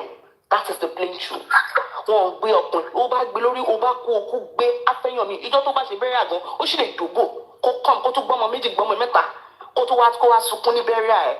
when you know that, you won't take things hard on yourself. You will not take things hard on, especially when it comes to opposite gender too. Especially when it comes to men. You won't take things so hard on yourself. You won't beat yourself down because somebody said, oh, I'm done. You won't go into depression because somebody leaves you. And that is the plain truth. You understand me? So at the end of the day, it just so happened. And the truth is, then skip past it, but to love, to see Bola, to father fair and all of it. Oh no, below now. Oh, the guy is not in poverty. He has a little bit of money, if not much. Oh no, poor now. So at the end of the day, two get four, no recover Benny. tó bá yẹ pé Bọ́lá náà wà pẹ̀lú bọ̀bọ́ ìtò rẹ̀ ní ti ìgbà ń bẹ̀ kó jẹ́ pé bóyá òun náà tún ìwú náà kò tí ó fẹ́ máa bá sọ́fà ni. You want to start suffering with a married man? You want to start doing a considerate girlfriend with a married man? You see one or two collect, if just small amount of money, but he's giving, you are taking. At the end of the day, 2 get 4, no. And she was comfortable with it. At the end of the day, they have a child together and all of it. But at the end, if I find myself in that kind of situation, Olojowo to manage into le consider, and that is just the pledge. Olojowo lo. Thank you, Omobi. Thank you. Sister Dupe, I hope you can now apologize. No. Yeah, so I hope you can now apologize to us now. Omobi, can I borrow your box? No, I'm not apologizing to anybody. Opinion Omobi ló sọ yẹn o. Ọmọ púpọ̀ tí mo sọ̀rọ̀ mo sọ fún yín pé opinion tèmi nìyẹn. Opinion Omobi nìyẹn. Mi ò ṣe ṣìgbà pẹ̀lú opinion ẹ̀, but it's our opinion. So ẹ̀yin náà ẹ̀ sọ títí yín. Nobody is apologizing to anybody. Anything tó ní kálukú bá fà wálé, orí ẹ̀ ló máa fi gbé. Bẹ́ẹ̀ ni mo sọ. Ẹni tí ò jẹ gbì ò ní kú gbì. Tí ọkùnrin kan bá lọ fàfàkúfà wá, tó lọ ń fà wálé fún ìyáálé tí ò mọ́wọ́, tí ò mẹsẹ̀ ju pé ó fẹ́ ọkọ lọ. Gbogbo ẹ̀yin obìnrin tẹ́ bá wà nínú shoes yẹn, Ọlọ́run á bá mi kó yín yọ. Àti Dúpẹ́, wọ́n lè bá ti ìyàwó yín tó gẹ́gbẹ́. Ẹjẹ́ ń sọ̀rọ̀. Ní jẹ́ ìyá ìmọ̀dí lágbára Ọlọ́run. Àtẹ̀yìn àtọmọ yín, God will protect you. Ibi ò ní bá yín lágbára Ọlọ́run. Ẹ mention ọmọ at last. Tó jẹ́ wípé àwọn kan yín lọ fi orí fa nǹkan wá. Nǹkan kò ní ṣe yín obìnrin yìí o. Nǹkan kò ní ṣe yín. Àwọn ọmọ yín wọ́n máa dirú ti gbà fún yín ní lágbára Ọlọ́run. Ẹni tí ò jẹ gbìn yín ò ní kú gbìn lágbára Ọlọ́run. Àmì tàbí ọdún sà. Ìṣàjọdún ọwọ́ ìyàwó tó jẹ́ bó wà ní ìyàwó ilé tó jẹ́ bó ọ̀sùn ìdí àwọn ẹlòmíì kúrò mẹ́ẹ̀kọ́ tó wà ní ìyàwó ilé kọ́. Ọlọ́run jẹ́ káwọn náà kó sọ́wọ́ wọn. Rí pé wọn mention bẹ́ẹ̀ bọ̀ gbogbo ẹ̀ náà ni ṣẹ́rí àwọn. Hold on, la No, ẹ jẹ́ kí Ibrahim yẹn sọ̀rọ̀ kan, I just came. No, àwọn kọ́ ló kàn, tẹ́ báyìí rẹ̀ jì. Tí lọ ìsá ló máa sọ̀rọ̀. Sister Funzi, lawyer Kosara, but I don't know if she wants to talk now. Sister Funmi, ṣé ti ready? Kí la fẹ́ sọ báyìí? A máa ganu sí náà ni. Àwọn ọkùnrin náà náà jẹ́ Red Cherry, was Red Cherry up before? Only somebody removed that. I'll bring you back. I'll bring you back. Maybe it's the network. I'll bring you back. Àwọn ọkùnrin náà náà ń jẹ́ kí gbogbo ojú máa rí rẹ̀dẹ̀rẹ̀dẹ̀ yìí, you know. Kálukú mọ̀rọ̀ àwa yàtọ̀ and nǹkan tí kálukú fẹ́ ṣe yàtọ̀, you know. Bẹ́ẹ̀ mi ṣe rò ó, the men are the one causing a lot of trouble fún àwọn ìyàwó wọn. Wọ́n gbà tó wà married tó wà nínú ilé tó ń náwó síta. Tó ń garùn wo gbogbo tó ń ṣẹlẹ̀ ń tà gbogbo orí social media ìwọ la máa bá ń bẹ̀ ìwọ náà ń gbé sínú bọ́ọ̀sì gbogbo bọ́ọ̀sì ló ń wà gbogbo orí dating site ìwọ ló wà ń bẹ̀ ìgbàwó lẹ̀ ní kúrò ẹ̀dẹ̀rẹ̀dẹ̀ báyàwó rẹ̀. A máa wá nǹkan tí ò sọnù kiri àwọn oníṣẹ́ kiri. Báwa wí dà wá táwa kó. Ká ló máa yín wí tó bá jẹ́ ti tiẹ̀ kó mú. Ẹ bọ́ sórí social media. Ẹjọ́ yọ mí kúrò bọ́ọ̀sì àmì kọ́ ló ń bá wí. Àwọn ìyàwó ilé náà tó wà nínú bọ́ọ̀sì. Ẹ tó bá ti kàn yín ẹ̀yìn ẹ sọ títí yín tèmi ni mò ń sọ lókoòzò. Sister Funmi ẹ continue. Great one kò ń ṣe bíi tiyín ṣe bẹ́ẹ̀ yín ṣe bóyá ọ̀dọ̀ Sisidupe làwọn ń ganu sí. Everywhere lẹ́tí máa máa rọ́kùnrin mi bíi pé wọn ò níṣẹ́. I wonder sometimes pé ṣé wọn ń lọ bí iṣẹ́ ni àbọ̀n busy ni day and night. You know, this thing needs to stop. Generation will build nítorí Ọlọ́run. Don't worry, we work from home, so we have time for you.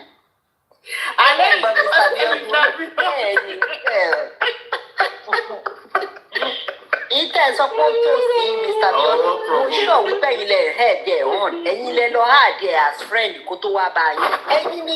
Ẹ̀yin lẹ ju pass. No, Sisidupe, should I bust your bubble? Bust. I will give you my email and password. Kewari, bóyá àwa la toast wọlé àbá àlọ́ wa wa. You know, I've always said that they might even come to you. So the onus is on you. Great for email and password wo. Ta ló ń come to you? No, TikTok yìí. Ṣé wọn mọ̀ pé marry ni? Ẹ̀yin náà máa post ìyàwó yín. Gbogbo yẹn ẹ jẹ́ kó mọ̀ pé marry. Sister Funmi rò dáa. Ìyẹn gan ni marketing. Ṣé ti ẹ̀rí ẹ̀wọ̀n? Ẹ jẹ́ máa sọ̀rọ̀ lọ. Àwọn obìnrin kan ò ní fún yín lọ́rọ̀ sọ Sister Funmi. Ó ṣe nonsense. Wọ́n láwọn ti ṣiṣẹ́ àwọn ti tó tún àwọn ti lọ. Mo ti ẹ̀rí kan lánàá. òun ti lọ́wọ́ òun lọ́wọ́ àgbè òun ti lọ́wọ́ mi ńlẹ̀ tí bá wá fẹ́ ọkọ ẹ̀ owó ọkọ ẹ̀ kọ́ ni mo fẹ́ wá ná mo ti àná máa ń block wọn ṣeré ni mo máa ń block wọn ṣeré. ṣó tán yín. anyway bóyá sister fún mi yẹn continue máa fún yín time. ẹ̀yin ọkùnrin tẹ́ wà ní kàtígórì kẹ́ máa rìn kiri kẹ́ sọ ìyàwó yín lẹ́nu tẹ́ bá tún wá fẹ́ date èyí tó wọ̀ sí jù ni pé ẹ tún wá bring girl yẹn ẹ toast ẹ the first thing tẹ́ fẹ́ kọ́kọ́ sọ ní ọ̀rọ̀ ìyàwó yín èyí tó wọ̀ sí jù ń bẹ̀ nìyẹn ṣé ẹ believe pé the other lady máa respect ìyàwó yín tó bá eventually di ìyàwó ilé mọ́ yín lọ́wọ́ ni kò lè respect ìyàwó yín. ẹ̀yin ọkùnrin tẹ́lẹ̀ kóra yín níjànú you keep talking about your wife everywhere you go you want to slander the woman you want to tell this young girl torí pé o fẹ́ gba abẹ́ pátá ẹ̀ fẹ́ gba àárín ẹsẹ̀ you keep telling big lies against the women you know against your woman it's bad ntí ò dá ń bẹ̀ nìyẹn fẹ́ tó bá fẹ́fẹ́ yàwó ló bá direct pé o fẹ́fẹ́ o láìkẹ́ ẹ̀ o láti fi ọ̀rọ̀ ìyàwó ilé ẹ̀ síwájú. You know, just for the girl, kó náà lè ní sympathy fún àwọn míì máa wọ́n tẹ̀ ń fẹ́ náà anyway.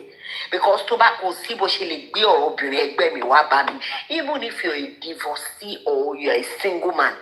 Ìjọ́ tó bá ti toast mi, tó bá ti gbọ́rọ̀ ìyàwó ẹ̀ tó filẹ̀ ló fẹ́ máa bá mi sọ. Kò sí nǹkan tó lè sọ tí mo lè believe ẹ̀ nípa obìnrin yẹn. Because the woman is not crazy. Wọ́n fọkùnrin tó bá dá a sílẹ̀. Ṣèbí tó rán lórí ire lọ́lọ́run ṣe yín tó rọ́pọlọ yín pé sound mind yín ṣiṣẹ́ ni. Ọkùnrin tó bá dá obìnrin ò kí ń fi sílẹ̀. Mo máa ń takò ọkùnrin mi gan wípé no, you're not telling me the truth. The woman is not crazy. You did something wrong. You need to own up. Fẹ́ own up láyé yín pé I did something wrong o ni marriage mi fi break o. No, you want to always paint the woman. You always want to nail the women. Kí la ṣe fún yín? Kí la ṣe? Wèrè kan náà wà níbi kan sìn á máa fẹnu ẹ̀ gbálẹ̀ lórí ọ̀rọ̀ mi pé bóyá mo ṣe nǹkan kan fún un. Meanwhile, òun ló fẹ́ drive me crazy kí n tó sọ pé enough. I don't want anymore. You know? You can't be the question lọ́wọ́ yín pé what of is a millionaire in pounds? What if the man is a millionaire? No, I still don't want to do it. Me, if the second wife, anybody. I don't plan to be that. No. Mo jowú jù bẹ́ẹ̀ lọ kó lọ fi ìyàwó ẹ̀ lẹ̀ kó kọ́kọ́ lọ fi ìyàwó ilé ẹ̀ lẹ̀ kó tó wá bá mi tó bá mọ̀ pé marriage òun ti over. And that's what I always say. Irọ́ tẹ máa ń pa ní UK nìyẹn. Nílé ò dáa because nǹkan tẹ máa ń sọ ìyẹn irọ́ tẹ máa ń pa ní UK nìyẹn o. Ẹ̀yin tẹ máa ń wá peace kiri ẹ̀yin bàbá peace. A lot of them. Ẹ̀jẹ̀ kóbìnrin yẹn máa lọ ẹ̀ tó máa wá peace nílé. Sisidupe storyline wọn ni àmì ò ní peace nílé woman yẹn wicked èèyàn burúkú ni kò jẹ́ àmì ṣé onípátáwó mọ́ ó ti tó oṣù mẹ́fà irọ́ ni o bloody liar ó ti tó oṣù mẹ́fà kìnnìkan. Thank you very much. Àwa máa fi ẹ́ ṣe. Ẹ máa búkú ìsílẹ̀ wá. Thank you. Àwa máa fi ẹ́ ṣe pé obìnrin yẹn ló máa kọ́kọ́ mú wa bá ẹ. Kò lè allow ẹ̀ sí life ẹ̀. Why do you have to do that? Ntẹ́mi fi máa ń dá wọn lóhùn ni pé when you are done, múra right certificate ẹ̀ kó wá fi hàn mí. Tó bá ti ṣe tán pẹ̀lú yẹn because I will ask questions. Some women don't ask questions. Ọlọ́run ìṣọ̀ṣẹ̀ṣẹ̀ nǹkan lòun lè dá wa dọ́gba. Ọlọ́run kò lè kó àárí bákan náà. Some women just want to get involved with anything in trouser. So as some men want to get involved with anything in skirt. Ọlọ́run ló máa ṣàánú obìnrin o. You know, gender mi lèmi máa ń support o. Èyí tó bá fẹ́ wá toast mi nínú yín ká ẹ tètè mọ̀ wípé ẹ má gbé story ìyàwó yín. Don't bring any sub story to me. Pé ìyàwó mi ò jẹ́ kí n ṣe nǹkan kan, ìyàwó mi ṣe nǹkan kan fún mi. Ó níbi tó drive woman yẹn crazy dé kó tó di bó ṣe dà yẹn. So stop crying about social media. Lórí social media kiri kó máa wá àwọn pray àwọn ọmọbìnrin tó máa kùn sí létí tó máa fi ìyàwó ẹ̀ ṣe step forward láti purọ́ fún wọn. It's bad. We need to change. Ẹ̀yin ọkùnrin yẹn need láti change. Ẹni tó fẹ́ fẹ́ second wife kó sọ fún obìnrin yẹn wípé mo like mo fẹ́ fẹ́ as a second wife ni. Leave the poor woman alone. Òun ló ń fà á tí àwọn ẹlẹ́sẹ̀ ṣoṣooṣo tẹ̀ ń fẹ́ ṣe kejì yẹn tó ṣe máa ń lọ ní audacity láti lọ bá ìyàwó inú ilé few of you tó mọ right ẹ̀ tó máa ń sọ fáwọn ìyàwó kékeré wọn wípé mo níyàwó nǹkan kan wọn àwọn ìyàwó kékeré wọn ní gut láti lọ gbéná wojú àwọn ìyáálé yẹn and back in the days nígbà ayé àwọn bàbá wa tá à ń sọ yìí náà wọn ń fi ìyàwó wọn àgbà wọn fi ń ta yín wọn ń sọ̀rọ̀ ìyàwó wọn àgbà níwájú ìyàwó kékeré so ẹ rí wípé nínú ilé dynamic yẹn máa ń yàtọ̀ wọ́n máa ń respect ìyàwó alákọ̀ọ́kọ́ yẹn mọ́ ni mọ́mì náà máa pè náà máa fi sáàyè ẹ̀ bọ́ ayé ìsìn mi ò mọ játijàti tó jẹ́ wípé. ìyá tó wà lẹ́yìn òun ni wọ́n fẹ́ fi ṣe toasting mechanism. yes tókùnrin bá pàdé ẹ̀ di toasting mechanism. ní tó ti bẹ̀rẹ̀ sí ní ìjẹun látànà ìyá yìí ni ìyá yìí ni ìyá yìí ni kò fún mi peace kò fún mi lóúnjẹ. mo ní ìdí ẹ̀ wá revive mi. Come and give me kiss of life.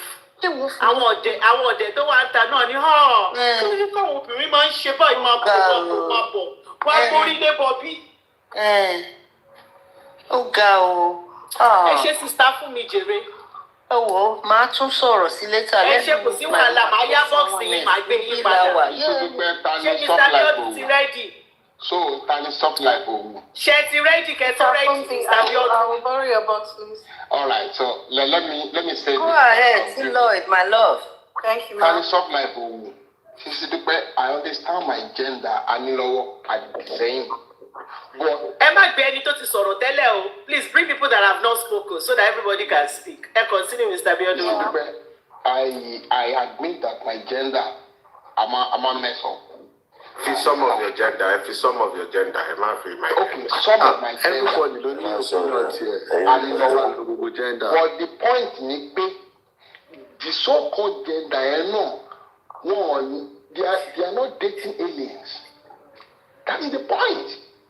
This is a contract. In contracting, you give an offer, is either you decline or you accept. And once you accept the contract, you have to agree with the terms and conditions. All right? That is the point. So I don't understand why it is. So thank God pé our gender is sọ pé táwọn bá anybody tó bá go about wọn. Either he's married or even if he's married, they will go with him. So why are you now blaming it on us? I don't think it's right fún yín láti máa blame lórí wa. Mr. Biodun ṣe gbọ́n nǹkan tó sọ. Mo bi Olú. Mo ní ṣé wàá lọ tóòsì billionaire yẹn? Ṣé wọ́n ló máa lọ sínú inbox sí billionaire? Ó ní no. Mo bi ọmọ bíi. Ṣé wọ́n ló máa lọ tóòsì billionaire? Wọ́n ní no. Bọ̀ sí billionaire bá gbé súnmọ́ àwọn àbí tó ti marry. Mo wá nǹkan tèmi ń sọ ni wípé ẹni tó ti marry protect your home. Protect your woman. Protect your man. Mr. Biodun ẹ mú rédèrèdè tí ojú àwọn tí òun ṣe káwọn náà nọ̀sẹ̀ síta ẹ mú rédèrèdè tójú wọn máa ń rí kò dáa. àṣeyọpẹ ẹrọ tìgbà tí Mr. Biodun sọ ń pè é sí pé obìnrin gbé wa máa wọn pé tó ń fún òun lóyún. Exactly. tó máa jẹ́ bílẹ̀ ọ̀rọ̀ mi máa gbé túmọ̀ wọn gbà mí náà táwọn bá ti lọ bá wọn. Mr. Nusrat, ẹ máa láti. Mr. Nusrat, ẹ jẹ́ hold on ló máa kọ̀ ẹ jẹ́ ká sọ̀rọ̀ sí ẹ jẹ́ ká mute bí Mr. Biodun sọ̀rọ̀ ẹ jẹ́ ká mute. You see, I like this thing because thank God that I told you this thing a couple of months ago. Yes, you did. I wasn't, it's not maybe something happened and I was trying to justify whatever. This is the real life. In fact, when the girl came, she was sending some text to me because I belong to the department in the church where everybody knows me. You get? So people can pick up your number from the WhatsApp group in the church. We are many, but people can pick up your number. So somebody was saying that we will be back. But I was saying, do you understand who you are calling? Only yes. And later on something be straight. What's wrong with you? You're matured, I suppose. I'm like, kilo shele. So talking me now fair, my fair your just started my your fine. But kí ni mo fẹ́ gbà níbẹ̀? That is the point. So don't make it all about my gender. The gender are not dealing with aliens. So ẹ̀yin náà bá gender yín sọ̀rọ̀ káwọn náà gbé di wọn pamọ́. Mr. Biodun, you know I've been doing that. You know. And you know I've been calling out my gender. Not today. I will. But I just want everybody to understand the assignments that you are carrying when you are in a marriage. I'm not justifying my gender that decides to go and sleep with somebody else's man. I'm not. But I just want, as a married man and a married woman, I want us to appreciate each other and understand that, okay, if, As a married man, you can sleep around. So why did we now put a ring on it? Why is anybody getting married? Sisidupe, gbogbo ring yẹn is our culture. It's not even about ring now for me. It's about nǹkan tá a sọ fúnra wa. It's about the promise I made to you and vice versa.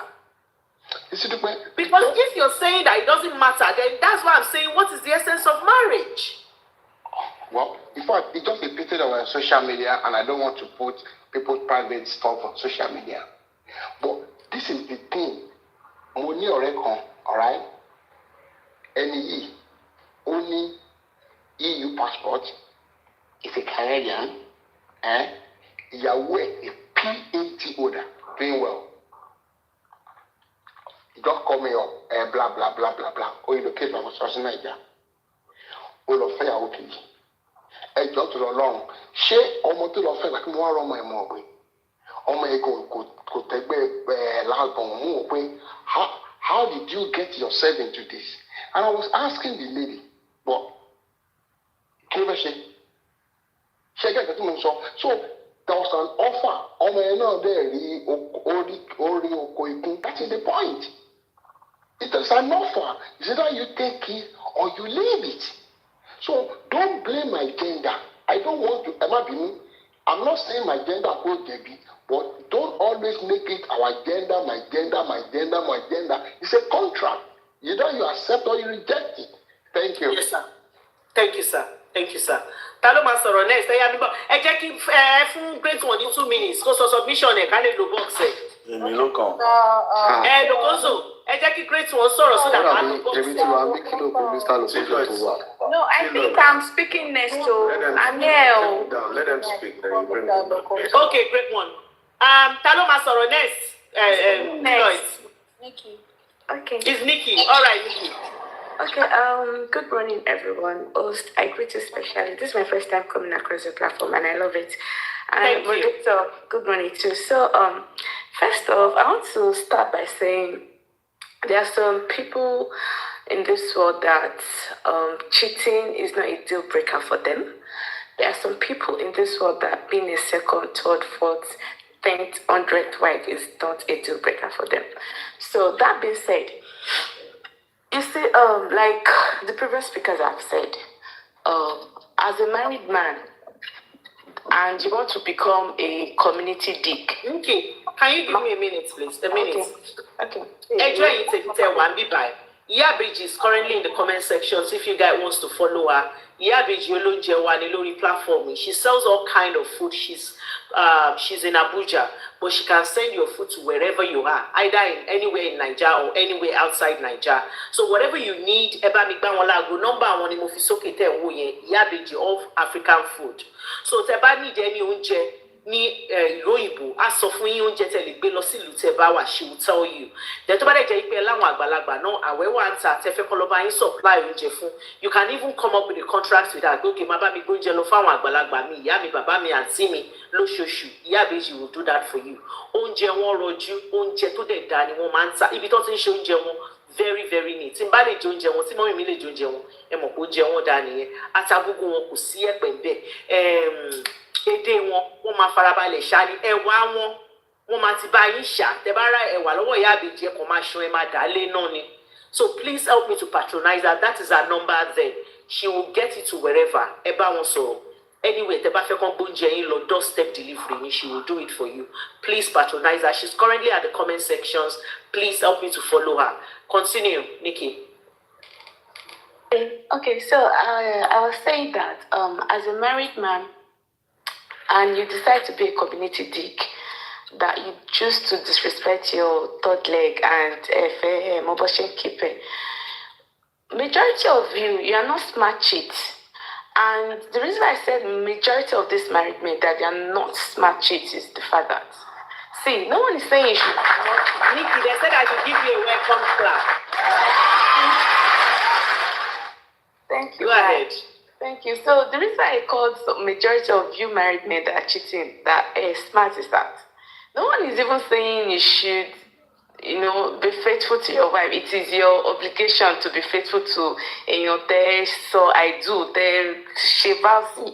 But the fact that the disrespect you bring ẹ̀gbin pọ̀tọ̀pọ̀tọ̀ pìtìpìtì tẹ́ máa ń gbé báyàwó tí lẹ́yìn and mi ò mọ̀ bóyá wọ́n yàn tẹ́ tó bá ṣe wọ́n yìí àbí ìdí ńlá tẹ́ bá rí you now start saying sharing the things you're not even supposed to be telling your side chick about your marriage. You start sharing it with them.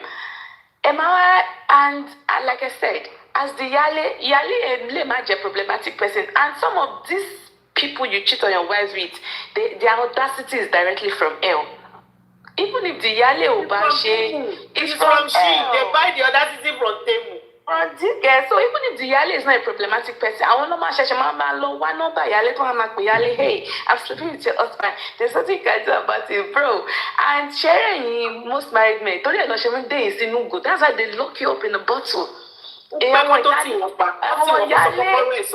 Àwọn ìyálé tó ẹ àwọn ìyàwó yín tẹ́ fẹ́ sílé tẹ̀tẹ̀ lọ sọ fún pòkè ẹ̀ ń cheat. Àwọn sáìtì yẹn ló fi tiwọn wọ́n máa kọ́ ọjà wọn rí borí wọn nílẹ̀ pín. I like the fact that pé kì í ṣe plain bottle lọ́tí ẹ̀ ń dé ìmọ̀ sí àwọn bottle gúdà tó máa ń brown yẹn tẹ̀lé lè rí ta inú ẹ̀ ló ń dé most of you mọ́. And again àwọn side chick tẹ́ ẹ̀ fẹ́ yẹn they don't hold you loyalty. If you can be so disrespectful to the person you left at home, you're married to in the house, they don't hold you loyalty. And like I said, these girls, married men are just spec. And gone are the days that married mama to single girl. Little girl was like, you're married, don't you matter what? These days, they don't get shame again. Shame left that WhatsApp group for them. They'll even be the one to be telling you, you don't know what you're missing. And my gender too. That run after married men. When Gretel said something earlier to the host that host they access their meal, majority of my gender even go for this men. They will tell you, I can't date a guy that is single. Married men is kill for ojukokoro. That marital distance don't want look.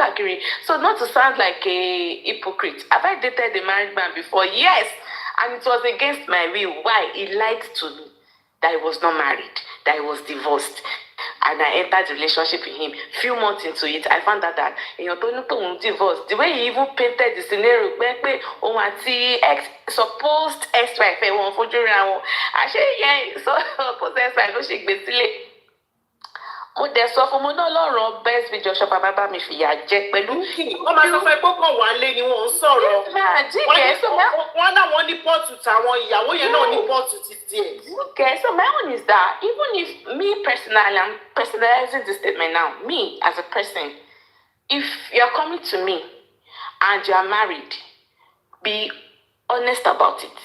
It is my choice to now decide if I want to do anything with you. But don't make me do something I don't want to do by need deceit. Go on, my for me. Oh my Jay. So and again, Sherry, that's Mr. Biodun sorrow. That's why I want Kiniko. Sherry, anytime marry, anytime okay, it is decide not to marry. You know what you're going into.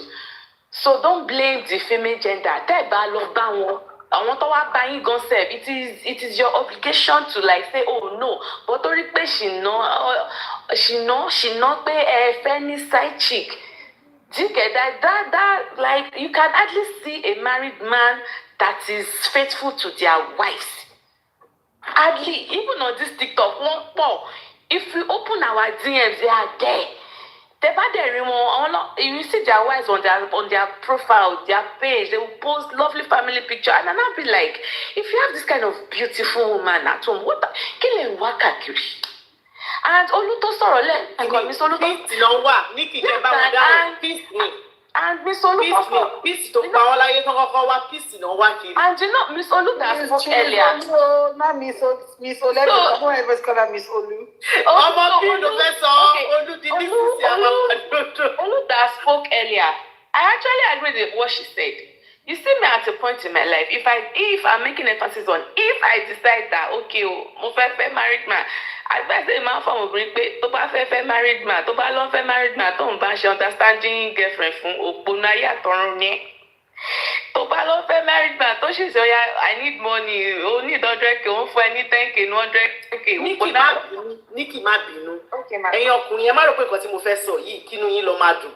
But I just want to be realistic. Ṣé tí wọ́n fẹ́ gbọ́ tí gender mi tó bá lọ ask ọkùnrin tó ti marry out tọkùnrin yẹn wá sọ fún pé aṣọ gbádùn mo níyàwó náà wọ́n wá máa sọ wípé ọ̀dẹ̀ lọkùnrin yẹn ṣe ti bọ́rí sí ní severally wọ́n á ní ọ̀dẹ̀ ní orí kí ni tó wá má rí nǹkan akọni kó wá ṣe nǹkan ó dẹ̀ sọ pé no my gender does that. Nikki, continue. Okay, so what I'm just trying to say in a nutshell is that be a smart person. Even if, okay, these married men are coming to you, make sure, Yorùbá máa sọ pé èèyàn tó bá fẹ́ jẹ ọ̀pọ̀lọ́ jẹ́ tó ní ẹyin nínú. You can't, lè fẹ́ waste ṣìnà kó wá tí wá lọ fẹ́ èèyàn tó yẹ pé àtijọ́ onílé. Some of my gender don't fẹ́ married men. Wọ́n lọ́tún máa yá married man lówó, like, are you daft? I'm not even sorry for asking, like, are you daft? Drop the bomb. No, like, what is wrong with you? Like, if you want to do it, why are you wasting ṣìnà?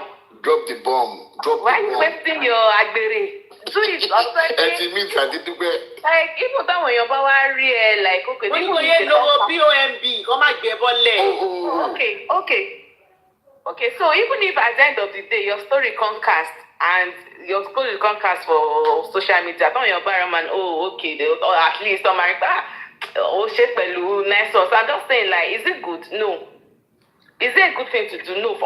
From both parties, no, it is not a good thing to do. But what I'm just saying in a nutshell is that as married man, unfaithful ones, the community digs, the manually protect your own, protect your wife.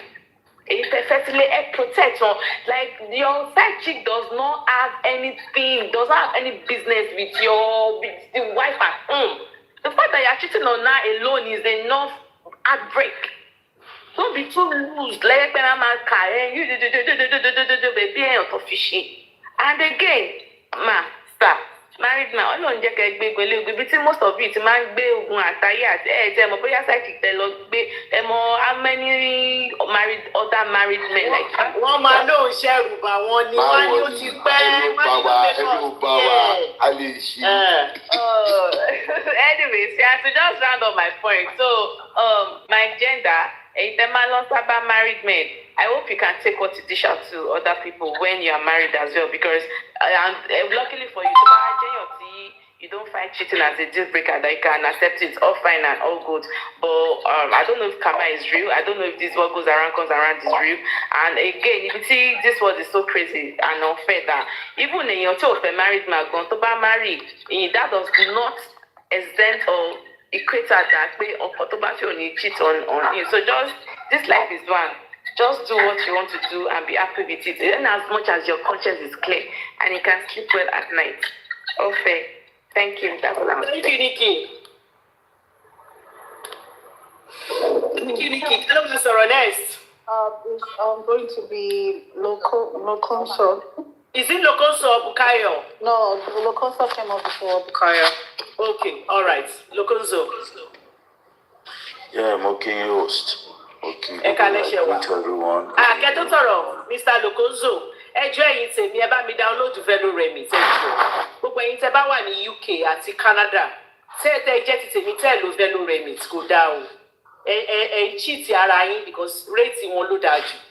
Tẹ́ bá ti download tẹ́ enter gbogbo details tẹ́ dẹ̀ lo Sisidupe as referral code yín. Tẹ́ bá ti download first 100 yín, wọ́n fún yín ní 10 as long as tẹ́ bá ti lo Sisidupe one word. Tẹ́ bá ti download ẹ wá lọ bá mi check rate àwọn tó kù kẹ́ tó lò. Kẹ́ má sọ pé Sisidupe pé ẹ lọ wò and ó pẹ́ ju àríró ẹ̀rí 30 seconds like 30 seconds 1 minute owó yìí ti wọlé. Wọ́n dẹ̀ ní 24 hours customer service anytime. Ẹ̀yin ti Canada àti ti UK anytime customer service wọ́n máa ń ṣiṣẹ́. Ẹ jọ̀ọ́ bá mi download ẹ gbogbo àwa tá a bá ń ṣòwò sí Naija ní UK àti Canada. America more very soon. 5 more Europe countries will join at the end of this month. Lágbára Ọlọ́run. Please help me to patronize them. They are very, very reliable and their rate is very good. Don't forget to use Sisidupe as your referral code. Thank you. Mr. Loconso. Yeah, okay, Gogole. And Akusha. So, Sherry, there are just some few submissions. People are flawed. Because a lot of people are listening and, being a married man for more than 20 years. And as someone who's from a polygamous home, I'm seeing lower the bearing and at OTP mount donkey kekere to wale. Shere to wale.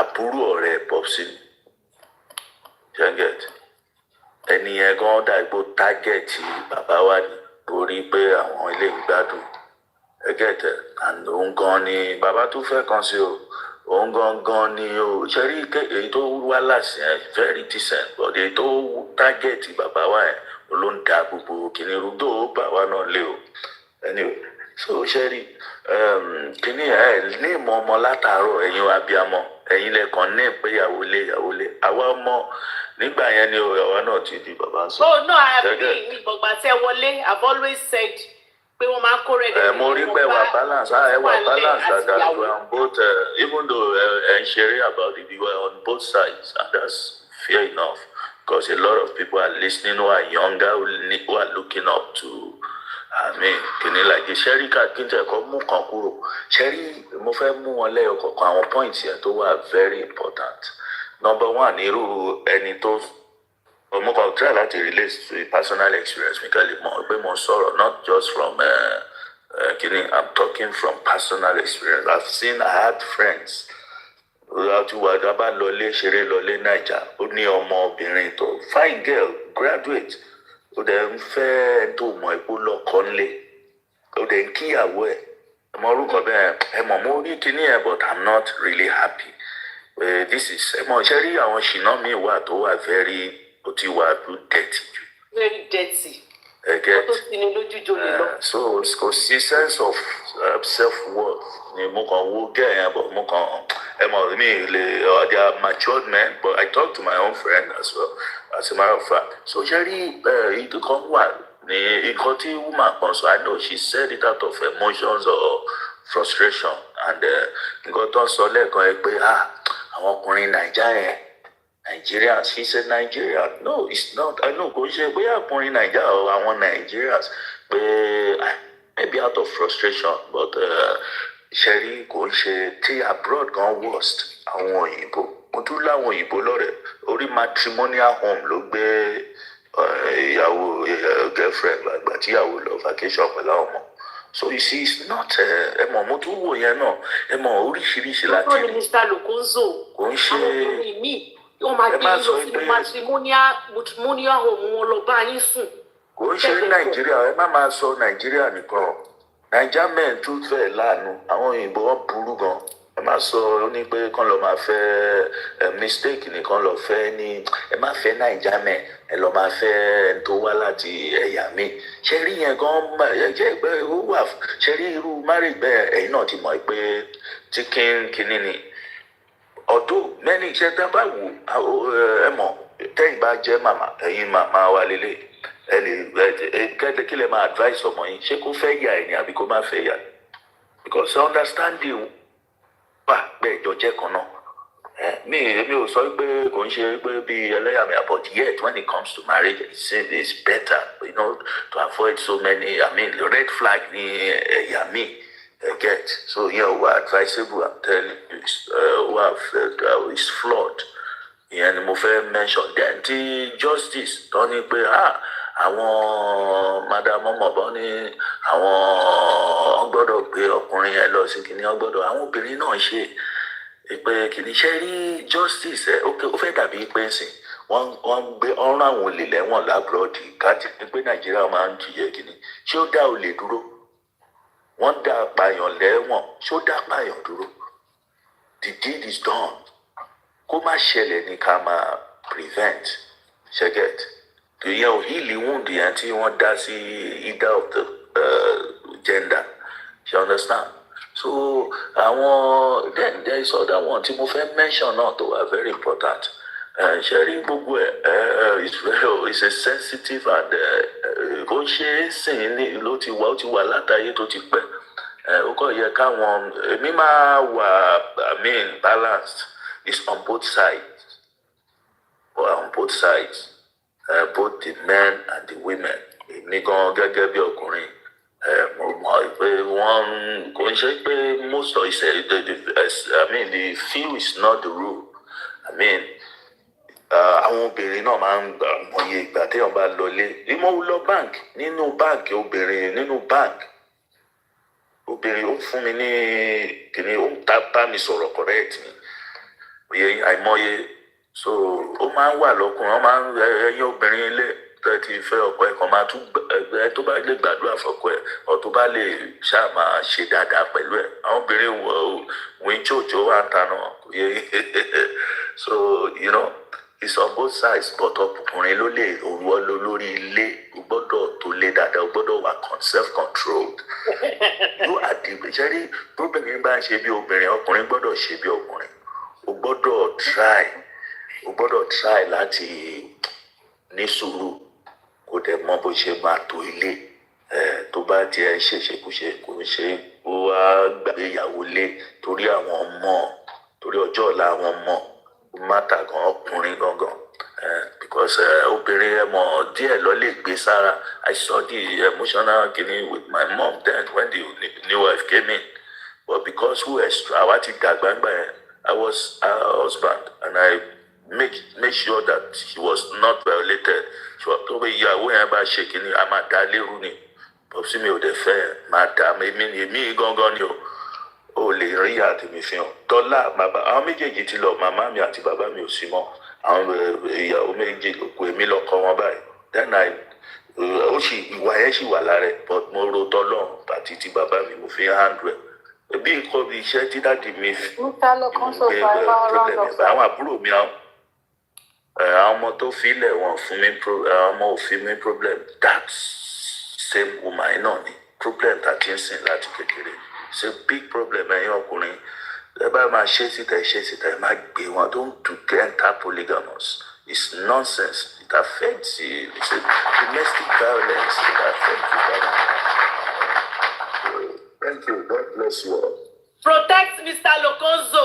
Protect Mr. Lokonzo. Wọ́n ní kí n withdraw protection. Ọmọ Yorùbá àgbàyà. Thank you, Mr. Lokonzo. Ta ló máa sọ̀rọ̀ next? Can I talk? Lokonzo, can I borrow your... No, sister. No, see. It's not your turn. Sister Nusirat, it's not your turn yet. It's Mr. Bukayo's turn. Mr. Nusirat, yes. After Mr. Bukayo ẹ sáré bá mi hold on bẹ́ẹ̀ yẹn kẹ́ tó sọ̀rọ̀. Ẹ jọ̀ọ́ ẹ lọ bá mi patronize BE Culture. She's currently doing a 40% off. Ó ń ṣe 40% off. Ó dẹ̀ máa ship aṣọ yín sí anywhere tí ẹ bá wà. Nọ́mbà ẹ̀ nìyẹn ẹ bá mi contact ẹ̀. Èmi ni mo bá sọ̀rọ̀ pé àwọn aṣọ èyí fine. Jọ̀ọ́ kí ló lè ṣe fáwọn tèmi ó wá ní depending on iye tẹ́ bá rà pé òun máa fún yín ní up to between 20 to 40% of gbogbo ẹ̀yin tẹ́ ti bá mi patronize ẹ̀ ṣe ẹ̀yin tẹ́ kọlù mi pé àwọn aṣọ tó rà gba yìí mo lémi náà mọ̀ kó gba yìí kí n tó bá polówó so right now tẹ́ bá mi patronize ẹ̀ aṣọ tó yẹ tẹ́ bá yẹ kẹ́ ra aṣọ méjì ẹ ra mẹ́ta èyí tó yẹ kẹ́ fi ra mẹ́ta èyí fi ra mẹ́rin tí sọ́mà bá máa dé kò ṣeé dúró wò ó ẹ má kàn jẹ́ ká máa ṣiṣẹ́ ká má tọ́jú ara wa ẹ bá mi patronize her clothes are actually very nice she has some combination of Ankara and Ashoke very lovely she has some certain ones different ones tẹ́ bá lọ wo orí profile either on TikTok or Instagram she is BE Culture the culture is BIYEKULTURE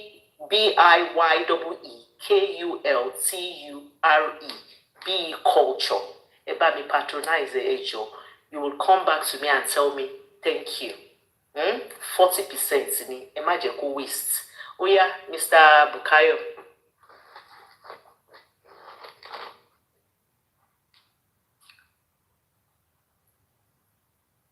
Bukayo, are you there?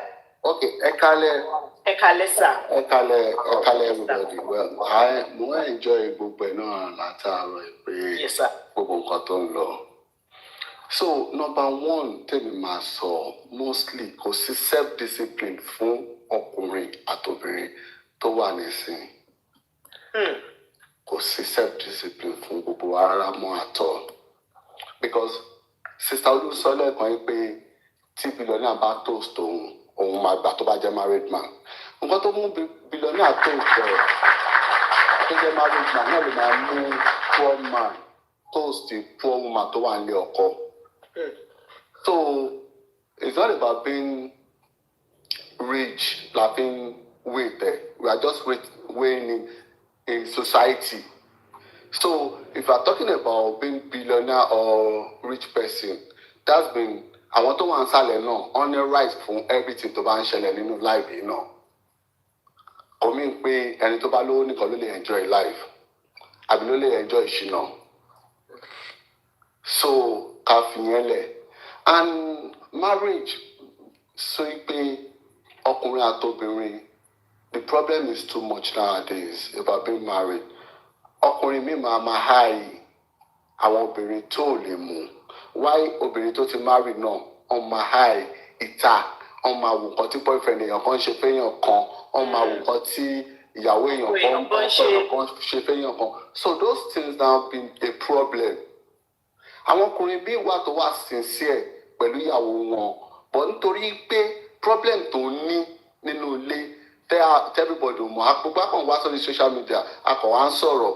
Most people face a lot. Ẹlòmíì kan máa wá pé òun ló ń cause problem, but ẹ máa believe pé òun kọ́ ló ní problem. Ó kàn máa dé pé ó máa sọ ìsọkúsọ, ó máa sọ tiẹ̀ kán lè support ẹ̀.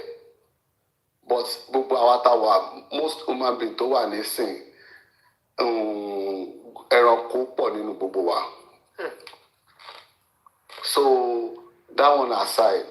So bí pé èèyàn kan fẹ́ yàn án lọ ṣe kinní kan fún yàn lóyún, ìwọ tó bá mọ̀ yìí pé o fẹ́ lọ fẹ́ yàn tó bá fẹ́ lọ sínú polygamous family, face ẹ̀ kó lọ síbẹ̀ kó kúkú mọ̀ pé ibẹ̀ ló wà. Ìwọ tó bá fẹ́ ṣe má gbéyàwó ilé ẹ̀ lọ fún wọn níta àfọkùnrin kó lọ máa bàjẹ́ ń bẹ̀. Keep your marriage out of dating. Má tẹ̀jẹ̀ kán mọ ẹnu ọ̀nà ibi tán wà tó bá wish láti ṣe. But ìwọ tó bá dẹ̀ mọ̀ pé o ò ṣe dúró síbi tó jẹ́ kó wà. So nǹkan tèmi fẹ́ sọ nínú ẹ̀ nìyẹn pé. Protect Mr. Bukayo. Ẹ ṣé Mr. Bukayo. Oh yeah, too late. Yeah, so it's Sister Nusrat. Sister Nusrat. Sister Nusrat, are you there? Ẹ kálẹ́ everybody. Ẹ kálẹ́ daddy mi àti mommy mi àti sister mi. And I enjoy what you're talking about. Everybody is just talking about answer nípa ara wa. Obìnrin ni mí o. And I will use myself to do an example because I'm in the middle of guys. I mean, Sherry, ọkùnrin náà face challenges. I want you to know that today.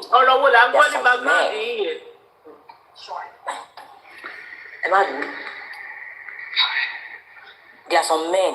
Showing bomb that dancing.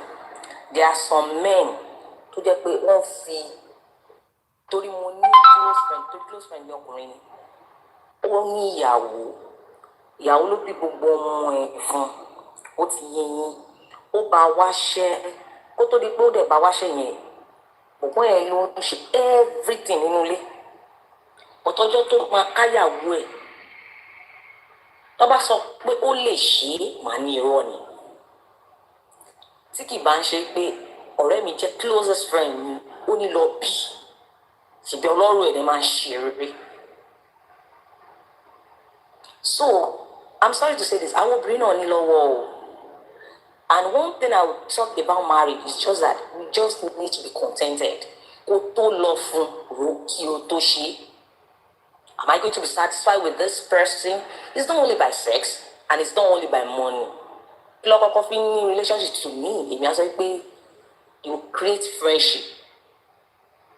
Ọ̀rẹ́ ló máa kọ́kọ́ fi bẹ̀rẹ̀. Because tí love bá lọ, friendship yẹn máa wà ń bẹ̀. Because tí obìnrin bá tí kò bá love mọ́, ẹ̀yàn ní sọ pé máa ń rí ọmọ yẹn, a máa love. Kò sí ìjà tó bá lè fẹ́ dé láàrin òun àti ọkọ ẹ̀, ó ti yé yín. A máa wò pé wọ́n kúkú ti fẹ́ ná, mi níbi tí mi lọ mọ́, àwọn ọmọ mi wà ń bẹ̀. They are my home. Tí ò bá tẹ̀ ṣe kọ́kọ́ fún mi, ó yé yín. Àwọn ọmọ mi, wọ́n á dìgbà, wọ́n á di bí nǹkan yóò báyìí dáadáa, wọ́n á dìgbà dìrun fún mi. But àwọn obìnrin náà, à ń láti lọ ṣe àkíyèsí ara wa. because Sherry, this sex of a thing that we are talking about, gbogbo akọ gbogbo afẹ́ ṣe marry akọ lọ ni. Ẹlòmíì máa dé marriage tán, á náà wọ́n mọ̀ pé bó ṣe rí nìyí. Ijole, because marriage because it's every day something.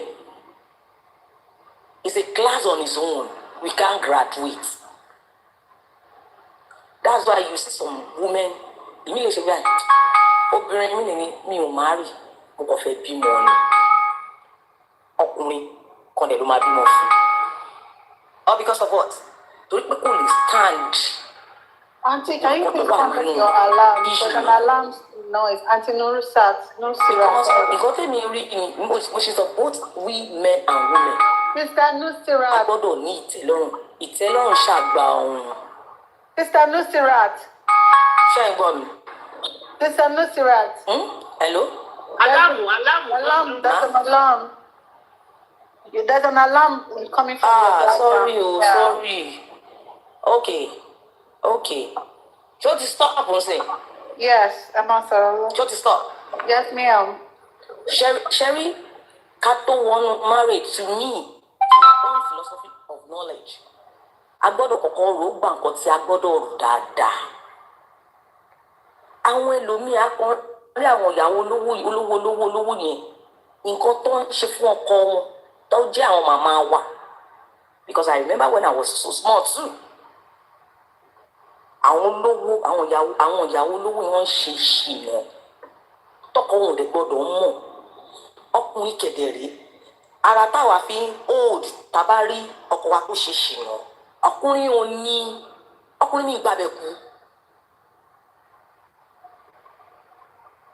You understand? Ọkùnrin ní ìgbàbẹ̀ lọ. So ẹ̀bọ̀n orí tèmi ṣe sọ bẹ́ẹ̀ tèmi ṣe sọ gbogbo eléyìí torí mo ní ọkùnrin ló pọ̀ jù láàrin mi. Bẹ̀rẹ̀ àwọn some things on face. Ìní àsùnkún. Àwọn obìnrin náà ní lọ́wọ́ o. Obìnrin ẹni tó ń sọ̀rọ̀ yìí. Ẹni tó bá dẹ̀ bímọ ọkùnrin tọkùnrin pọ̀ nínú ọmọ rẹ̀. Ọmọ máa witness àwọn nǹkan tí mo sọ yìí. Because ẹ máa bí ọmọkùnrin mi, a lè sọ̀rọ̀, a lè ṣe bí ọkùnrin. Ìmí, a kò máa ní mọ́ sí let me take it that way. Tí o bá wá lè gbé mọ́ ló máa sunkún wá bá ìyá ẹ̀. Àdìpọ̀ ní blood pressure, ó ní everything bẹ́ẹ̀ yẹn.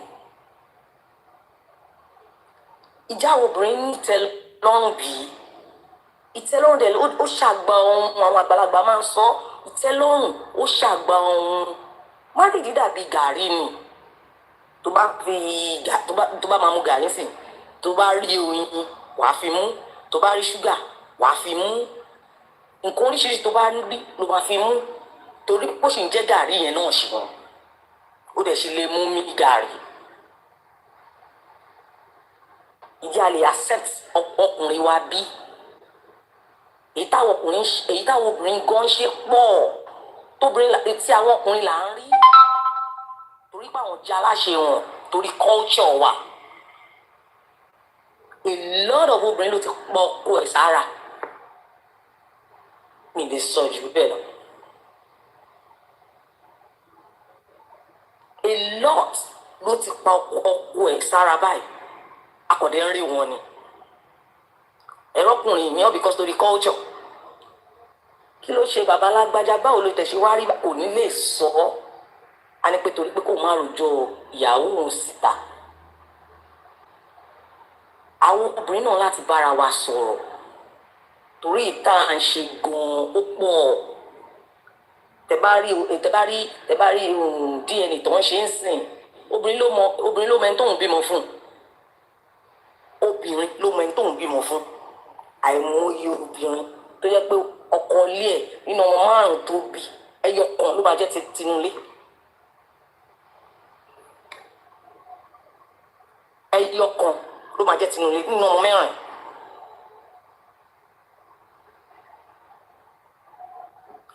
So mo ti sọ nǹkan tí mo fẹ́ sọ tán. Àtúnṣọ mi. Ẹ ṣe gbọ́dọ̀ àti ẹ ṣe gbọ́dọ̀.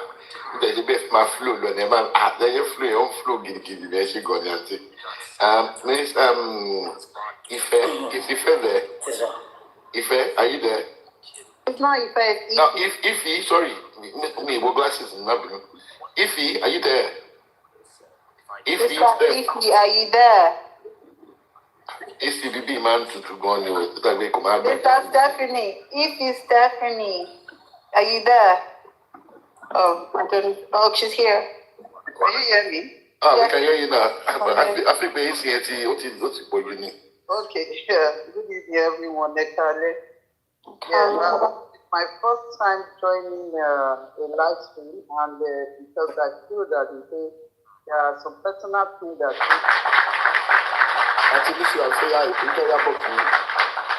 So, let me start with when we talk about marriage, I'm going to actually talk about my gender. I think it's high time how we can take and say, ṣé ọkọ tá a fẹ́, ṣé òun ni wọ́n ṣe òkú ẹ̀ sí, àṣàwà ni wọ́n ṣe òkú ẹ̀ sí. Because I'm saying this with respect in pé the way people take this thing pé òun ká ọkọ ẹ̀ òun ṣe ó máa fọ́yàn lórí. In fact, let me now use myself as a typical example. I'm married. Auntie Ify, please, can you move closer to the phone? Are you Can't hear you properly. Can't hear you.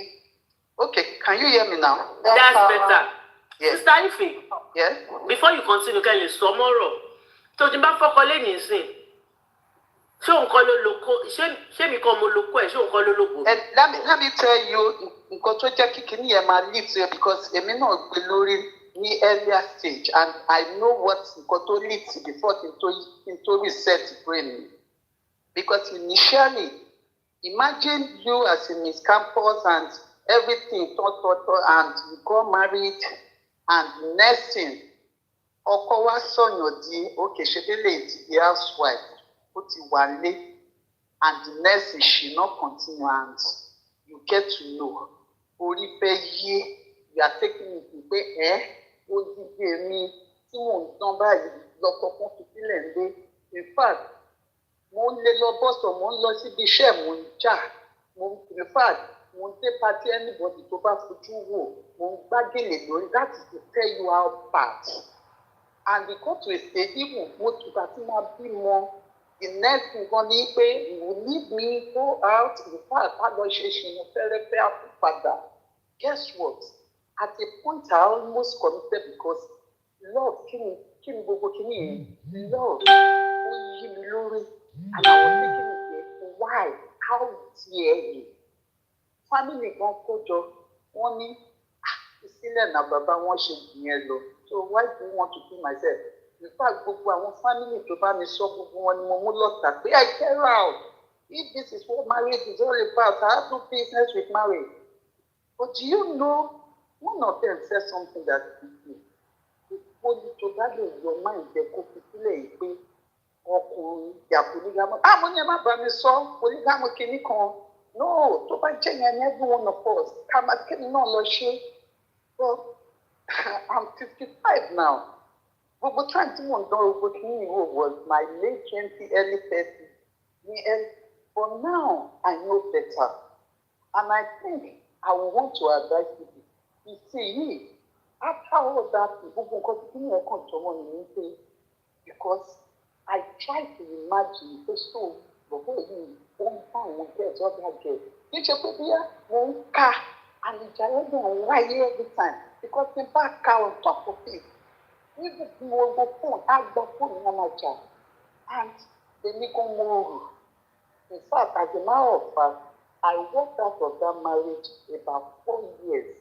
Then I'm like, mo lọ sí UK, mo fẹ́ change the environment. I stayed in UK for about 2-3 years. You've moved back from the phone again. Yeah.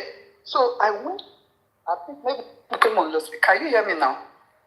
That's better. Okay, I was using the earpiece.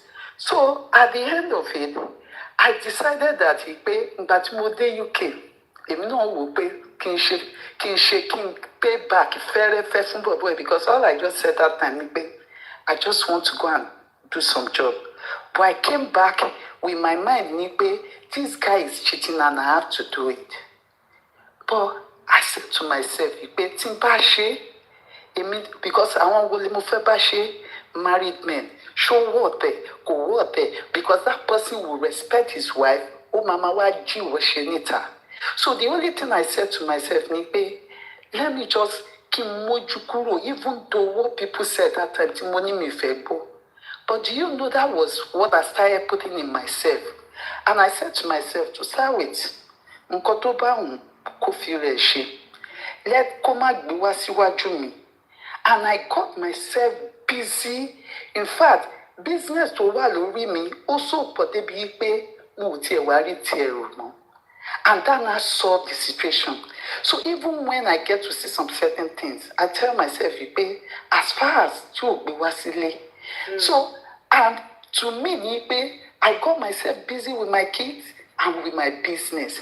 Mama won't pay. So a minimally mojukuro, which was the advice they gave me about 10, 15 years ago.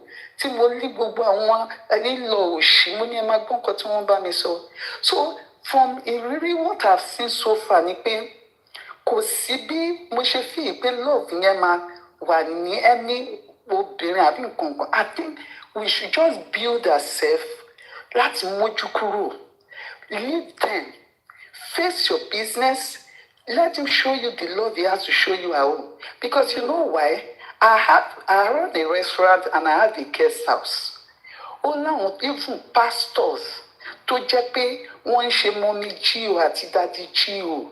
Holy tí wọ́n bá ti délé báyìí wọ́n lè ju fún ìyàwó wọn gan lè máa lo fóònù wọn tí wọn ò ní mọ̀ pé ọkọ wọn ń ṣe ṣìnà. They come, they lodge in my guest house and I will be like, bóyá ìyàwó mọ̀ o, bóyá wọn ò mọ̀ o, but the bottom line ni pé 10% or 5% lọkùnrin tó wà wòlíì. And you told them wà wòlíì yẹn nítorí pé ó ní fear of God. So if we know all this, why do we want to give ourselves headache? Now, my husband, in fact, my husband, she should not be, even my friend, mo everything. Yes, as I said to you. Yes, but guess what? I gave myself, I choose peace. Mo pick peace to, because I said to myself, kí ni mo fẹ́ máa fúnra mi ní headache? Most time, my kids are in US schooling. Sometimes, see business in the busy, we should busy too. See, mind me back on while there. I'll call my kids. Then later, we are like friends. In fact, my TFP share money. She girlfriend there to Loba. She why intimate money. We are, but you see, is something that I choose to give myself peace. Because all difficult going by when people, because now in fact that time when they said money láti form sickness pé kon gbé mi lọ hospital pé mo fẹ́ kọ out of gbogbo pé this guy is cheating on me. But the thing is pé if most of us, if most obìnrin tó bá lè ignore, and in fact now he seek attention me more than before. But that does not mean he's still not doing it. Funny enough, before my daughter left for school, left for the US, daughter me, most can you imagine that? What is all this rubbish daddy is doing? I'm even trying to talk to my daughter. Yes, that's to tell you how bad. So, one child is so for me, you know what? Only this is what marriage is all about. I have no business. But I said to her, I said, look, just ignore them. Even when you get married, because in only that map prepare because in cotton check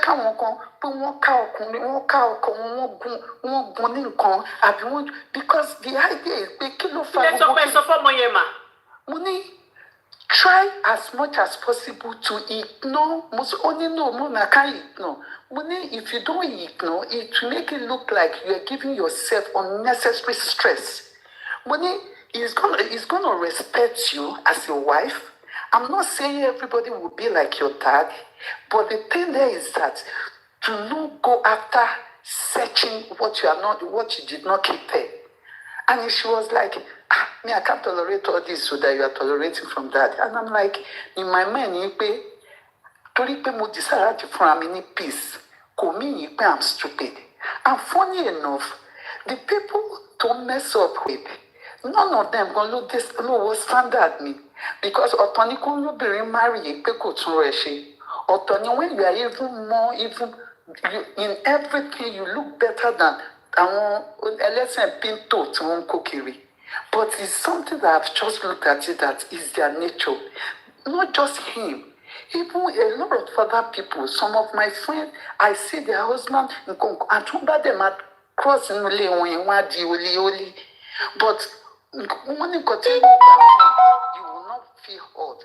If everybody would just like... But Mama, I'm listening.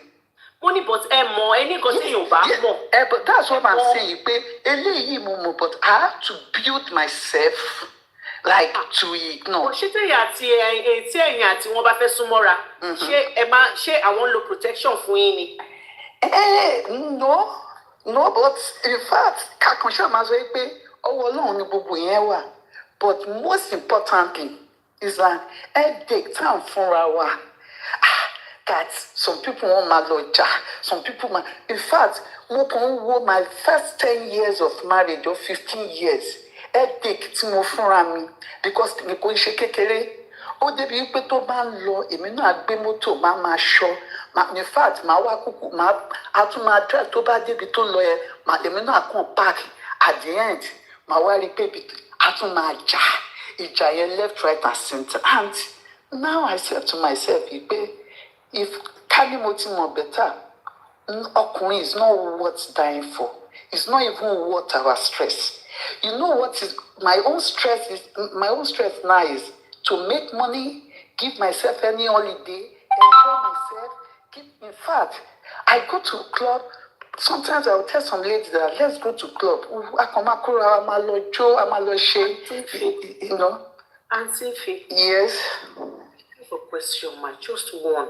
Yes. Emma, I want to apologize before asking this question. Okay. It's coming from a good place, ma. How often do you get yourself checked?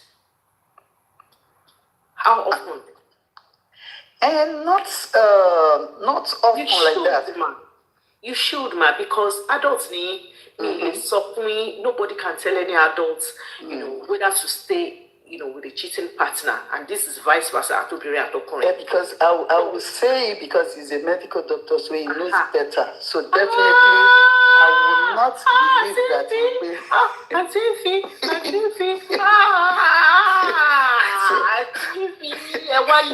Medical doctor, kò mátà tó bá ti dìgbà yẹn wọ́n máa ti gbé fìlà medical doctor lẹ̀ nǹkan tó wà nísàlẹ̀ ló fi ń ríran wọn ò lè lo medical anything gbà yẹn and for 3 months ẹ ló máa wọ yàrá yìí. Let me pause. Is it because nítorí pé mo mọ̀? What about àwọn tí ò mọ̀? Because Auntie, you're right, ma. Yeah. If he does it so well that you don't know. And he does not give you any reason to doubt him. Of course. I am not saying that is good. It's always good for both Adoko and Iyawo to be faithful. That's the best thing. But let's say Iyawo cheat or can't cheat and the other person does not know. You know that I don't know. God forbid, I might now pick up as that suspected. But if I don't feel anything, then it's okay. But when you know, and Sifi, maybe because, for example, maybe he's traveling, I saw maybe condom and all those things. All I know is for him, I might be very wrong, but I know he does not joke with anything protection. That's the way I would say it. But I might not be 100% sure. Yes. But the bottom line is because I get to know that most of them are just in need. And I choose not to bother my head. What in fact, so the idea is when people make money to give themselves what kind of lifestyle they want to give, I think at a certain stage, all this skinny will not even be what somebody will be stressing themselves like. But do you think the love is still there, on your side especially? Yeah, it's there, but it's just something that, in fact, do you think it's there on his side too? In fact, more more from his side now. Yes, it will look like that as if you know why? Because you let him. Yes, he's gonna be happy with you. He's gonna love you because you're letting him do him. But I have peace. Like, in fact, most times some people see me and they just feel like I can choose to I can choose to go to, throw parties. There are some things now that don't for me more happiness you that side, Lord, because I believe that one is part of it. But I'm just trying to a situation whereby I will be and bear I was okay, because when I see already in fact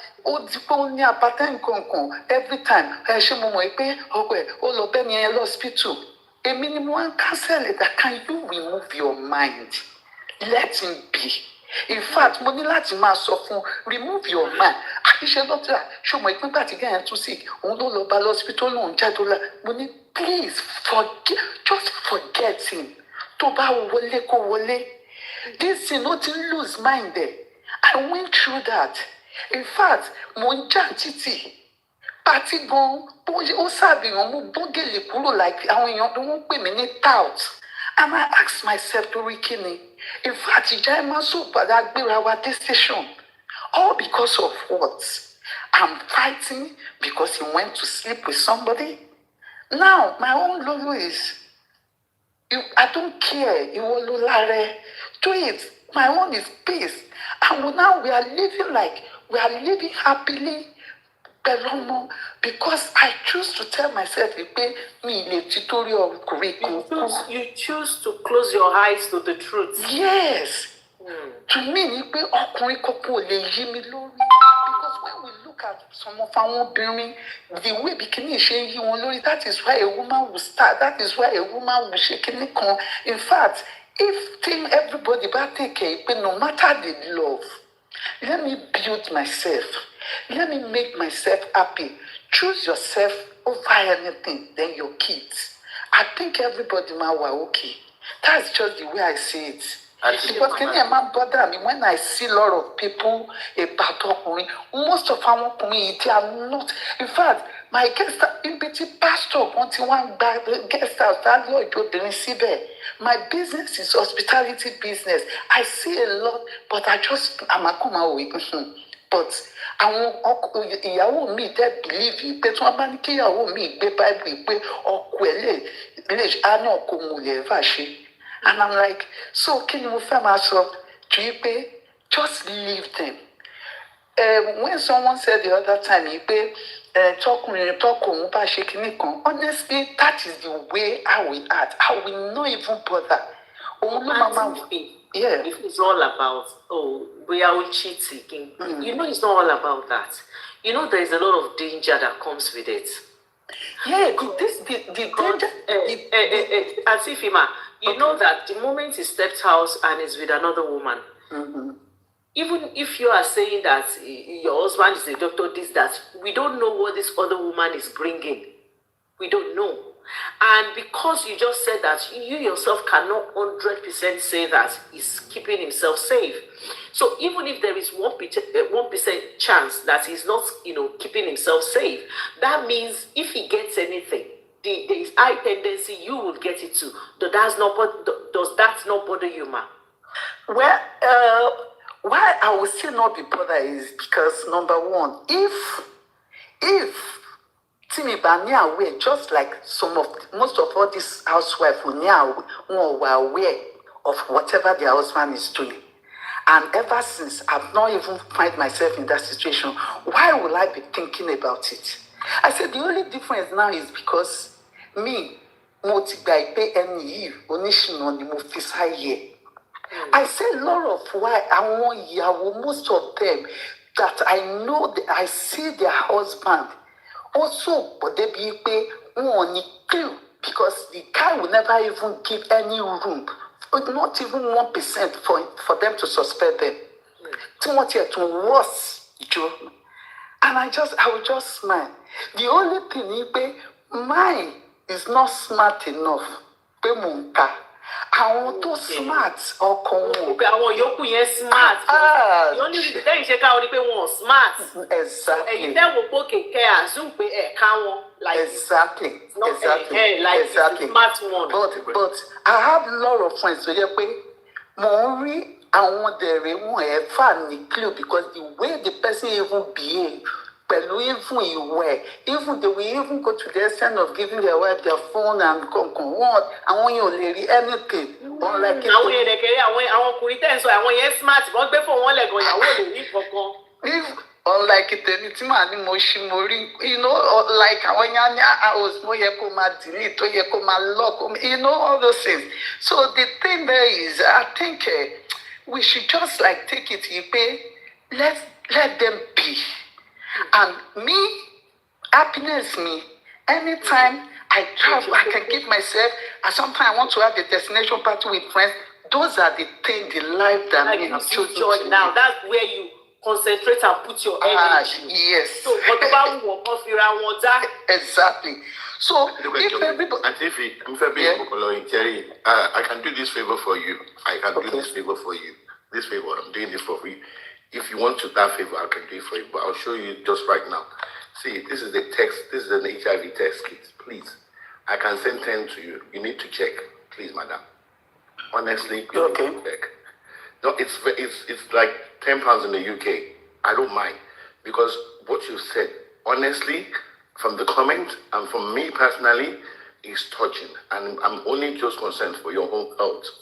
For your own health, not for your husband's health, for your own health. I don't mind sending to you, maybe in Nigeria, but you need to check. This is not because I'm having multiple sex. This is because when I go to the barbers, I have my clipper, but the shaping part, I can't use my clipper to do the shaping part. They have to use their clipper, and that's the reason why I do check. Do you understand, my sister? So when it comes to text, I think I do routine text. In fact, I do that nearly. Thank you, Elijah. Please. Up to even mammogram, Saga, everything. I run out the test yearly, simply because not just for that, for anybody to overwhelm, I think should run every medical test on the yearly basis. So I do that. I'm happy. At least you know that. Yeah. See, what is peace of mind to you is not peace of mind to me. We are different. But then if I feel measure the shame, it's working for you, you're happy now, you're channeling your energy elsewhere, allowing him to do what he does. But one thing I will say to you, Auntie Ify, don't count that as he loves you. Because when I asked if he loves you, there's a smile that came, and I know that smile was genuine to you. Like when you wanted to talk about it, that, oh yes, he does love me even more than before. But I am saying to you that any man, teba fisile, okay, do whatever you want to do. But only love you, when they are eating their cake and they are having it, they are going to show you love. You understand? Or whatever they are showing that you think is love, believe me, that is just them saying thank you to you for allowing them to like do what they need to do while they still have you at home as the wife, and they can go and they can come. But like you said, if that is peace for you, who am I? Who am I to judge? We are different, Thank you so much for sharing, man. Amen. Thank you. Amen. And Sisoluwa Fumilayo, ṣé ẹ fẹ́ sọ̀rọ̀ ní abẹ́kàn wá kí wa fún birthday àná tá celebrate yín, ó ti dìjẹ́ dancing. Sisoluwa Fumilayo. Sadupe is not Sisoluwa Fumilayo. No. I know because she told me in the comment section. She said she's on the train. That she just said she should say hello to everyone. But she told me before that she only came to say thank you because we celebrated her. So I needed to confirm so that we can use her box. That's why. Ṣé mo lè béèrè question kan lọ́wọ́ Aunty Ify? Yeah. Aunty Ify, Ejoma, you're a very beautiful woman. Yeah, God bless you. Ejo, ṣé uncle bímọ síta in the process? Abẹ́ ẹ̀ tí mọ̀ ni? Because he had a daughter in the year also married. Ẹ tún ti lo earpiece. He has a daughter in the US before we got married. Oh, okay. Before you're married with another woman. Can you tell me? Sister, can I just send you love? I want to say that honestly, I love you guys. I feel like you're a true African queen. I feel like you know what you can take, right? You know what you cannot take. I feel like you are in this, till the very end. God will keep you and your man. Whatever works for you, whatever makes you happy. You did say that you're very happy. Don't let anybody convince you that what you are doing is wrong. I can see your picture. Your picture looks beautiful. That black dress. I want to believe it's a black dress. Looks. Please, can you mute, please? That's beautiful. Please mute. Please mute. You look so beautiful. You're a beautiful woman. God will keep your home, and may your husband too keep his home. And may you have more peace, more joy, and more love. Shegbo. Thank you, Olu. Thank you, Sister Ife. Olu, I think she used to be a beauty pageant. If I heard what she said, you've been a beauty pageant before, right? Yes. Sisidupe, yeah. She's beautiful. She's so beautiful. Wow. What for her age? She's beautiful. Wow. God bless you, ma. I just hope that your husband will wake up one day and realize what he has. Sisidupe, he knows what he has. Please. This is a beautiful union. He knows what he has. Sister, if you please be coming up, we are friendly. We want to be seeing you up here more and more. We appreciate your submission. It was a very beautiful one, and we hope we were all nice to you here, because some of these my big aunties like Sister Fumzi, they can have kidney on their teeth, but we love you and we are so glad that you came up. Yeah, thank you. Thank you, Sister Ife. Thank you. Hello, Master Vanessa. I have so many questions, but I can't answer. No, there's no need to ask questions, Sister Fumi, please. Sister Fumzi, yeah, asking questions. This is not a time of question. Sister Ife, it was nice having you here. Thank you so much for coming. We appreciate it. Please come, like Olu said, come more often, please. That was a powerful submission. Very, very powerful. Very powerful. Thank you so much, ma'am. So it's going to be Sister Ife, you don't have to go. I don't think there's anybody down there for me to bring anybody up. So just stay in the box, Sister Ife. Mr. Larry. Hello. Good evening, everybody. Good evening. Good evening, sir. Yeah. Unfortunately, I have to leave now. During Professor Telebet, motivate so my father later. Okay, I should want to be by Mr. Larry. All right, actually. Be right, Cherry. Sisidupe, can you drum for me first, please? Sorry, drum for me. Yes. Hold on, babe. Hello? Tilo, mute. Are you? What are you doing? Sorry. What are you doing? What?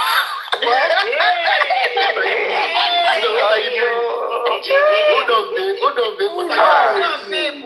Ibo ni babe fọwọ́ kàn sí lọ yìí.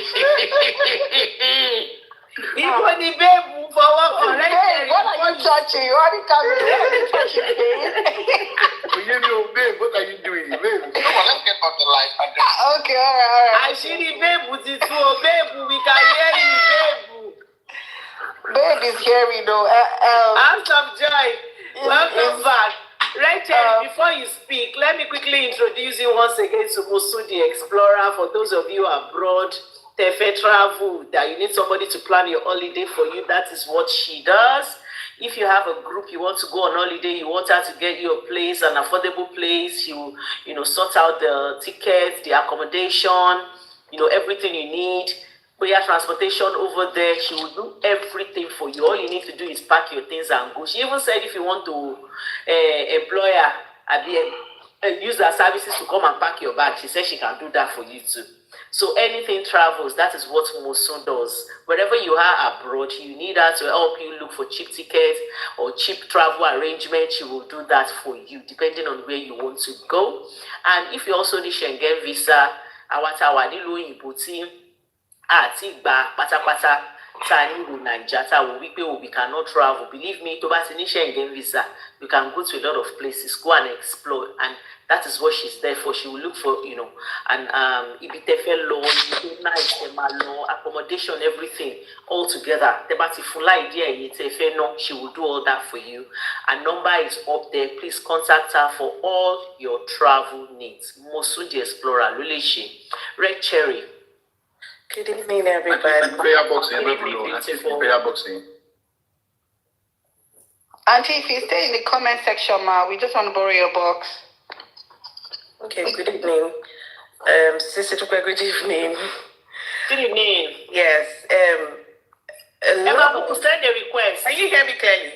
Yes, we can hear you now. Okay. My book is not coming anywhere. I see your platform as a therapy place for a lot of people. Because I remember there was a time we were discussing something about mother-in-law issues. And I had a friend that was going through that. She would not comment, she would not even talk, but she took a lot from it apart from so it's therapy for some people. So we need to be careful of what we digest and what we take in. And yes, everybody has their opinion and all that. First off, on this topic, everybody has their own deal breakers and it's okay. I want to focus on the person, the woman inside. The woman inside. That's what I want to pick. It's okay to judge people that, oh, why did you stay? Why did you not leave? Everybody has a reason for staying, and some have a reason for reason. And I will give an example practical example, because that's where we learn from.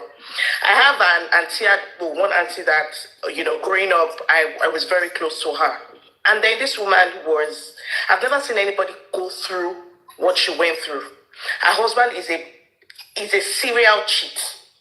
You know, when you are having a party, they are throwing a party, her 40th birthday, they were throwing a party for her way back then. You know those people that they will come and oppress you in your own house. This woman, I was like, she will report the same man to the family. So they know. I'm like, so why can't you leave? And she would say, so you know what she did? What she did was she stopped. The man was not even attracted to her, so they don't even get intimate again. And she was very careful. Those days then, I don't think the sex toys and all those things were rampant then. I doubt if it was even available then. But now,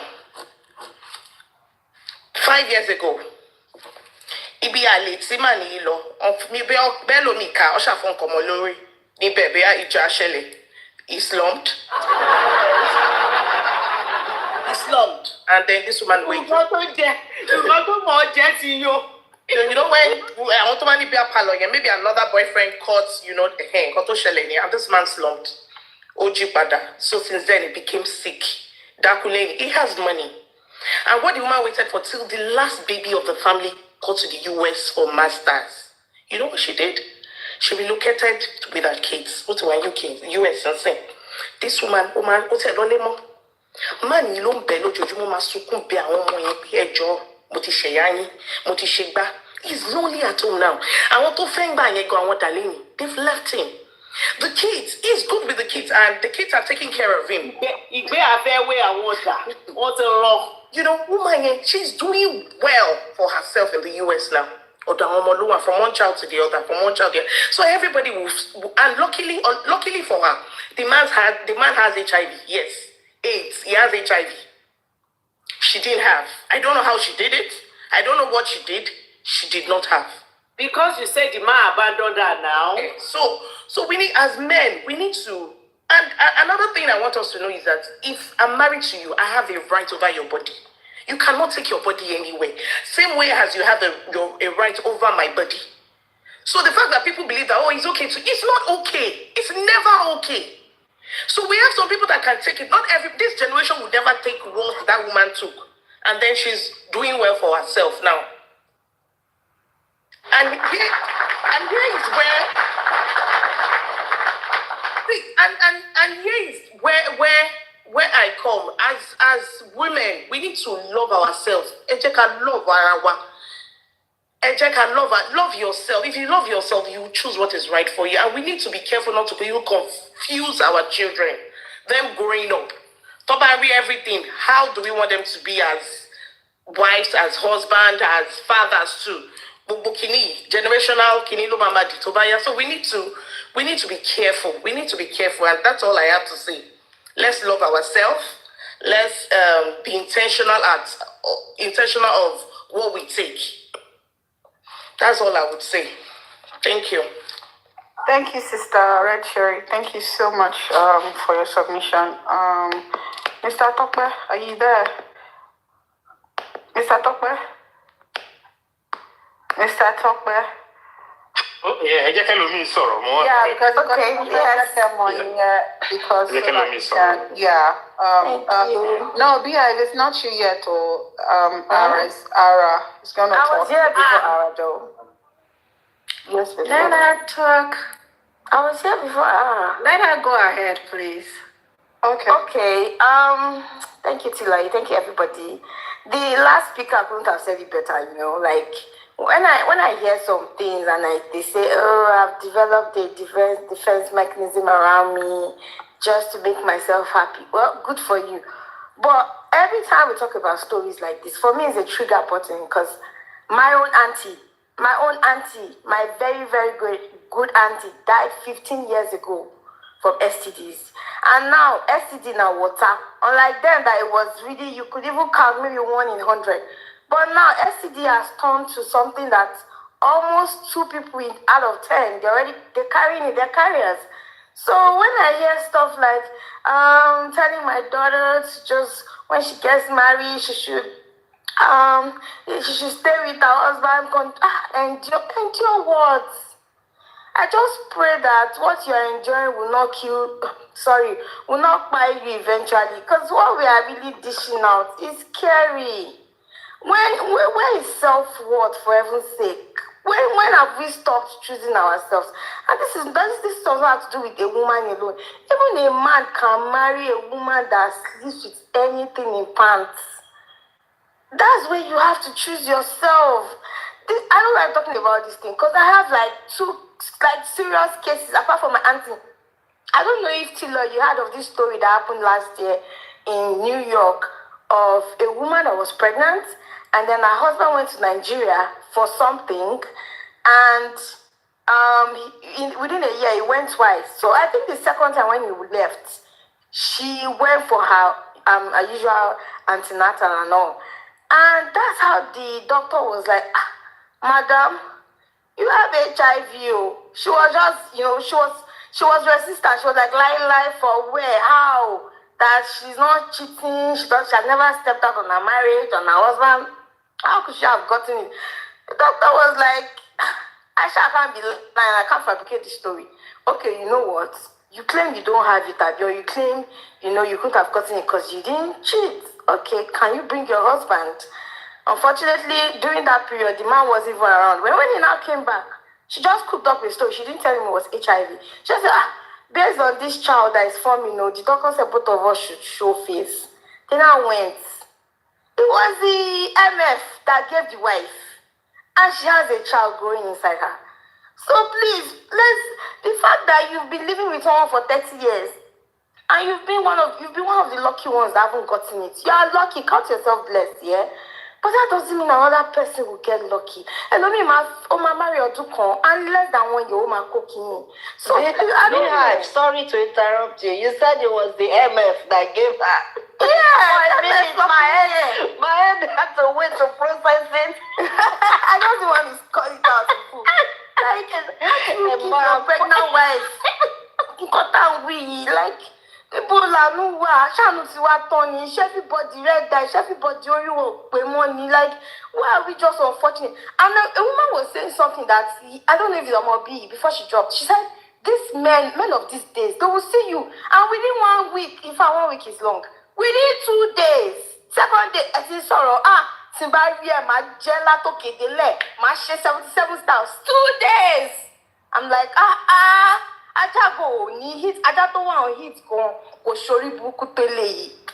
it's just bad.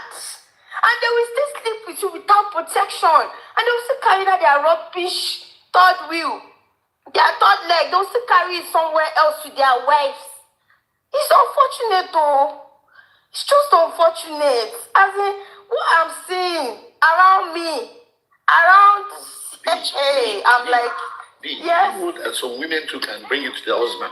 That's what, I'm not excluding the women. See, I've seen situations whereby it's even the wife that is cheating. You're muted. Ìyàwó ló cheat, ló step. I said LIB. When he gets to LIB's turn, let him say his own. LIB, I'm not saying that. I see our case to show. When I was in school, because I first went, my bachelor's was in UI before I traveled. Can you believe that when I was in school many years ago, I used to have these not flatmates, were corridor neighbors in Idia Hall. A girl told me, the girl is married now. She even married like a year after we finished from UI. She said that, oh, we only do cook for the rest of her life. But I keep so she pay for any. Only ọkùnrin kò lè tóun, and I'm sure ọkọ tó fẹ́ yẹn bóyá wọ́n check wọ́n ti dàrú kò tiẹ̀ wá kọ́ mi nǹkan tó ń ṣe married, but I'm sure that she was cheating on that husband. So it's very possible. Life is beautiful. It's very possible. It's just that I just want us to preach something that is right, something that is realistic. Don't tell people to develop self whatever coping mechanism. Make yourself happy. Those kind of crap. It's bullshit. Don't do that. Don't tell your child. Hey, Sister Adia, don't let them bring you down. Emma sọ fún wọn kó endure kọ́kọ́ máa step. Èmi ò tẹ̀ wá HIV mi ò tẹ̀ wá bẹ̀rù ẹ̀ nísì. Herpes mo tẹ̀ wá bẹ̀rù ju HIV lọ báyìí because ìyẹn ẹ̀ tiẹ̀ ní láti dóra yín. Ẹ kàn kiss ẹ kàn jètè lásán ayé ẹ̀dẹ̀ ti bàjẹ́. So I don't understand. So when you say don't use protection, ṣé o tún máa ń wọ condom sẹ́nu ni? Ṣé èèyàn lè kiss kó má gbé saliva ẹnìkejì yẹn? Yóò tún nìyẹn o. Ìyẹn bad, life is beautiful. Ọlọ́run má jẹ́ kọ́ta wá ni. Ẹnu yìí máa ṣú báyìí bí pause ni. Irọ́ ni. Ìyẹn bad, just kissing alone, ayé ẹ̀ ti bàjẹ́ for life. So please, and there's another one that a guy told me recently, he said Twitch, money mo dáre, fún ni Twitch. There was one video I sent to Sister Dupe like 2 months ago. Ara mi bù máa ṣọ ni, the video was bad. This guy is gay, yeah? He got 5 STDs. He got chlamydia. He got this one. He got Twitch. Money shall shake fún wọn gbàdọ̀tì. Márùn ló ní STD márùn báyìí for one person. Unfortunately, it was a sneaky link. Bọ̀bọ́ yẹn fún ní gbogbo ẹ̀. Bọ̀bọ́ yẹn dẹ̀ block ẹ̀ tó ní kò mẹ́tò fún kò bá sọ̀rọ̀ mọ́. Bó ṣe pé òun ti lọ sí doctor wọn ní òun ní 5 STDs. Bọ̀bọ́ yẹn dẹ̀ mọ́, but because the guy was good in person, it was easy on the eyes. Please help us round up, please. Bó ṣe sọ fún okay, I will. Bó ṣe sọ fún wọn ti kó bá ó kàn block bọ̀bọ́ yẹn. So I don't know, èèyàn lè máa sáré mọ́tò kó kọlu kẹ̀kẹ́. All die no be die o. Ọlọ́run má jẹ́ àkíkú STDs. I don't understand. Thank you, Sisidupe. All right, bye. Thank you, Bia. Thank you very much. Till I get a hit of Okay.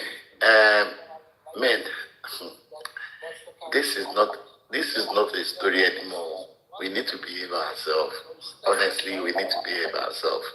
And I can understand from some people talking, like some men that have actually come up to say, defend some things which they see it as normal. I personally don't see it as normal.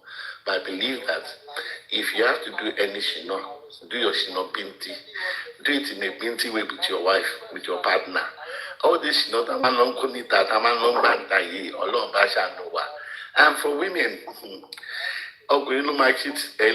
DNA test, and every day, or binti, every DNA. So it's just becoming abnormal. So every DNA test. Over to you, T. Lloyd. Sister Ara, are you there? Okay, I'm here. Okay, Hello, everybody. Can you hear me? Please don't, LIB, Bima has announced the power tapping. Please, Dara, before you talk, please. LIB, please. Oh, yeah, everybody, let us get to 190. Oh, yeah, get a power tap. Emang that go. Ejo, eba, full sister, depending gift, Eddie Crown, yeah. Sister, the crown, either. Crown, queen, ni. So that only you gift, oh, yeah, get a power tap to 180. 180, sorry. Let us all power tap to 180, please. Guys, we're enjoying this topic and everybody is really, really coming up with submission. We are all learning. And thank God that it's actually a platform for people to be to find as a therapy to heal from their past relationship or their traumas. It's actually a wonderful platform. Let us take it to Let us shower Sister Dupe. Thank you. Let's take it to 190. We'll take it to 190. Life is beautiful. While we take it to 190, can I quickly tell you about Abby Gold in case you've not heard about Abby Gold? Abby Gold is your best plug for gold. She sells 18 to 24 carats. You can check her out, Abby Gold, on TikTok, and you will see Orishi design. Oh, the bango, plenty. And per gram, like, just check around. Per gram, woman, judge you every other gold keynoting below. So please help me to give her a ring. Wherever you are, she will say she's in UK, but she can deliver to anywhere. So, tó bá jẹ́ wípé maroto lè need, tó bá jẹ́ ice lè need, tó bá jẹ́ diamond lè need, whatever your gold needs. Even if you see something on somebody, a gold that you see on somebody and you like, you can just screenshot it, send it to her and say, Abby Gold, can you get this for me? Ó máa gbé jáde fún yín. Iṣẹ́ tó ń ṣe nìyẹn. Number ẹ̀ nìyẹn. A screenshot to screen me to get her number. That is Abby Gold's number over there. Please get in touch with her. Whatever you need, and by she can do that for you. Just tell her you are from Sisidupe. Whatever your needs, she will get it for you. Please contact Abby Gold. She's on TikTok. Just check out her profile. You understand where I'm coming from. Hey, what's lori me? Oh yeah, Ara. Okay. Good evening, everybody. Good morning, good afternoon. Well, I've been listening since. Let me first say to the last person, we just need to be careful. I remember I once had a staff. I think she got married, and 6 months after, the husband fell ill and he died. It was after his death, a year later, that it was actually AIDS that killed him. And this, my staff died like 5 or 6 years after of the same thing. So for people doubting or thinking this is a joke, it can happen. And we just need to be careful. Now, to the main topic, I really don't have much.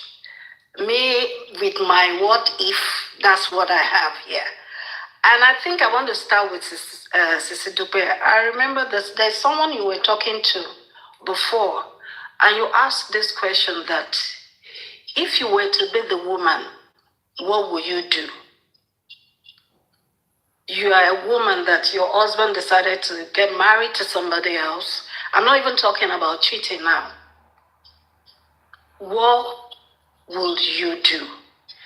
So this question, I want the men listening to please come up and tell us, what do you think a woman should do in this situation? Because we're hearing different things. What situation? Two things. What's the situation? LIB, don't worry. Let her finish her submission. Then we ask the men in the house. Yes. Ask the men in the house. Yes. Yes, that's why I'm putting it to you to please ask. If a man should get married to somebody else as a first wife, what do you think the woman should do? What are you expecting? What are you expecting her from to do? From all the submission we've been hearing, or what do you think she should do? Two, in case of cheating, what do you think a woman should do? Because people will react to things differently. I'll just say one briefly. The first time I found out that, I really don't want to say this, but I found out somebody was cheating. Nobody sees your face. Yeah. Somebody's cheating, and I wanted to run mad.